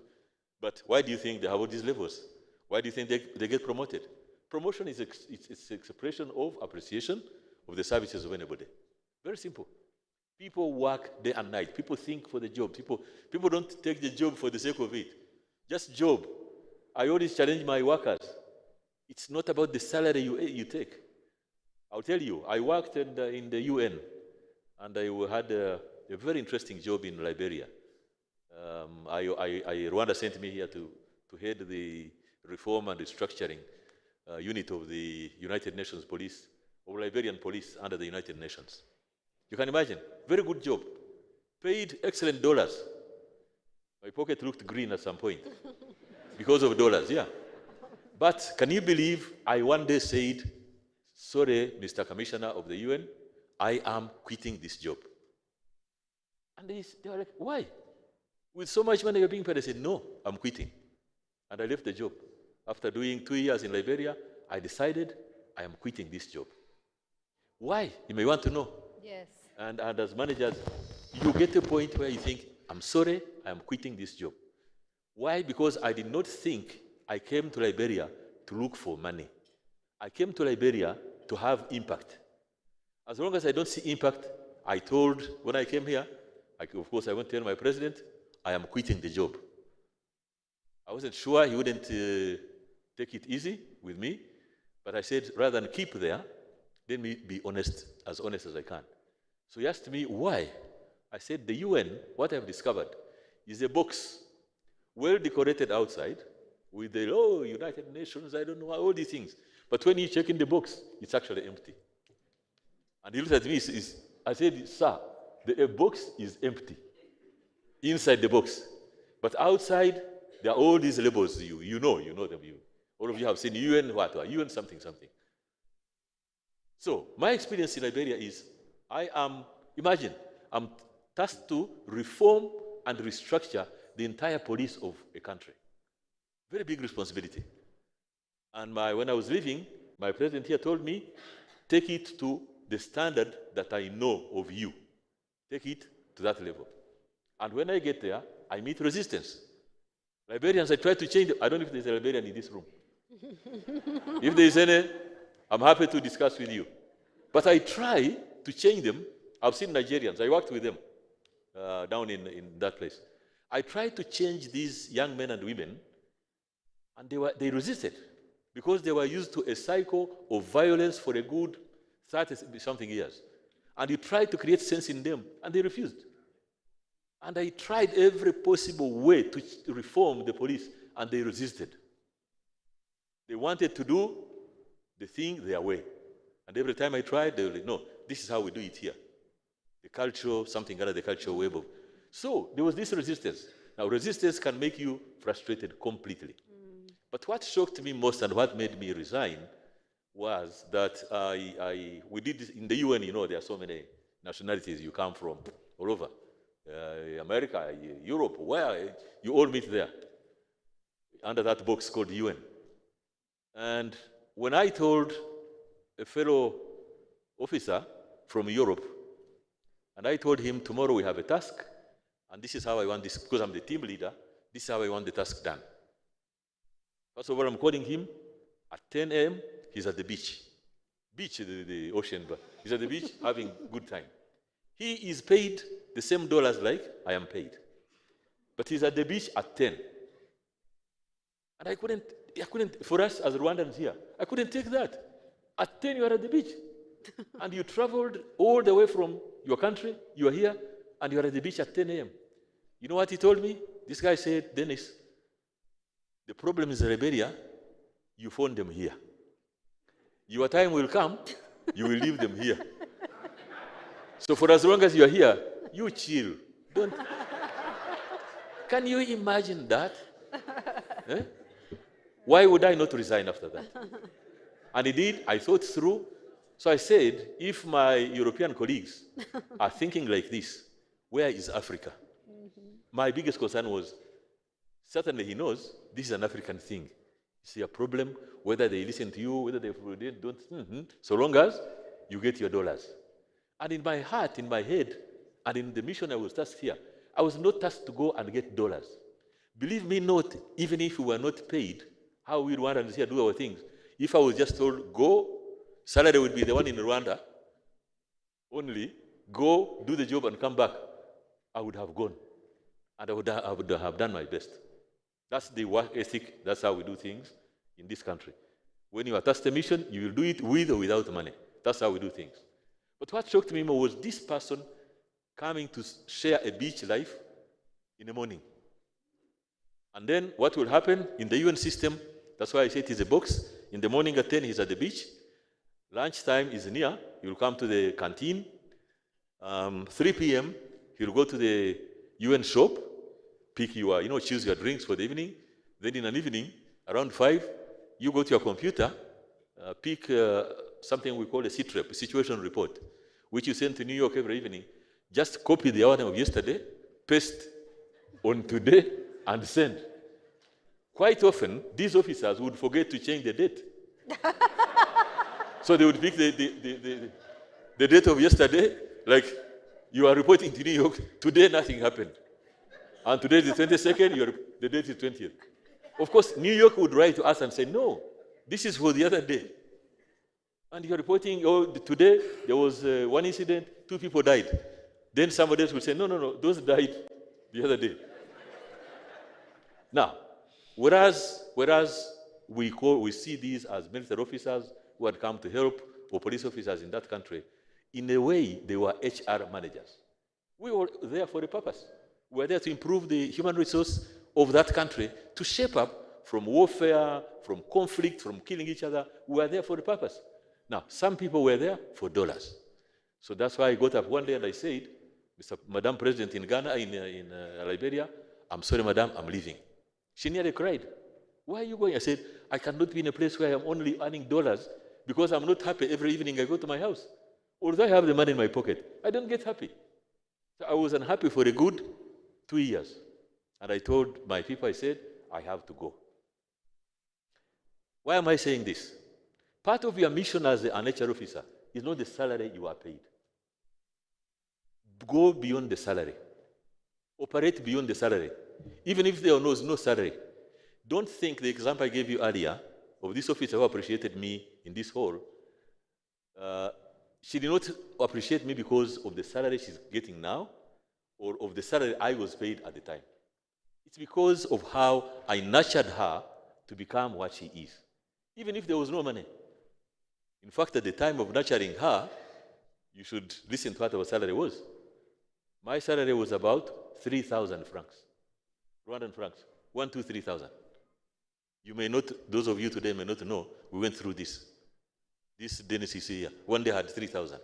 So, nurturing of your people, it doesn't have to be about money. You HR managers, look at this thing as I am shaping the future of these Africans. And I'm glad this is an African conference. Well, you call it a workshop or something. So, you look at yourself as a parent in a way. HR manager is a parent. You are growing people. Your people are seeing examples in you. People want to emulate what they saw. Let me tell you, when in 1987, 88, 89, up to 90, when we came back here, I worked with the minister in Uganda as his military assistant. And I saw how he did business. As his assistant, in any case, you do the donkey work, all the donkey work. So whenever we're in meetings, whenever we're in work, whenever we're in travel, and I could see everything, and my mission was learn from this man because you have seen his brilliance. He was a very brilliant man. So I tried to learn everything he did. I learned how he does research. I learned how he responds to people's questions. I learned everything. And I told myself after about 3 years, I said, you know what? What you asked, where I am, I think I can be him. So the usual saying that when you grow up, you want to be like him. I wish to be like him, and at some point, I think I became him, or like him, completely. Today when we meet, I always tell him, I became what I am because of what I learned from you. So another important thing, of course, beyond nurturing is you need to manage, as HR managers, the biggest thing you have, as you try to identify talent, you know, possibly you touched this point earlier, there will be the work-related rivalries. Did you discuss rivalry yesterday or today? Okay, rivalry at work. And I have a question for all of you. How many of you have experienced rivalry at work? Feel free. You have sensed rivalry at work. Your job or the job of your person, somebody else wants it. How many? Those you everywhere? Yeah, everywhere I would see this. So, this thing, it's new. It's not new, rather, it's not new to all of you. There's something called rivalry at work, which I thought, I've been thinking about it the whole last week, since Aaron told me. It's something you see, you hear, you smell at the workplace, and you guys have to, it is up to you, the managers, to deal with this thing. Rivalry at work can be very dangerous. It will undermine talent. You will notice that one of your most productive person is being undermined from left and right. Your managers will receive reports of latest text messages. You will be receiving reports about, oh, so-and-so, she has done this, she said this. You will see groups of gossip, people gossiping about one of your key person. Haven't you seen this? Or I'm picking this from Chuba. You have come face to face with this? Rivalry at work, gossip, undermining each other. There are the new terms like pull him down. Aren't you managing these things in your workplace? This is a very serious controversy that you'll find in the workplace. And normally, it is up to you, the leaders, you, the HR managers, to understand that this is an aspect of life. In the first place, we are humans. Where there are humans, there is ududu, there's gossip, there's what. But at the workplace, you as the HR person must do everything possible, protect your job, your department from gossip, because gossip will kill a factory. For us, we are very careful in the business sector. We get very careful. Gossip will kill production. Gossip can close a factory. Gossip can send away clients. I have had this I run a hotel and a conference thing down here. And I see rivalry can, one person, one of your staff will speak so good with one of your clients. The other person will start undermining. When we were young in schools, which you have all gone through, there used to be something called capital B, people who call themselves capital B. B like, it's my traditional language. But people want to be praised, maybe praised. Let's call it capital P. People who call themselves capital P. Oh, this one loves being praised, loves being what? Sometimes somebody is being honest and delivering to the best of his ability. And his friends or her friends are only undermining this person. Before you know, you will see one of your best resources telling you, I am quitting. Or you walk to a table and you find, especially if they are ladies, you'll find somebody shedding tears. With men, you will see them starting to be absent or starting habits like very funny habits. So as an HR manager, I need to know rivalry at the workplace is dangerous. Now for us in the private sector, it becomes unproductive. It undermines our work. Now, you ask me, we as in the private sector, what do we expect of you, our HR, or the HR from outside? One, we want to see this sharp brain. That's what we go for. Mr. Mwangi, our former boss, the big CEO of Equity Bank. All of you, you are familiar with Equity Bank? In Africa, at least. Equity Bank is all over, you've seen. The head, the owner, senior CEO of the Equity Bank told us, again here, that if you want to be successful, this is important to HR, if you want to be successful, surround yourself with the best brilliant minds, no matter what cost. Surround yourself with the best. So if I come to a convention center, if I come to Sonarwa, be careful. When you see me there for a policy, don't just take it light that I've come to sign up my insurance for my house. I might be spotting the best person in your company, and I shop that person. So we do that. That's no secret. Us as captains of industry, we do that. We want the best. Because when we want to succeed, you must look for the best. And that is why sometimes we attend functions. Every function you see CEOs, don't just think they are there for the invitation you've given them. No, they want to network. They want to meet you. I'll tell you, one day I was in a workshop, attending a conference right in Kampala. And as we are heading out for break, a young man walks to me. I see him is carrying a small book. A young man, pretty much the age of, so he says, Dr. Saguda, can I say hi to you? I said, yeah. Why do you want me? He said, I wanted to show you what I do. Picking the courage. HR managers, tell your people to pick the courage. Picking the courage and talk to these old men. Because he had been introduced, I had a panel to attend over there with the heads of state. And then he said in his head, that man, if I get close to him, there might be a deal. And he got a deal. He got a deal. He came to me, he showed me what he does. He chops stones, good stones, which he applies on walls of houses, and he wanted me to see it. In his head, he's like, maybe, let me give it a try. Now, the person he's coming to, I am good at nurturing people. I told you, these police officers you see here, these chiefs, I don't take talent easily. And talent is not easily identifiable. But when somebody comes to you to say, I have a talent in this, please listen. Especially those of us in the private sector. I have to listen to all of you. I have to, people will ask you for jobs, opportunity, can I see you? Create the time. You manage it. Create the time to see these people. Maybe they have an idea you have never seen. Those of you who went to Kigali Heights across here, when we put up this building, the idea you see outside was not yet there. But as you walk there, you will see black stones that clad the wall of this building here. How many of you went to Kigali Heights? Yesterday, all of you have been to the building across here. You've seen the stone, the black stone cladding the building. The idea came from this young man who walked to me during break. So I said, do you do stone? He says, yes. Can you do 100 square meters? He says, yes. Now, in my head, I started thinking, this is a talent you need to tap into.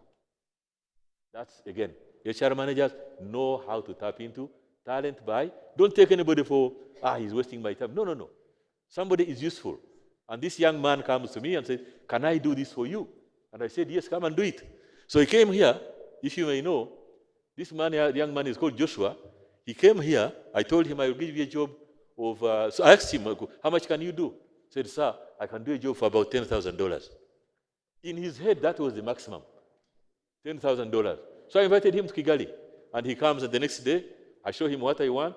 I give him a small space to try. He does it well. So I said, you know what? Can you do the entire building? He says, maybe I can track. I said, no, remove maybe and give me the actual word. You can or you cannot. He thought twice and said, I can. So when you are encouraging your HR people, there are some words in the vocabulary you need to take out. The maybe, remove the doubts. If you see talent, tell the man, excel at this. This man who wanted a job of 10,000, at the end of it all, he got a job for $169,000. So you see how talent pays. 169. His dream was 10. He got 169. Now, that is talent identification. Imagine if I had dismissed this young man. One, I wouldn't have the good quality that I have on my building. Secondly, this man would have been let down there. But this man, because I brought him up, he now has a factory. He employs about 100 more people now. Now he's in Kigali, in Kampala, Nairobi, he's looking for more jobs. So in HR management, or for us who appreciate it from the employer perspective, you identify talent and give it a place in your organization. I hope I'm sitting in a good time. Yes. Now, to your boards. For us as boards, when you see a poor performing board member, which happens quite a lot, because you see, successful board membership is not about qualification. You know, sometimes most of you want to go by, and again, you HR managers, don't be deceived to go by the paper called CV, and you think you are good. Even you CEOs, don't. The paper can be very deceiving. Of late, of course, you know there are CVs on the internet. You can pick and paste. When you see somebody describing, I am this, I'm so good, I am so. Sometimes you test it and you don't see it. But sometimes it is there and it is hidden, the hidden talent aspect. And us as managers, us as employees, we want to see this. So as managers, learn to see this hidden thing and bring it out. Support the people who are under you. Identify it quickly, protect them from the work rivalry that I talked about, protect these workers against bring them down. There's a lot of bring them down. You know it here. I know it in some departments, I could tell you. In Nigeria, I don't know how many of these. In Kampala, I don't know how many. In Nairobi, I don't know. But everybody among you is familiar with, this guy, why don't you bring him down? So that is counterproductive for us as captains of industry, because the success of us is people. Now, for an ineffective board member, because decisions of a company are supposed to come from the board down to the operation officers down. When you see an ineffective board, the only thing you expect is that at delivery point, there will be a similar weakness or even worse, because you are not giving strategic direction. The board gives strategic direction. If you are weak, now the chair of the board has a specific duty. Once you identify weakness in your board members, one of the things you need to do is to deliberately, I'll tell you what I do in my own case, but these are tactics of organization. I may decide to create committees in a board. If I spot that so and so, Mr. X is weak, I will deliberately create a committee that I wouldn't have otherwise put in place. And I get 2 strong people or 3, and I put the weak one, so that they boost, or the productivity from that committee is now boosted by these other elements. Thank you, sir. Right. Thank you so much. Thank you so much. Oh, that was a rich conversation. Sometimes it's really hard to cut those conversations short. So I apologize about that. It was wrong, but enough and very rich. So we wanted that at the same time. Thank you for sharing. No, it was kinda length. It wasn't wrong. It was very, very right. Yes. So we have really retired but not tired people that really share a lot of information that we need today. So we are running out of time. I can see, I see. I have seen the warnings, and thank you for sharing. But as we round up this round table of CEOs, we wanted to take at least one question from the audience as we wrap up this discussion, because only one question, that would be great. In the audience? Okay, so I think everyone was content. Oh, there's one. Benjamin, you can help me with the microphone, or anyone, please. It's good if we take a person who didn't ask any question in the previous conversation, if possible. Unfortunately, that was a bit late. Shamim Nyiramashirinji, Mr. Daniel, simple question, why blue? You asked Mr. Dennis. Sorry, Dennis. Yes. Why blue? For the police, why blue? What was the thought process? Now we are going to discuss police. Yeah, but the blue was derived from several things. We wanted something that is friendly to the people. Remember, we had just come out of the horrible genocide here. The minds of the people were still fresh with what the old people called the gendarmes, the police we had here of the former regime. So this uniform, the old uniform of the former regime, was still appearing to those victims. So much that whenever, before we changed the uniform, whenever a victim or a survivor saw that old uniform, immediately, you can imagine if it was you, immediately in your head, you will see the tormentors of the time. So actually, the immediate thing we had to do is change appearance. Because appearance works. You know that in, you know this thing about, there's a writer called McKinsey 7S principle of system, style, something about symbols. Symbols are very critical at the workplace.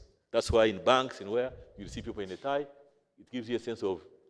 So blue came to give confidence to those looking at it, give smartness in a way, and give. Blue is associated with Peace. water, water, and water is life. Yes. So the blue came to give assurance of life again. Thank you so much. And blue is also peace. And our military is ranked as the best always in the RGB report. If you're arguing, you didn't see the news last night, but the military is always #1. So thank you for your contribution in our military. Oh, yes, that is the last question we are having.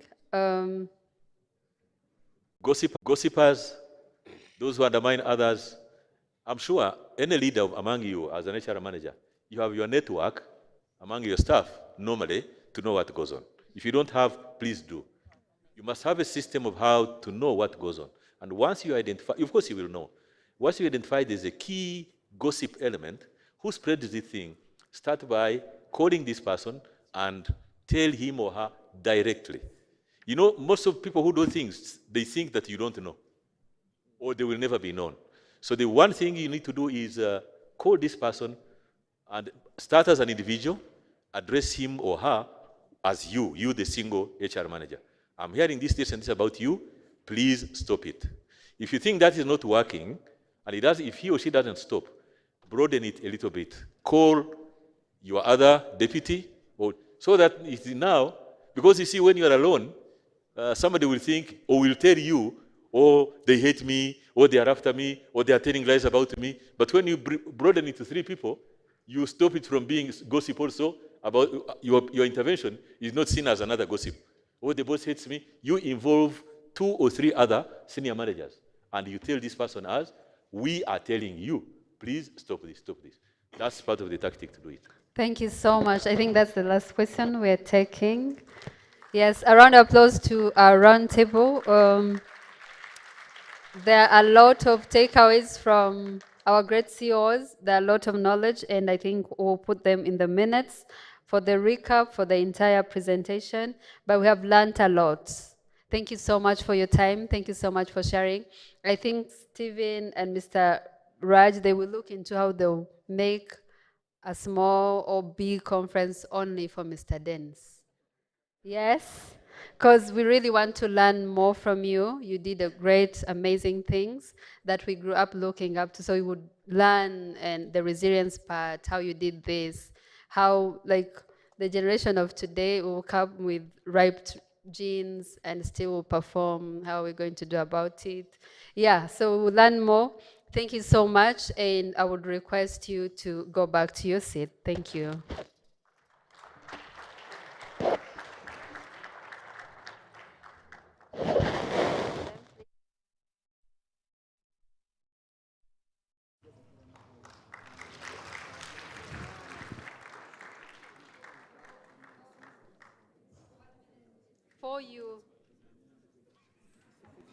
Before you go back to your seats, our panelists, a quick request.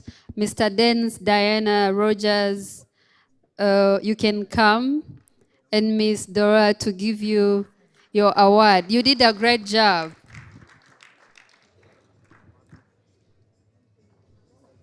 Here. We request Mr. President Raj, Mr. Chairman Stephen, to come and give them their awards. So we'll be taking one at a time for better pictures.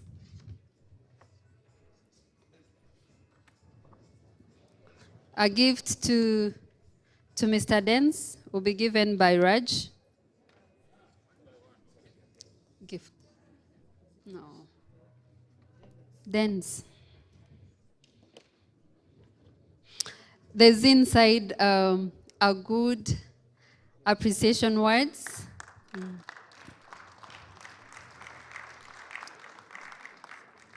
Thank you for sharing with us, and some of us will be your friends. Another gift to be given by Mr. Chairman Stephen. It will be for Mrs. Diana CEO of Sonara, CEO of Sonara Life Insurance. Are your employees life insured? You need to go to Sonara, please. So it's a small token of appreciation on availing yourself, your time. I know it takes a lot, and you canceled a lot of schedules for you to be with us, so thank you.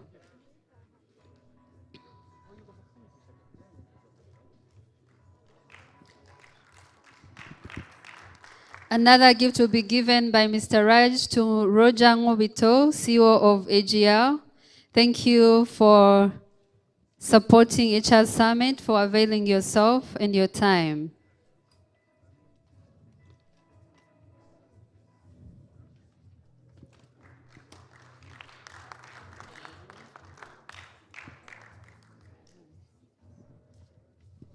CEO of Shuttlers, Mrs.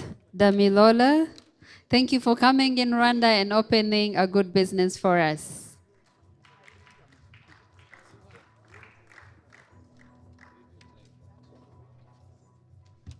Thank you so much. We'll have a one picture with you all. Yes, Mr. Dens, kindly come back. Yo, this generation really disturbs people. They can't let people sit. All of you guys, the panelists, our two presidents in one picture. Yes, if you don't mind.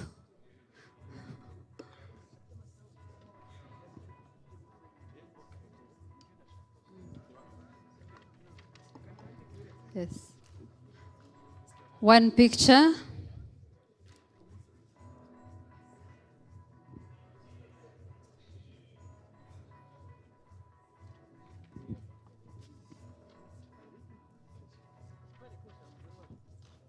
Thank you so much. Thank you. A round of applause as they go back to their seats.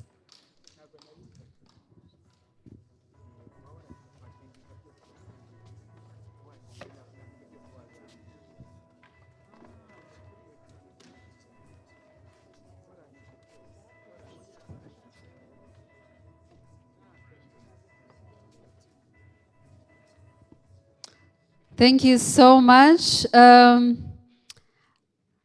I request you another round of applause to our CEO who have shared knowledge. And if you want to grow in leadership, in style, how to tap into talents, you need to be friends with Mr. Dens. Okay? And if you want to go in thematic leadership, you need to go to Sonara. Thank you so much. We want to watch a small video from Dangote, and it's just a few minutes as we round up our day today, and we'll have Mifota remarks before we go home, and we have a word from Mr. Chairman, and we recognize some few contributions that gave to this summit. It was really enriching summit. Thank you all. So we're going to have a short video of Dangote as our main sponsor of HR Summit 2024.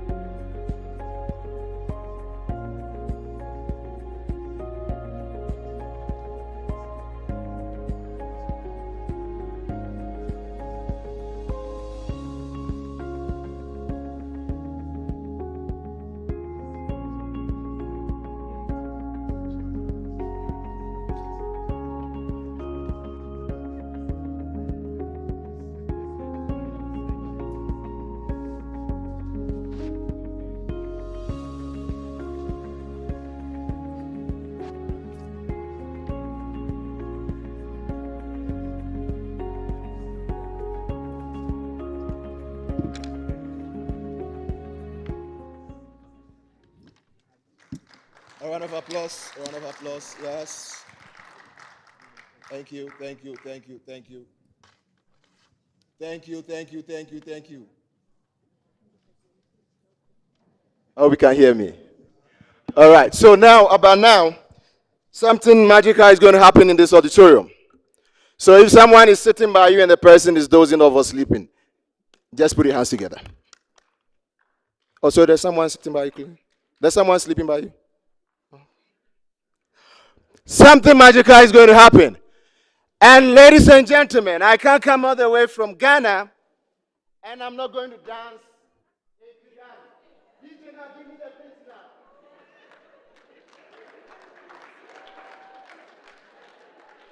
What is he waiting for? I can't fly all the way from Ghana and not dance yet.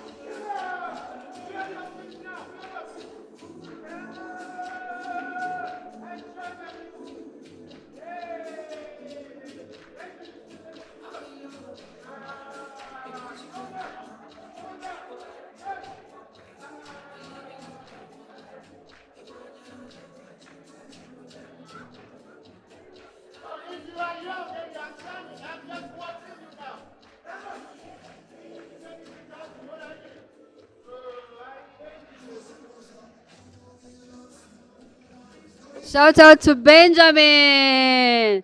Let's make it more beautiful with Rwandan culture. Welcome, Nganzongali. Thank you so much. All right. You didn't dance. I just finished dancing. And now you are still standing. So whilst you're taking your seat, I want to do this quick one before you take your seat.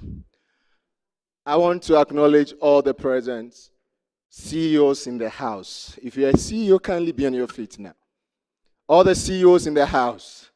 Let's show them some appreciation. All the MDs, all the CEOs, all the Director Generals, all the leaders in the workplaces. Kindly be on your feet and let's appreciate them.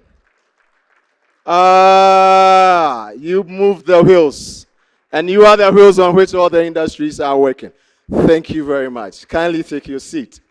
And all Nigerian delegation in the house, kindly meet me at the main entrance. And now, get ready for the magical.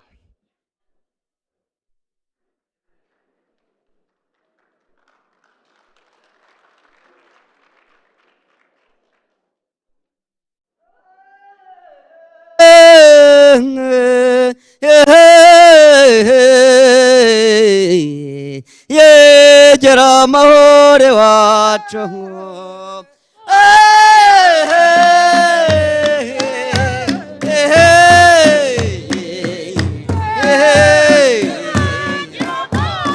yewe ngoza ngareta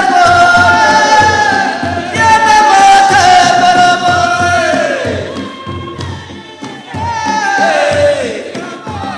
aho kichaba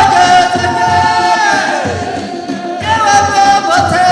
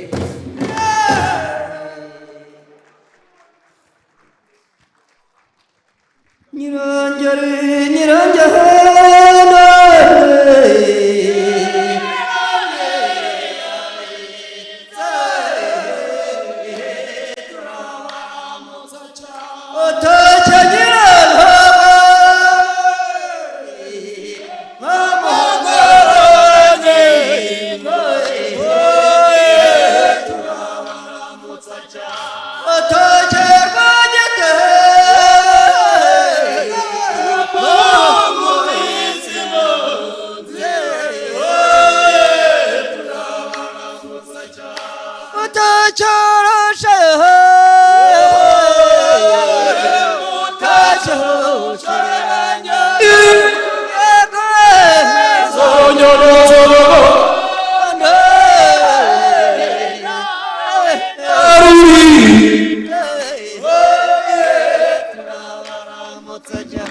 inyomonzi inyomonzi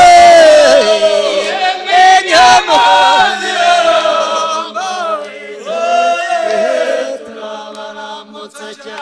irembera umwego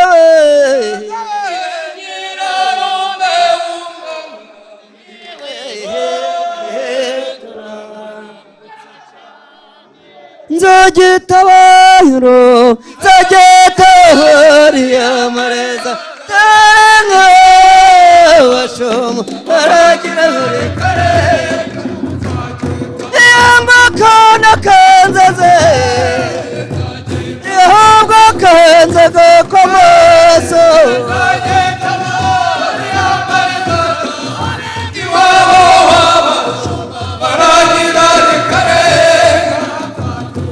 yangutara nanjye yene dohoza nyake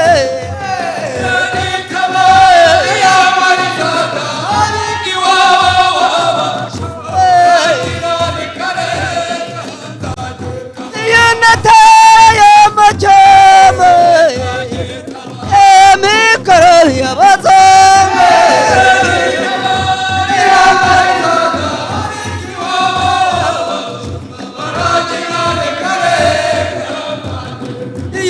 yanganzangareza bona yene matembero maze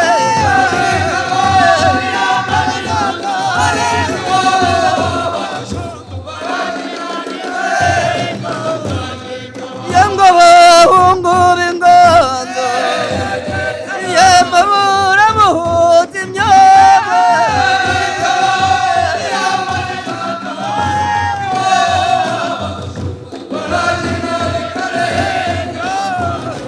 yene matembero maze yene muhuza abahungu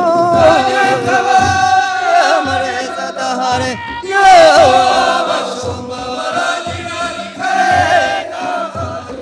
yangarekeze igeze yamagenga mu bahungu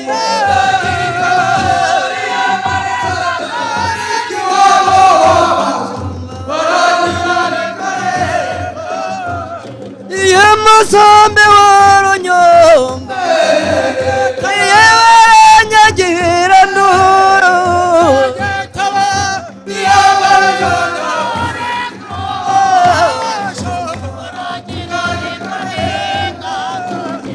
yangiye nteruye gute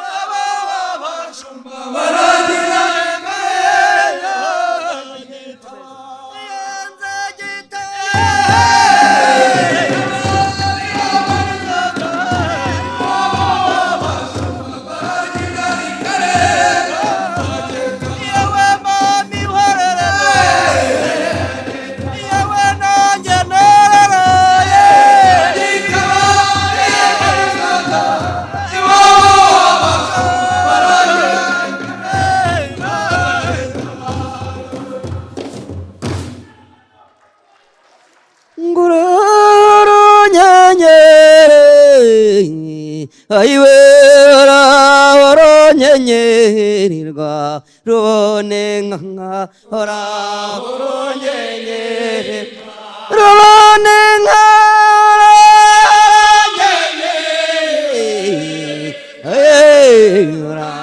oronyenyerirwa rubone nka nyenyenga rubone nkanageye ku gitera we ayiwe abakecuru batenkanda bari bambaye uranyenyenga rubone nka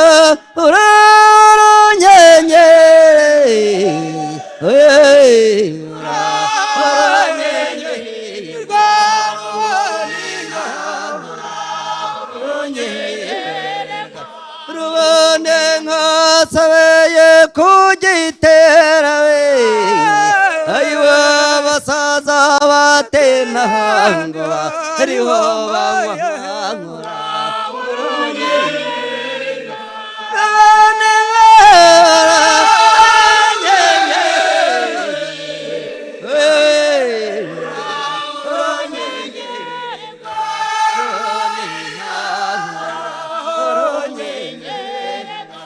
rubone nkasenda tikara musenkora mubero karatenyana yengo horabageze rubone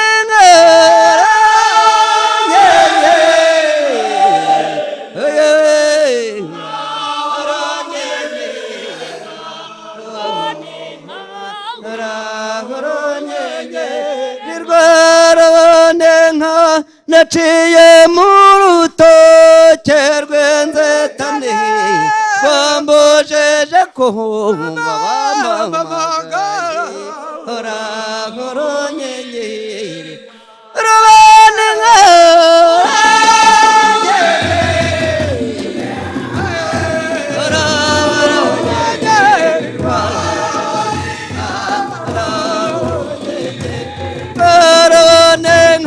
naceye mu nkanye sheze behogo zankambojoro yenze nanya mama raronye rubone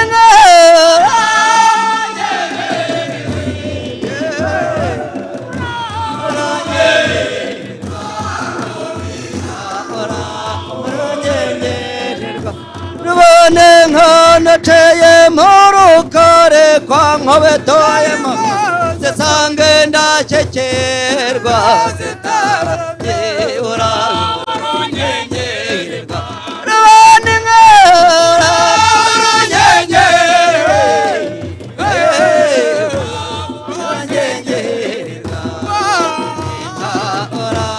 runyengerwa rubone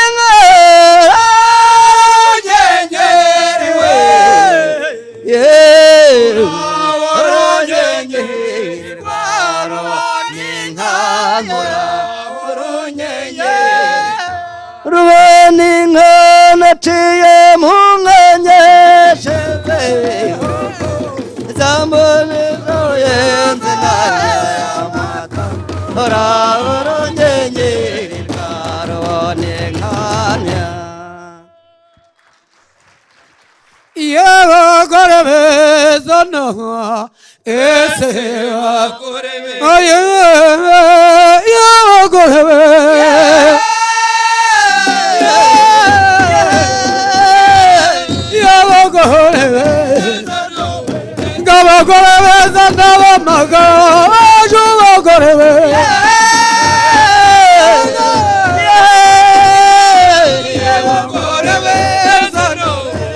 Yamgara yandaru, yamgara yandaru, agova agova.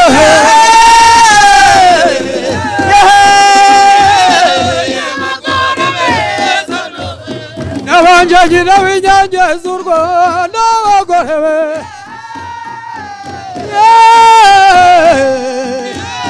Yabagore be.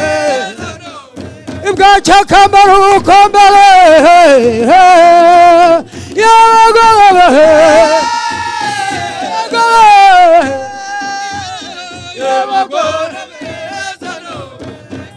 Chabura chabu chabayumo agawa gorebe agawa gorebe zando ese wa gorebe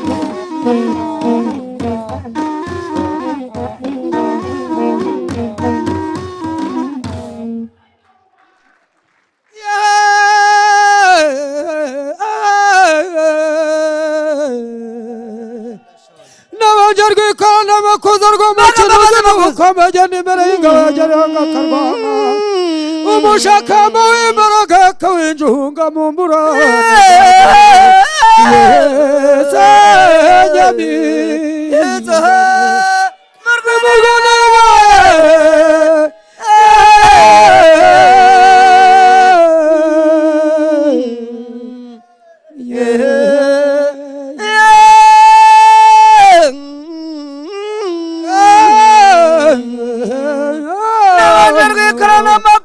Amakenazi n'umukamajyana imbere y'ingabo yagereye nk'akarwara ikibirenge cy'imama yaragiye nta n'icyo byamutwaye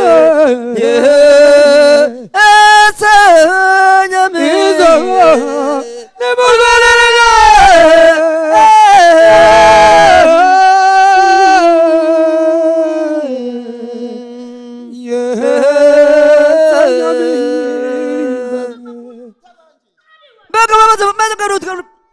ahubwo rero umwabwa bamuhaye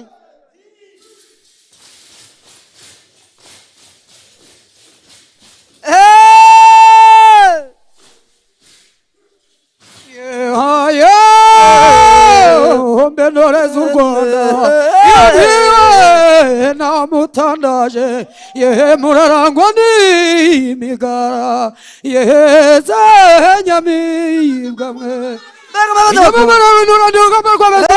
ibyo bato bashaka bamiga ku ingenzi nisamaza abandura ahubwo rero izo n'inganzo ngari mu igataza kure cyane niyo rugomba gugu yagoye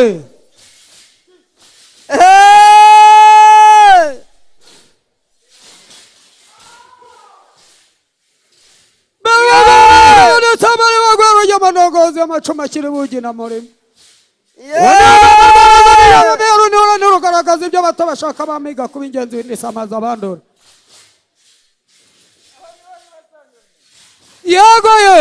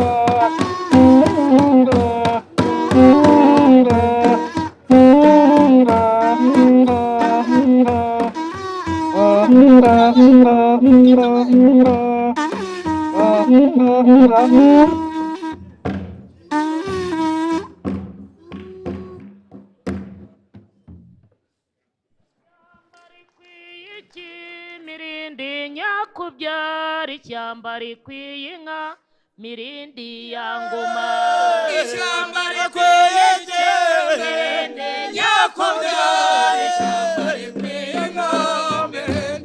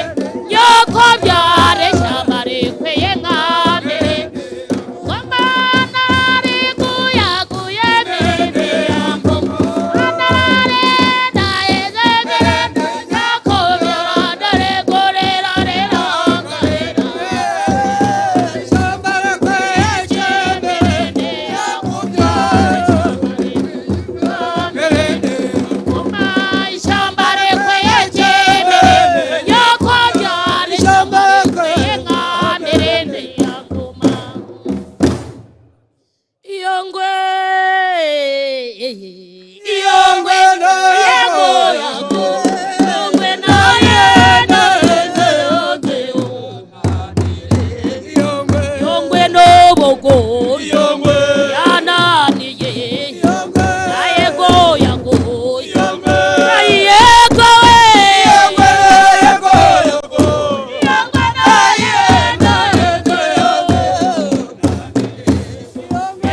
yego yago oye henda henda yongwe bakoga yego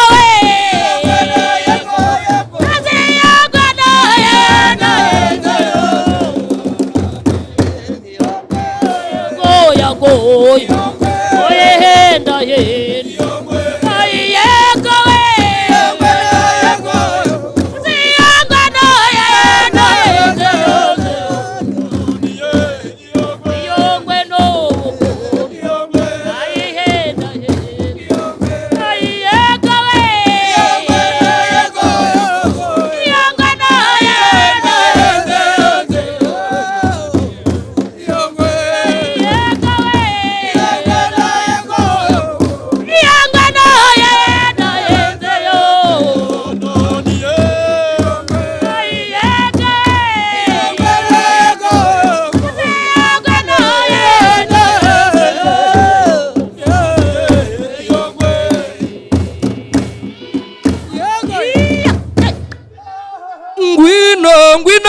ngwino urebe nuru yagira neshenge yego rero we irebera wamamagaye nkaza we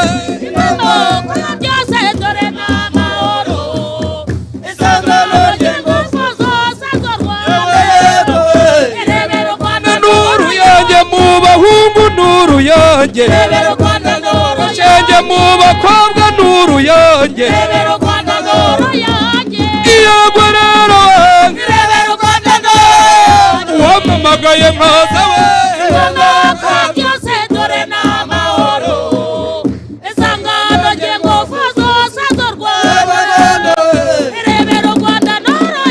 nuru yagira neshenge na rwacu rutemba amata n'ubuki rero yego rero wamamagaye nkaza we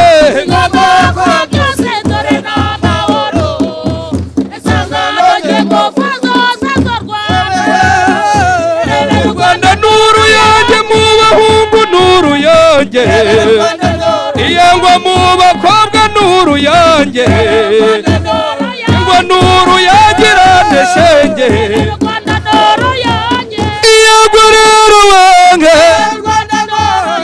uwamamagaye wenge byose dore n'amahoro isangano ry'ingufu zose z'urwa iyangwa we irebera yengwa shenge mu kibyina nuru yanjye iyo rutemba amata n'ubuki shenge iyangwa nuru yagira nerero iyangwa rero wenge uwamamagaye nkaza wenge byose dore n'amahoro isangano ry'ingufu zose z'urwa iyagwa rero wenge uwamamagaye nkaza we inkomoko ya byose dore n'amahoro isangano ry'ingufu zose iyagwa we irebera u Rwanda nuru yanjye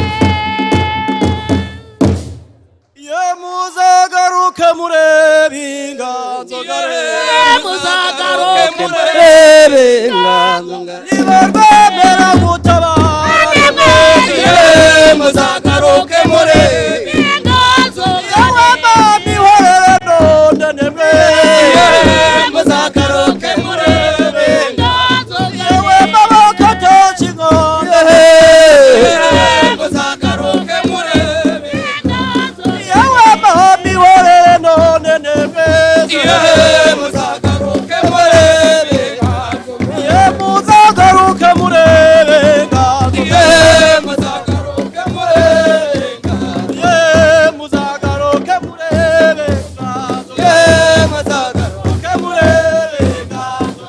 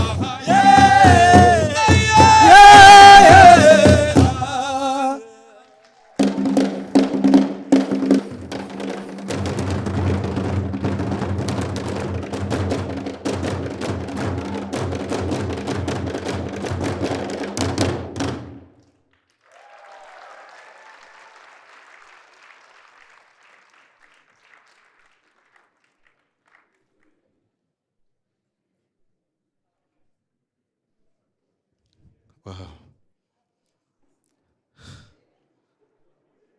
Ladies and gentlemen, another round of applause for them. Wow. I sat down and I was watching. I realized I thought I had energy.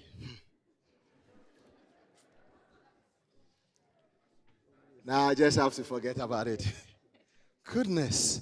I thought you were going to experience something magical, and you just did. Was it magical?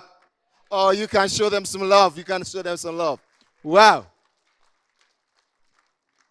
So if you can get the other delegates that are out to come in, because we've got into another important part of this closing ceremony where we're going to appreciate the hard work of some people in here and then yourself. So please, those at the back, if you could get us the delegates that have gone out to be here, we'll really appreciate it. And then we'll appreciate all those that we want to appreciate. How has the summit been so far? Looks as if the class is only here. How has the summit been so far? I came from a village school to a city school.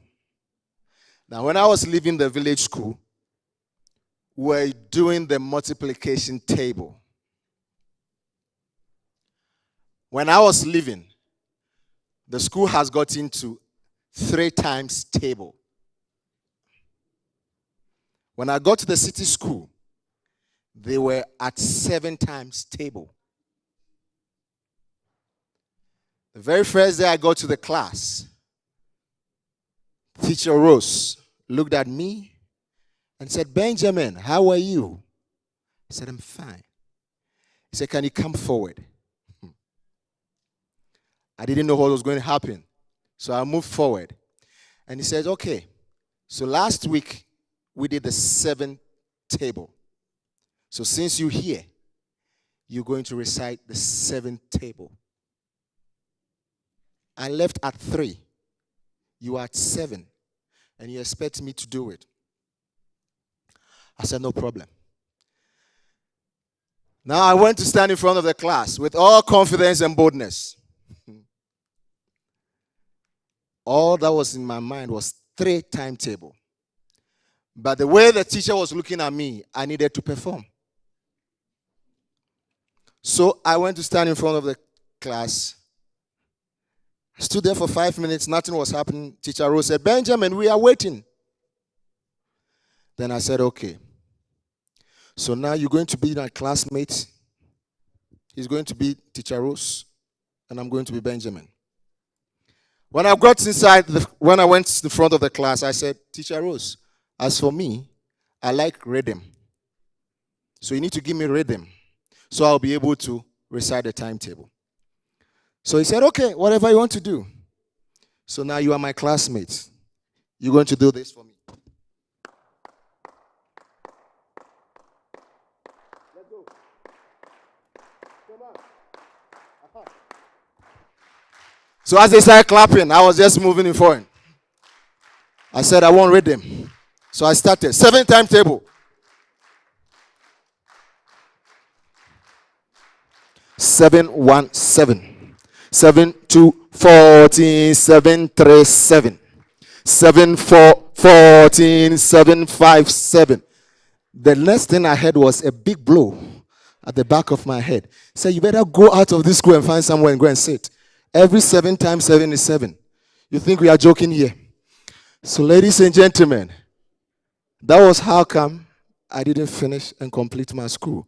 So those of you who have seen my CV, have mercy on me. Just as Mr. Dennis said, forget the CV and look at my potential. So if you see my CV on your desk next time, forget the experience and just know that I can do that stone thing, the whole building, not maybe. I can do it. Somebody say, "I can do it." Somebody say, "I can do it." 1HR. So now we want to invite on stage Kennedy to help us do the presentation and appreciation of some people that have been very, very instrumental to this summit. Do you want to give your hands some applause for him? Thank you. One Africa, one Africa, one HR, one Africa. Please just celebrate yourself. If you're in this place, just celebrate yourself. Put your hands together for yourself. Now we have come to that point, we just want to say thank you. Thank you to the men, thank you to the women who had sleepless nights, worked very hard behind the scene to ensure we have this inaugural African HR Summit. Please, ladies and gentlemen, believe me, when I say sleepless nights, they had sleepless nights. A lot of efforts went into this. And I think it was Mr. Shegun Mojid that was talking about the level of stress. When this was canceled like 2 weeks or so to when it was supposed to hold, I was on the road traveling to my village, and I had to pack because the tension and the stress coming from Raj and Shegun to the planning committee, I needed to concentrate, and I didn't want to drive in that condition. Quite a lot. So please, give it up for all the men and all the women that worked behind the scene to make this conference what you have seen. Please, thank you very much. And in no particular order, we just want to start, quite a number of people we want to quickly recognize and tell them we are grateful. In Africa, we know how to say thank you. When somebody does something well, you need to do what? Say thank you. So I'd like to ask the MC, is he here? Benjamin, please step forward. Even as I call on the Vice President of CIPM Nigeria, Mrs. Obiejesie, to step forward, MC Award, MC, to appreciate Mr. Benjamin for a great job he has. So please, Benjamin, step up here. Don't be scared. Just step up. Just stand. We just want to say thank you. So, the plaque, just bring it out, please. Ma'am, don't worry.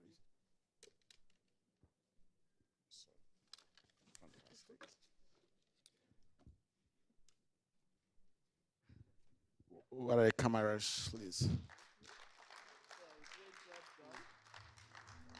That's one. Thank you. I'd like to ask, we also have some thank you very much. In no particular order, thank you. Thank you so much. The camera, okay. All right, thank you very much.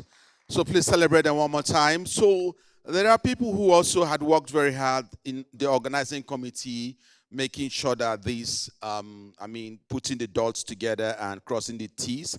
To present award to them, I'd like to recognize and request the AU representative to please step forward and help us present this award to these wonderful people.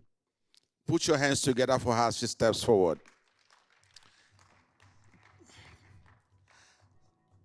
In that order, please, may I request Ms. Charmaine to please step forward and receive your award. Charmaine, board member of the African HR Confederation, thank you very much. We appreciate you. We want to say we sincerely are grateful for the great job you have done, Charmaine. Thank you very much.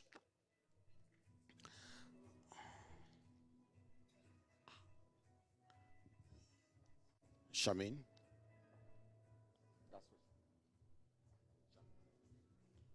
Please, ma'am, just. This bag is loaded. Put your hands together for Charmaine. I also want to request my boss to please step forward. Mr. Shegun Mojid. Please step forward, sir. Mr. Shegun Mojid.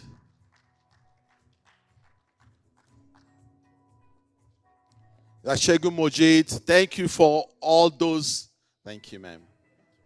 Thank you for pushing us, pushing and pushing. Thank you, sir. Thank you. We appreciate you. Please put your hands together for Mr. Shegun Mojid, FCIPM.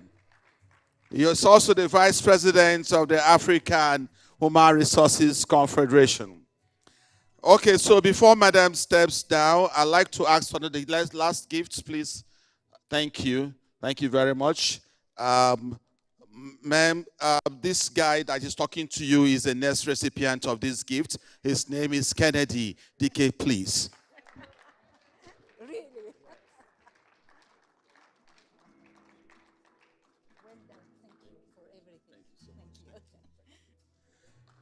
I don't want to hear stories,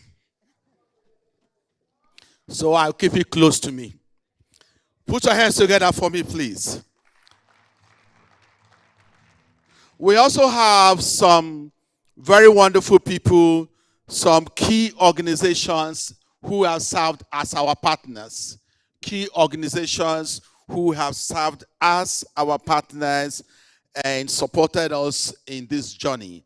To present that award, may I please request Mr. Stephen, our host, to please step forward to make that presentation to these organizations who have supported us here in Rwanda, please. Can I just respectfully ask? Thank you, sir. Can I respectfully ask the representative of MTN to please step forward?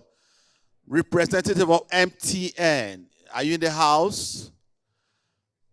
Okay, I saw them earlier. A staff, yes, thank you very much. So you don't know what it takes to go to corporate organizations and knock on the door and ask for sponsorship. So when any one of them supports you and sponsors you, you need to show appreciation. Please, give it up for MTN. Thank you, sir.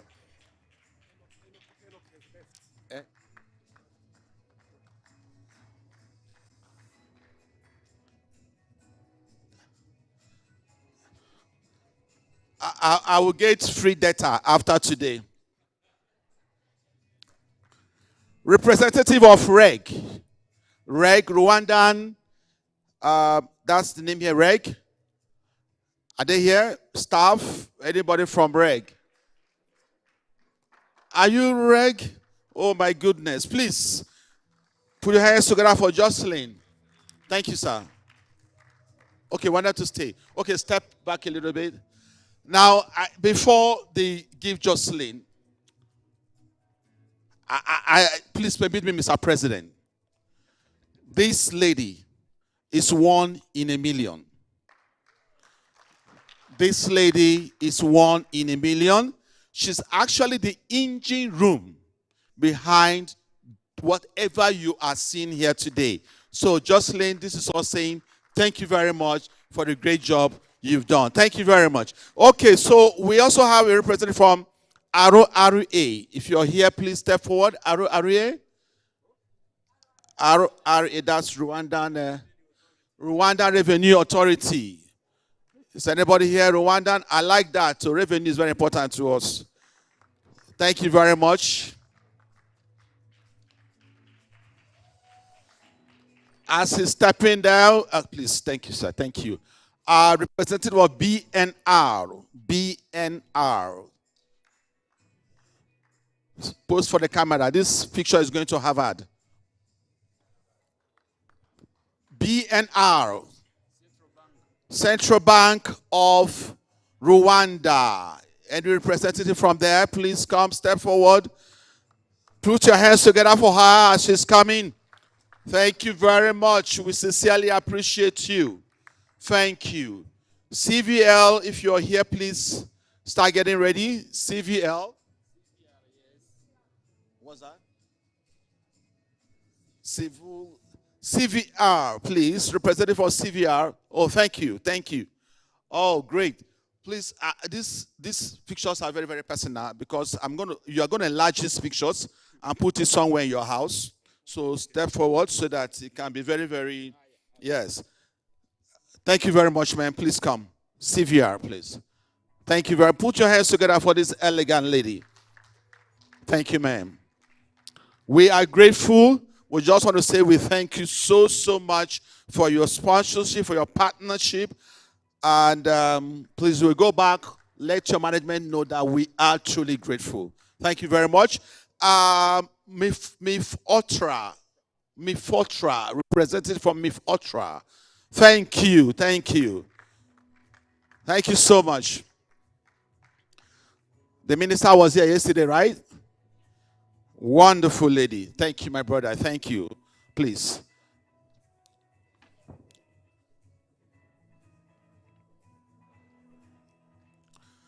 All right, so may I request the president of our confederation, the vice president, and the leadership, please, can you step forward, board members, and have a group picture with these people immediately, please. President, yes.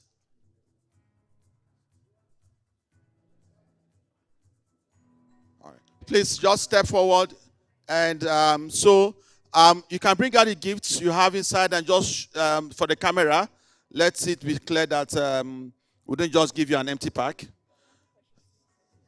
Okay, so let some people. Okay, so let the awardees go behind, or do we have the awardees to sit? And can you get it? Can you get all of them? Can you get all of them? Beautiful. Ah, okay.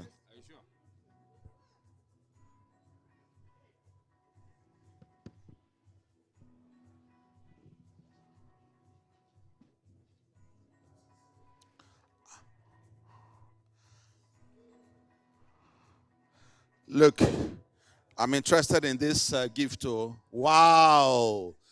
Wow. This is like the kind of gift they give us when we get to 50 years in the office, eh? Golden handshake. Thank you very much. All right. Thank you. Thank you. You may go back to your seat. Thank you very much. Please, we're sincerely grateful. We appreciate you. And please, this gift, we're giving you because we will come next year.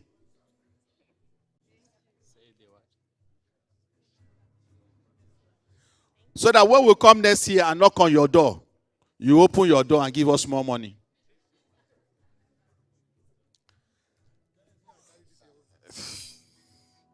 What is important to note is that these gifts are branded African HR Summit. So it's branded. It's something that whenever you wear it, people will ask you, where did you get this wristwatch from? Please tell them you got the watch from Kigali. And they actually made here in Kigali. Put your hands together for them. All right, so now we have presidents of associations, our national associations who are here. And to recognize them, may I please request the honor of the president of the African Human Resources Confederation, Mr. Raj. So please come forward, sir, and do us the honor of recognizing and appreciating the presidents of associations, national associations who are here. And in no particular order, please, may I have the list and the gifts, please. Let's put our hands together for our president. Please put your hands together for him before he will give me sack letter.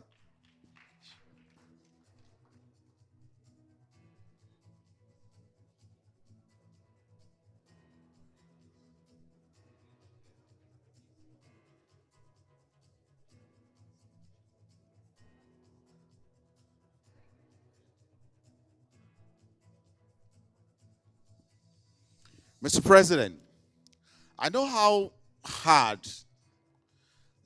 I was in copy of some of the emails and how much you pressed for national associations to come together to support this program.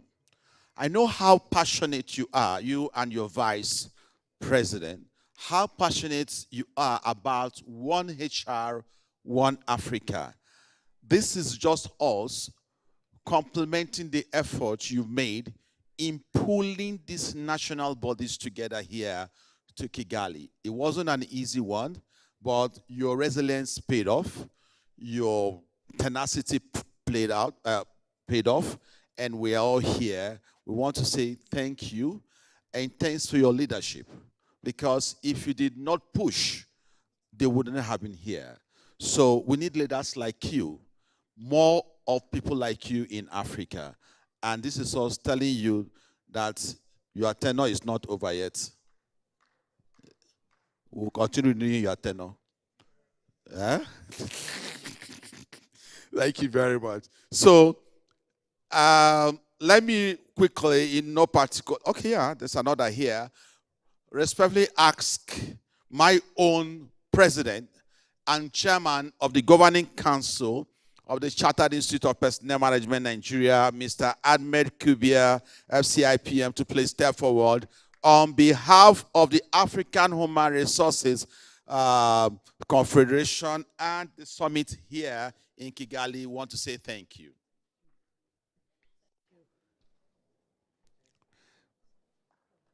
Put your hands together for them. Please just celebrate them. I will know the countries that have the more people here when their president come out. And Nigeria is still in this place. Your president is on the stage. Okay. I also want to recognize the president of the Malawi Federation. Please. Can you please step forward? Yes, put our hands together for my brother from Malawi, Mr. Frank. Thank you very much. We're grateful and we're excited to have you. Please, can you just step a little bit to the center so that we can get that? Thank you so much. All right, our Ugandan Federation, Mr. Ronald. Are you here in the house? Let's celebrate Mr. Ronald. Mr. Ronald came with a complete team.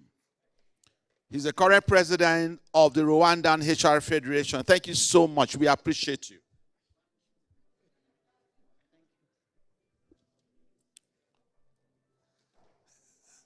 And as he's stepping down, we have the president of the Kenyan Federation. If you're here, please.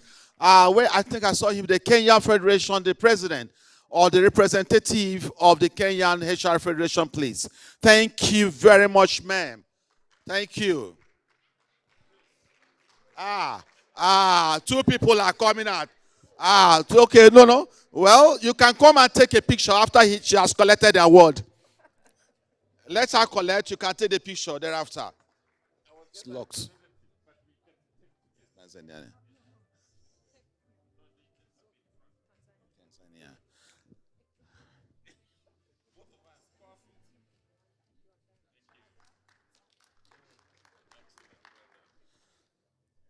Thank you very much, ma'am. I was almost saying, where are the ladies? Eh?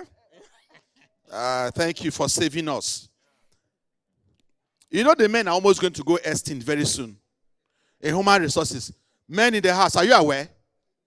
Men in the house, are you aware we are going extinct in HR?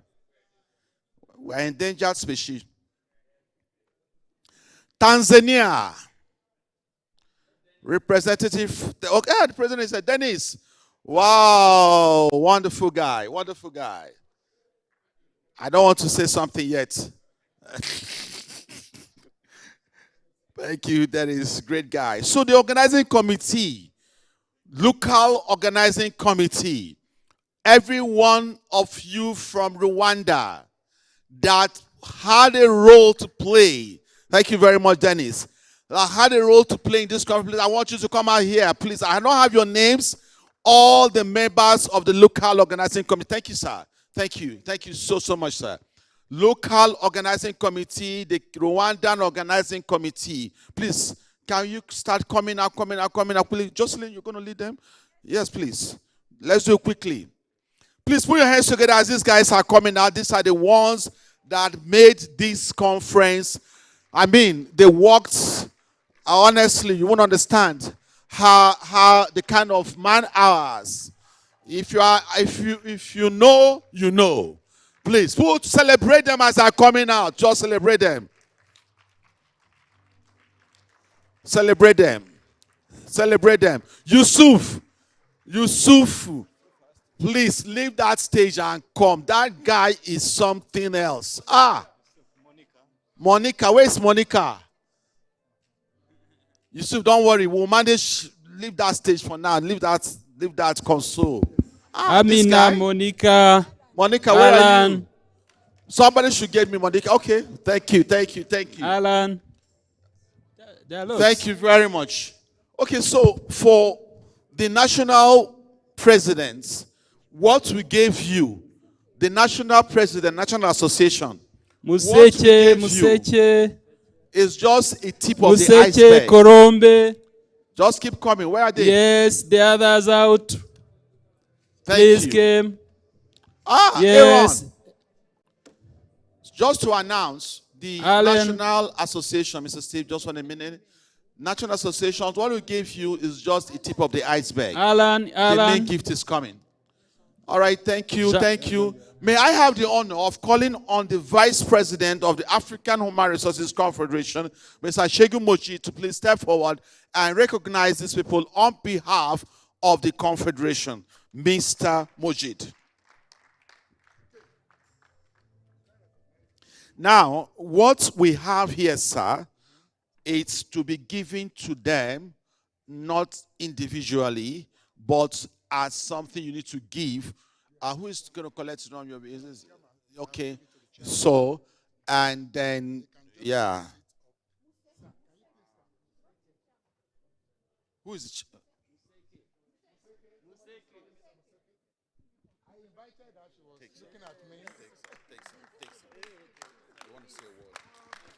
Okay, it's not about the number of people left in this hall. I just want us to focus our attention on the need to appreciate. You will see that most of the time, the chairman of the Rwanda HR management organizations have been here several times. We have seen Aaron, we have seen Jocelyn, but look at the men behind this program, the men and the women. They are standing here. This is the first time some of them are even stepping on this place. I just want to say on behalf of the president and the board of AHRC that we appreciate you. You are, I'm told that good things come in small packages. Is that not so? Rwanda may be small, but you guys are great. Sincerely, in all ramifications, I'm saying this, and for Monica, who kept saying that you may be big, and there is also advantage in being big. Nigeria is 250 million people still counting. And Lagos alone is how many? 25 million. Lagos alone, but we have seen good things here, sincerely. I want to say thank you so much. This is a trophy. This is the real trophy.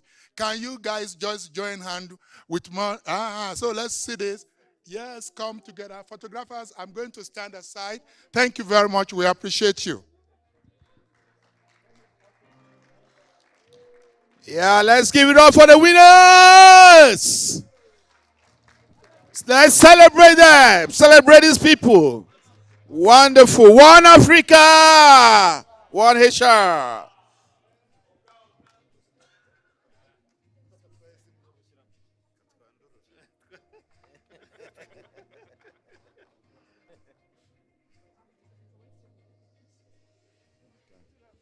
All right. So we have cocktail right now. Please don't go. We still have to wrap up this event formally, and that will have to do with the closing remarks by the president of the African HR Confederation. And like Mr. Segun Moji said, it's not about the number of people who are here, but we still have another set of people to recognize. I was the chairman of the planning committee of the International Conference and Exhibition for the conference, HR conference I held in Nigeria that was just last month. I know how difficult it is to get sponsors. I know how difficult it is to get sponsors. So, I know how difficult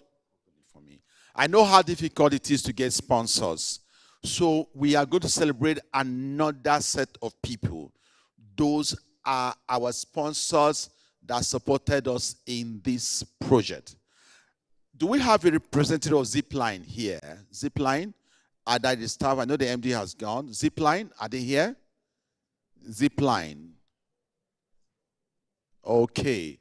Mr. Steve, may I please request that you step forward and receive this award on behalf of Zipline. And I say that because they did excellently well in terms of the presentation and what they're doing all over Africa. May I ask again my president, Mr. Raj, to please step forward and make this presentation on behalf of the AHRC.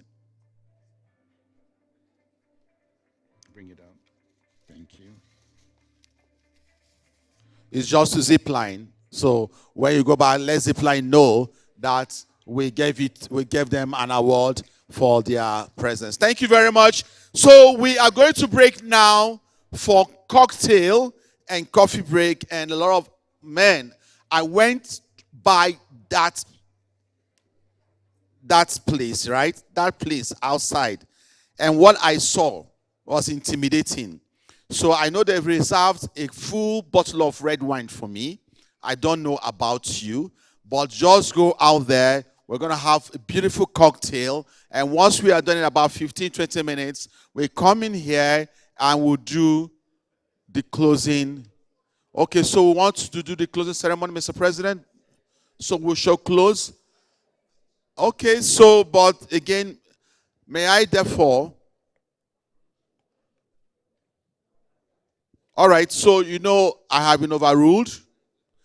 I've been overruled. But let me just say this before we call on the president for the closing remark. And before I call on the president, we have trophies for all the HR associations. And those trophies will be sent, of course, to the various associations. Ngiriwe. Good afternoon, good evening. Yes, within 3 days that you have in Kigali, I think some of you know any kind of speech rather than appreciations. We did not plan any speech because our happiness is in you. Whenever we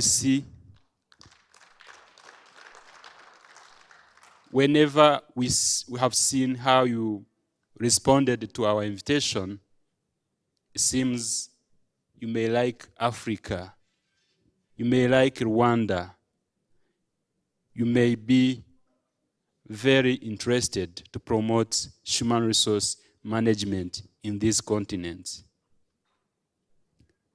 Many countries, they are experiencing having their own functions in terms of conferences, summits, but you've been chosen to be with us. We highly appreciate.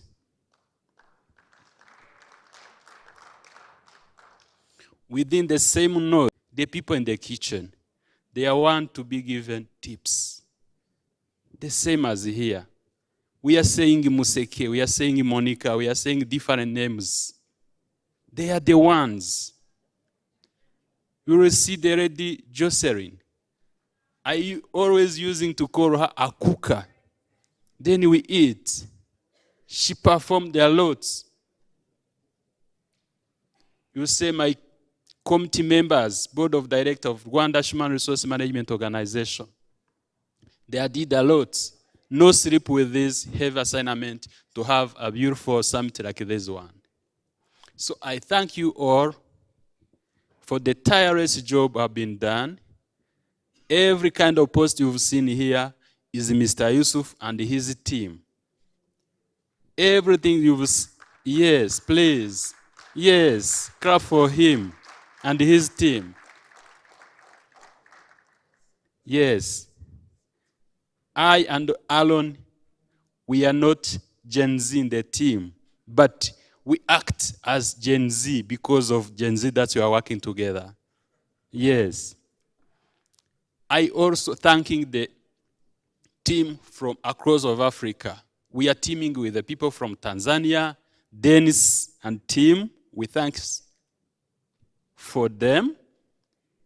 We are teaming with team from Uganda. They did a lot. We can't say how CIPM Nigeria helped a lot, starting from the leadership of CIPM Nigeria, especially Mr. Shegun. I may call him Silent Killer. Do you know what I mean, Silent Killer? Yes. Push and push until it happens. There is a lot of the time that we agree to disagree, but for the good. And we postpone for another day until we get a good orientation. I've been helped a lot. I'm not here to consume your time, but you may get my emotions. You know how we have been postponed this event, but it was for good, not for frustrations or delaying your taking your time for granted. Well, I really want to appreciate the all delegations, even if some of them they are no longer in the room, but we appreciate the local people who have been responded to our invitation. Let's clap for Rwanda delegation.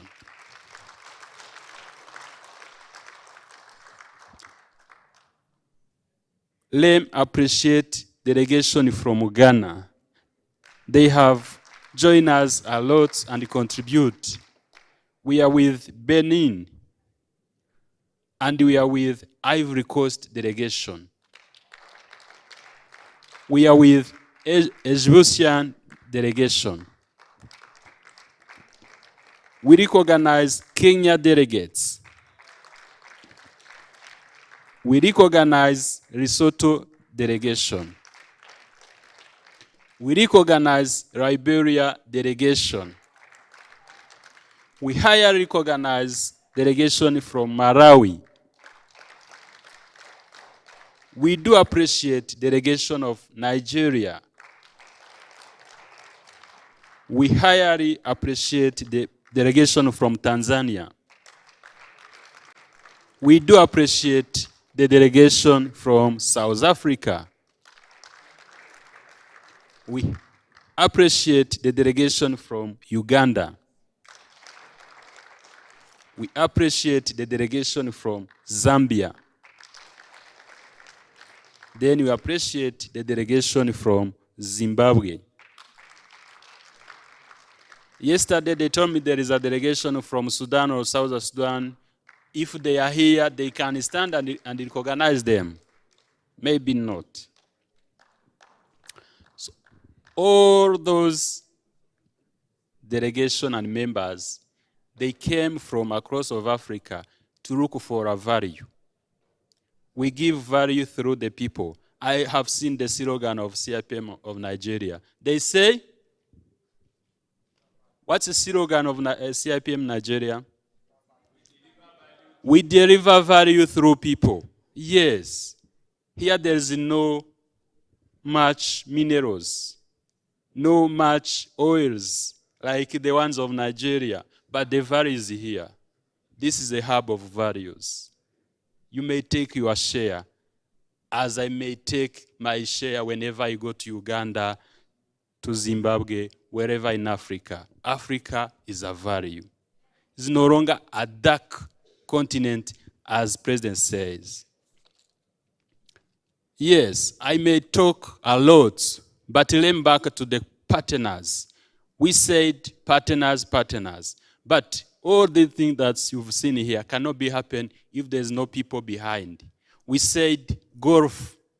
You remember how we have been hosted in more than 5-star hotel named Kigali Golf Resort Hotel. Let me call it like. You've seen how Sanalam have been supported a lot. You've seen CIPM Nigeria, an association helping the other association, a big brother association. You've seen how we have been getting a good watches from GK company. And we have seen how Dangote is prepared to support Africa Human Resource Summit wherever in Africa where the Dangote group is operating. So we highly appreciate, and this is edition 1, within the next editions will be more and more beautiful. Let me stop by here to not taking a much and a lot of time for you. And we do appreciate a lot Mifotra and whoever in this room do any for this success. One Africa, one Africa, one Africa, Murakoze.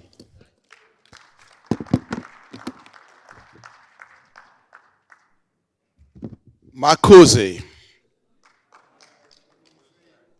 If people think I won't be able to get it, Marcose. Oh, Jesus, I'm not doing very well. Thank you very much, Mr. President of the Rwandan Human Resources Management Association. I thank you for your leadership of the local organizing of the planning committee across Africa. I thank you for your resilience. I thank you for your lead. I mean, it was amazing these many months working with you. So on behalf of all of us, you have thanked us. On behalf of all of us in the planning committee, Fumi, Funshaw, they're all in Nigeria. They are saying thank you. Thank you for your leadership. We appreciate it. Can you put your hands together again for Mr. Steve? Great guy anytime. And you're right. Mr. Shegun Mojid will drive you. He will drive you, but he's driving you for good. You must be a success. You can't be under Shegun Mojid and you are not successful. Thank you, sir. Take your flowers. Thank you, sir. Is there a present for me, Fotra? Please, just a word, and on behalf of the minister.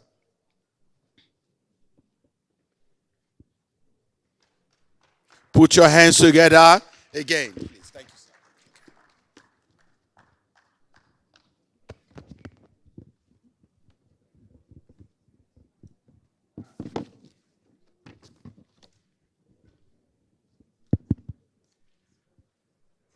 One Africa, one HR. I'm wondering why you didn't put it as your slogan. Maybe in a coming summit you should put it there. When the president of Rwanda Human Resource Association was mentioning the different delegates, I was trying to remember my geography, and from Tunisia down to Ghana, Liberia, down South Africa, up to Malawi, then to Egypt. That's one Africa. Yes? One Africa? Thank you.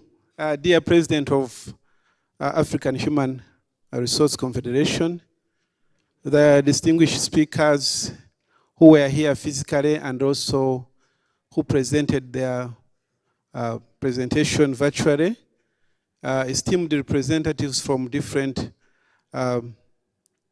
African HR associations, representatives from African Union and African Development Bank, and on my own behalf, it is an honor to deliver these closing remarks, to thank each one of you for your dedication, the insights that you gave, and all the contributions throughout all sessions, in the panels, in the Q&A, and all other sessions. The past 3 days, we had a privilege of convening leaders. You saw the CEOs here, the thinkers from academia, the practitioners. I want to take a moment of reflection and reflect on the key issues that we gotten from this summit. Number one, we acknowledged that human resources are not merely administrative tools, but strategic assets. I was talking with a friend the other day. I'm sorry for chief financial officers who are here, and apologies, but oftentimes they will look at human resource and place them on the liability side. Because, and in a cash book, they will put them in expenditure. It shouldn't be. Human resources are strategic assets, capable of driving economic and social transformation of an organization. This is one of the insights that we discovered from here. We also examined the themes from addressing the skills gap and youth unemployment.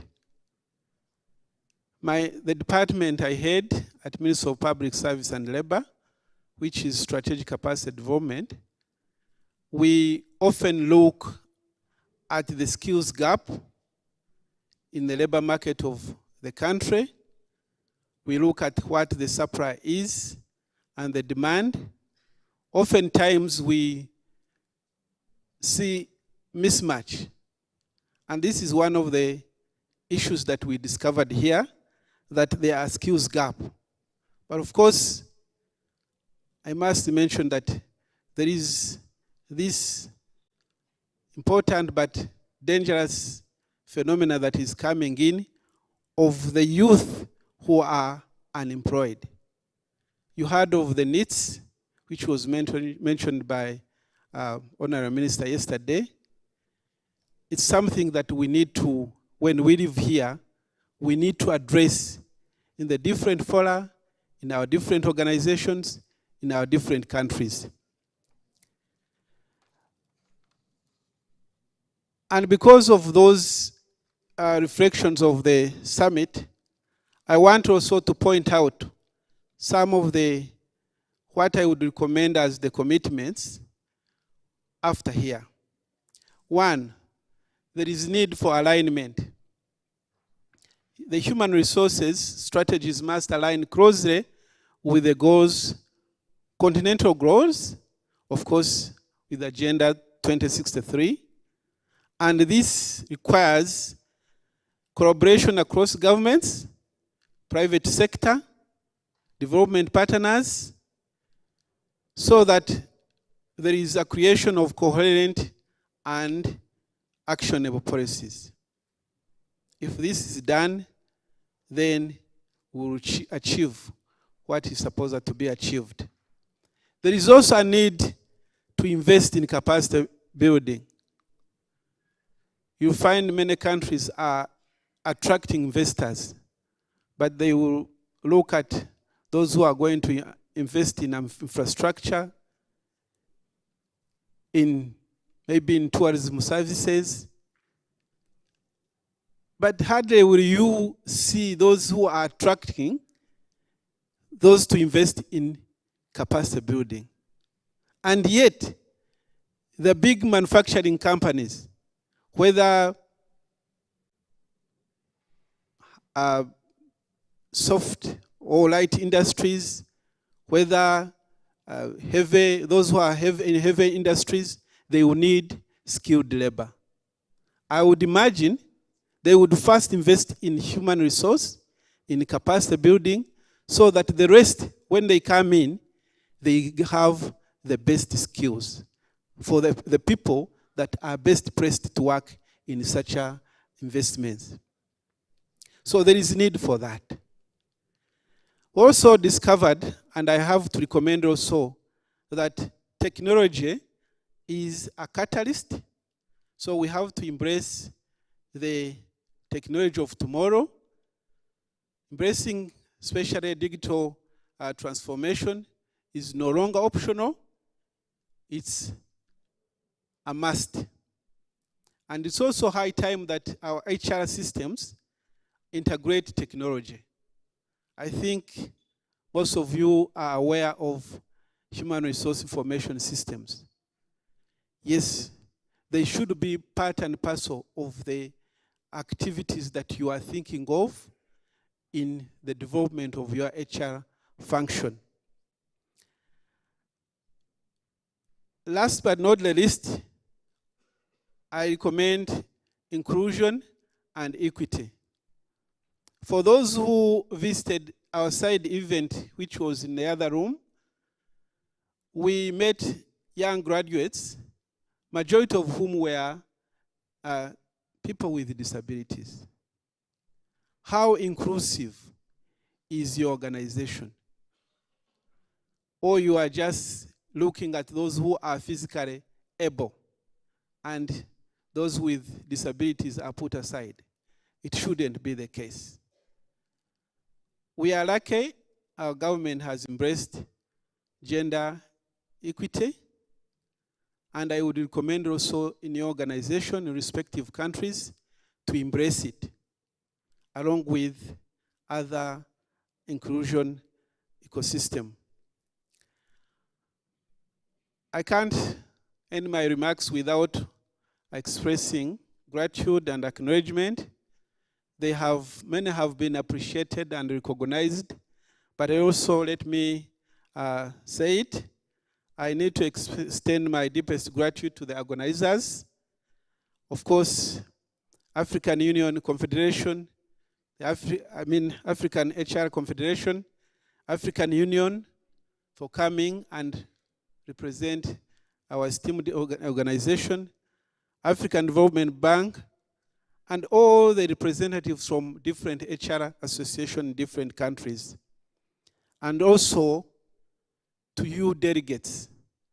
I know most of you come from the private sector, and every minute that you spare is valuable for you. You actually put it in monetary terms. So having spared your time to come here, I know it's because you valued the summit. I want to thank you. And a great thank you to Rwanda Convention Bureau, who have been behind this organization. And definitely Kigali International Convention Center, where we are sitting right now. A special thanks to Rwanda Human Resource Organization for accepting to host this very first African Human Resource Summit. Mr. Karango and team, thank you. I want to put this forward as a call for action. As we leave this summit, work has not ended here. It has actually begun. And the discussions that we've had here must translate to concrete actions in our respective countries and institutions. Let me close my remarks with a reflection, and I'm reminded by the words of our dear President, His Excellency Paul Kagame, and I quote, "If you want to go fast, go alone. If you want to go far, go together. For us, we want both." End of the quote. Now, these words remind us of the power of determination. The previous speaker had mentioned how this summit was postponed, but because of determination, they said, no, again, it has to happen. The power of commitment, collaboration, so that this summit and the discussions that we have had can be brought to fruitful implementation. So let's call the spirit of unity, collaboration, and determination as we return to our respective roles, ready to transform the shared vision into tangible results. Thank you once again for active participation, your commitment, your belief in the potential of our continent. Safe travels to those who are flying either tonight or tomorrow, and even the other days. May we meet again soon to celebrate what we achieved together in our next summit. And may I wish you a very wonderful evening. Thank you.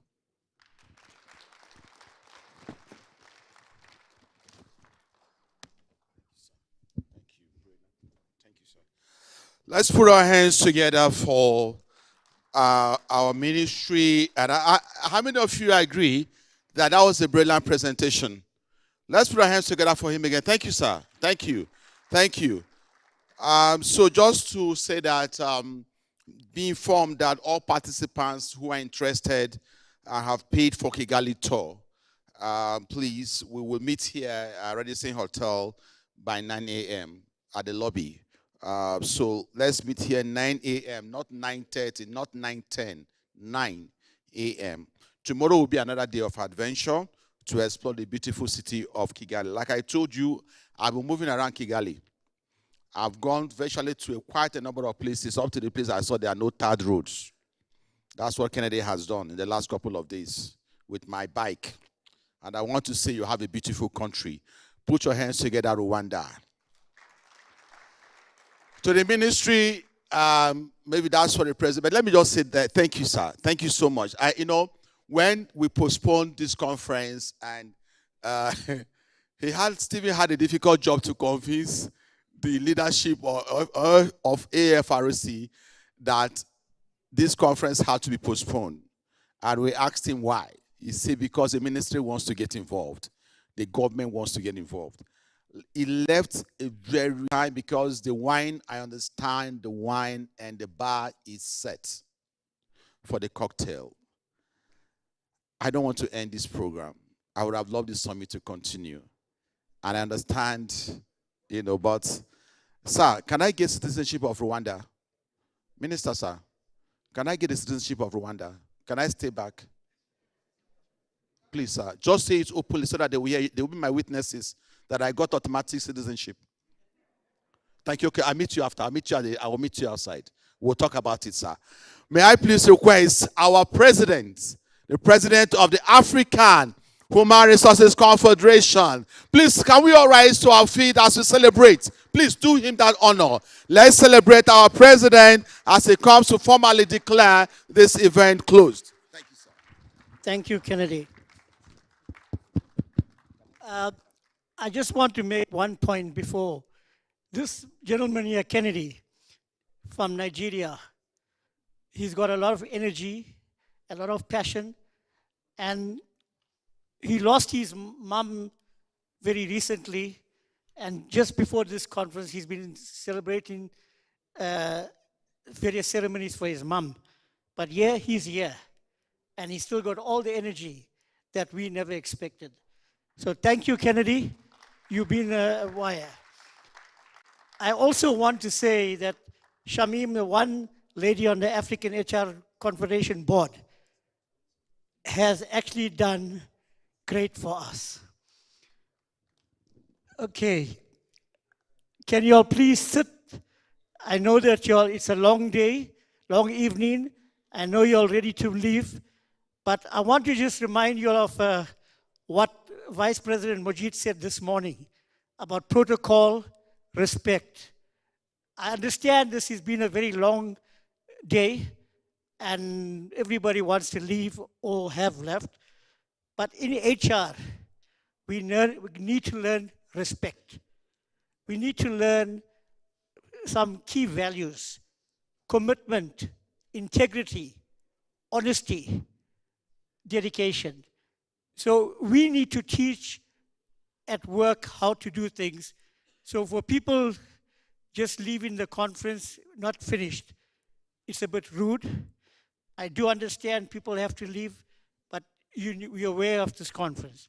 Nonetheless, I want to, before I announce the next HR summit, I just want to say a very big thank you to the Rwandan management, HR management organization, Stephen, Aaron, and the team.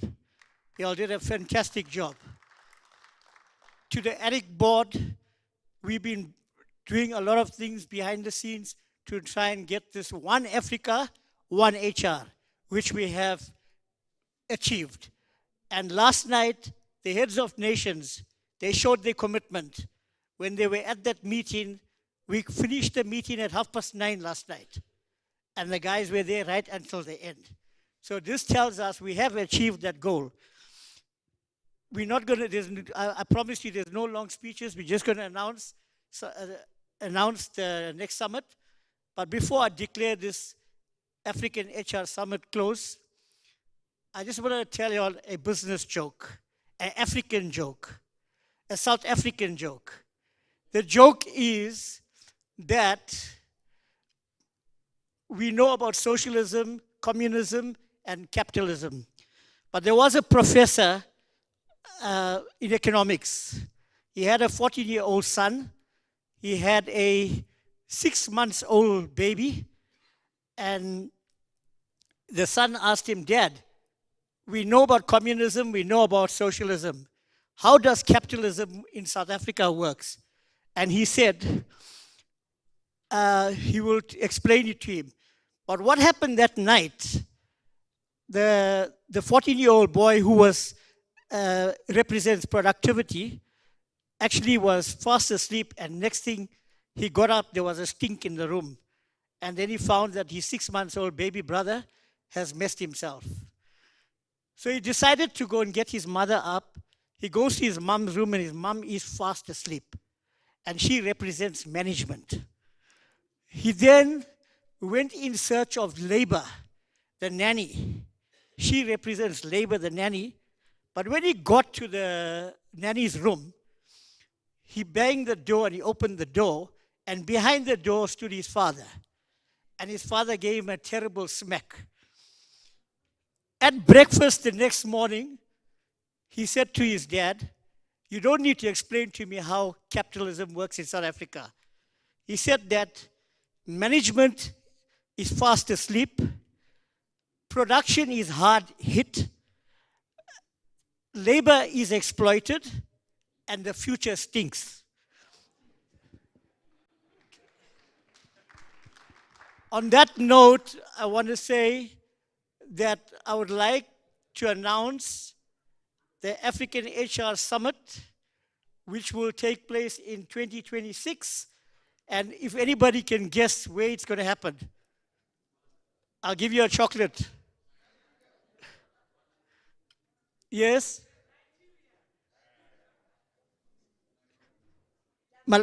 Sorry? Tanzania. Malawi, I don't know how you got to know that. You celebrated 40 years. But nonetheless, can I call upon Dennis and the Tanzanian team to please come forward? And Stephen and Aaron, you'll need to hand over the baton. And Vice President Mujid, please come forward.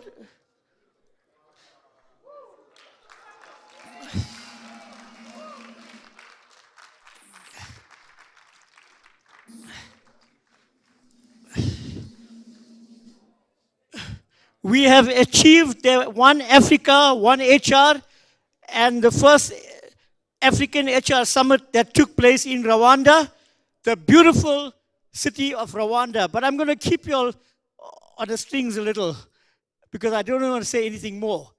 We talked about, the last speaker mentioned about the people with disability.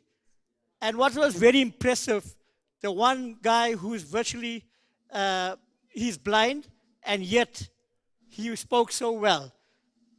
The one good thing about South Africa, employment rights have actually been far, and they respect women, they respect people with disabilities, and they even put a quota on employment. Having said that, we hope that South Africa can espouse Rwanda, a beautiful country, beautiful Kigali, excellent, clean, and very impressive. And the people, 1,000 hills and 1,000 smiles. I give it to you. Thank you. We have decided that the next HR Summit will take place in August 2026. The dates will be confirmed, but it will be happening in Tanzania. And we would expect the same support in Tanzania and the same way, and they will then get the lead from Rwandan management, HR management organization, and every one of us will give them the necessary support. So congratulations, Tanzania. We're looking for an excellent excellent summit in 2026, August. The dates will be confirmed, but there will be notice going out, and therefore, let us once again say, One Africa! I thank you. I now declare the summit closed. Thank you. All the best. Dennis, Thank you so much. you're going to do it. Eh? Thank you. All the best. Eh? And we will be there. Yes.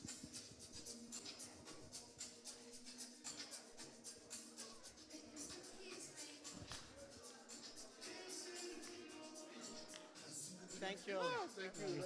Thank you. Huh? Thank That was you. good. We done it. Yes, we did it. Thank you. Let's brother. go. Yeah. Well done, sir. Thank you, sir. Thank you.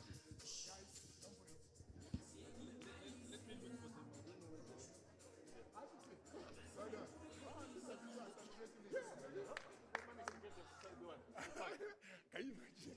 You know that Dennis of a guy, eh? Congratulations. Thank you, man. Thank you. Thank you, man. Figure out how to fly to Tanzania. No, it's okay. I think there are a lot of Ethiopian airline goes there. The Rwanda air goes there. So wherever, which airline do you use? Rwanda. Because it will bring you here first, and then take you to Dar es Salaam. Yeah. Malawi. Yes, we are meeting. I just want to check something. No problem. Yeah. Yes, we'll grab a drink there. At the top where we're having a process. Yeah, there, outside there. Yeah, I just want something.